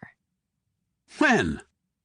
Long time ago. We were both 18, high school sweethearts. It lasted all of 14 days. Big friggin' shock there, right? I mean, we both knew exactly who we were and what we wanted in life at 18, right? Well, turns out we were clueless. So we did a bookend and got it annulled, so there's no record of it even happening. Did a bookend? What does that mean? That means we were married in Vegas and divorced there all within the span of 2 weeks. We returned our rings and signed the necessary papers and went our separate ways. I never even told my parents. They thought I was at a college prep retreat. Why do I not picture that at all? I mean, you marrying at 18 in a wedding chapel in Sin City? I told you I liked to live my life fast. But the fact is, I was as straight as an arrow, straight-A student. 3 varsity letters, did everything right back then. Never walked off the line my parents laid down for me. I won all the awards, got into all the best schools. Then something snapped, and I went psycho right after high school graduation. Like I said, it lasted for 2 weeks. After that, I got back on track. I got a top-notch education at Amherst while also servicing my athletic side. Earned a master's, decided to serve my country on the intelligence side, and the rest, as they say, is history. She gazed over at him. You ever do anything like that? No. She looked disappointed. Always by the book, then? I was an army brat with an officer for a father. The book was all we ever knew, the army way or nothing. He said this last part with particular sternness. Okay. She said, taken aback by his tone. I'll just call you by-the-book Puller from now on. Okay, but what do people call you? he said, his tone suddenly harsh. They stared at each other for a long, uncomfortable moment. What exactly do you mean by that? It's just a question. They call me Veronica Knox. Okay, now let me ask you one. What changed from a few hours ago to now? Because 3 hours ago, things seemed pretty good between us. I shot somebody who was trying to do us harm. But you're being so cold and distant now, I feel like I'm in Alaska instead of North Carolina. You're just being a little sensitive, I think. No, I'm just someone who wants the truth, Puller. You up to providing it? I've never lied to you, Knox, and I never will. I know, you kept pointing out my deficiencies on that score, and you were probably right to do so. But I thought by now I had proved to you that I'm on the up and up, so again, what's changed? I like how you put things. You should think about writing a novel, or a blog. And you should think about stopping the bullshit and telling me what's going on. Puller started to say something, maybe more than he should. An internal struggle ended with him standing up, checking his watch, and saying, "It's time for our meeting with Todd Landry." She sat there as he walked out of the restaurant. Knox muttered, Women are supposed to be complicated, not guys. and she grabbed her jacket and followed him. Chapter 43. They had made an 8 o'clock appointment to meet with Todd Landry, Robert Puller's former defense counsel. He was at his downtown office in Charlotte, only a short walk from the Ritz. A secretary led them back to a small conference room in the rear of the office space. As they walked along, Puller took in the blonde wood and tasteful artwork and felt his feet sink into the thick carpet. He noted the elaborate layout of cubicles where people looked as busy as bees in a honeycomb as they toiled away on whatever legal conundrum they were confronting. Landry greeted them at the door of the conference room. He was about 5'8", thin, with a ring of grayish hair encircling the crown of his head. He wore a dark double-breasted suit and a paisley tie fronting a light blue patterned shirt. Puller also noted the gold monogrammed links on the French cuffs. A man careful about his appearance. Landry had retained his military bearing in the ramrod straight posture, firm handshake, and take-charge demeanor. "Have a seat. I'm sure you want to get down to it. Coffee, water?" "No, thanks," said Puller, and Knox shook her head. They all sat as Landry unbuttoned his suit coat and waited. "I suppose you know why we're here," began Puller. "Robert Puller. Can't believe he got out of DB. I thought he was innocent, you know. Can't say that about most of my clients. I guess I was wrong about him." "Maybe you weren't," said Puller. "We've uncovered enough to make us concerned that an innocent man was indeed sent to prison." "Then why escape?" "We really can't get into that, but we can tell you that there are extenuating circumstances." "Okay, I know I'm not in the military anymore, and my need to know is pretty non-existent. But you had some questions nonetheless?" We've met with Doug Fletcher already, said Knox. Landry nodded. "Good guy, good lawyer. He's teaching at JAG now in Charlottesville." "Right. And you spoke with Shireen Kirk," said Puller. Landry smiled. "I hated going up against her. She kicked my ass more times than I care to admit. I hope she never moves to Charlotte and goes into private practice." "We appreciated your being so frank with her." Landry nodded in understanding. "Look, it was a strange case all around. None of it made sense. I know the evidence showed online gambling as the motive, and he had the means and opportunity, but I never bought that. That all can be fabricated quite easily. If Robert hadn't been so egotistical about someone hacking his computer, the verdict might have been different. Maybe not, but at least we would have had a fighting chance." We understand there was a letter from Robert's father, said Knox, drawing a quick glance from Puller. Landry eyed Puller. "From your father, too. I know who you are." "Yes. Your brother said you were the best investigator the DOD had. Really proud of you." "It was mutual," said Puller. Landry nodded. "The letter carried great weight, and I believe it's the only reason the charge got changed from spying to espionage. Life versus death." "Did my brother see the letter?" asked Puller. Landry hesitated. No. Why not? Puller demanded. Because your father didn't want him to. Those are the conditions under which the letter could be viewed by the judge to lower the charges. So, my father didn't want my brother to know of his involvement? I suppose not. I thought it was unusual, of course, but I was powerless to do anything about it. I was a soldier then, Agent Puller. I did what I was told. So did Doug Fletcher.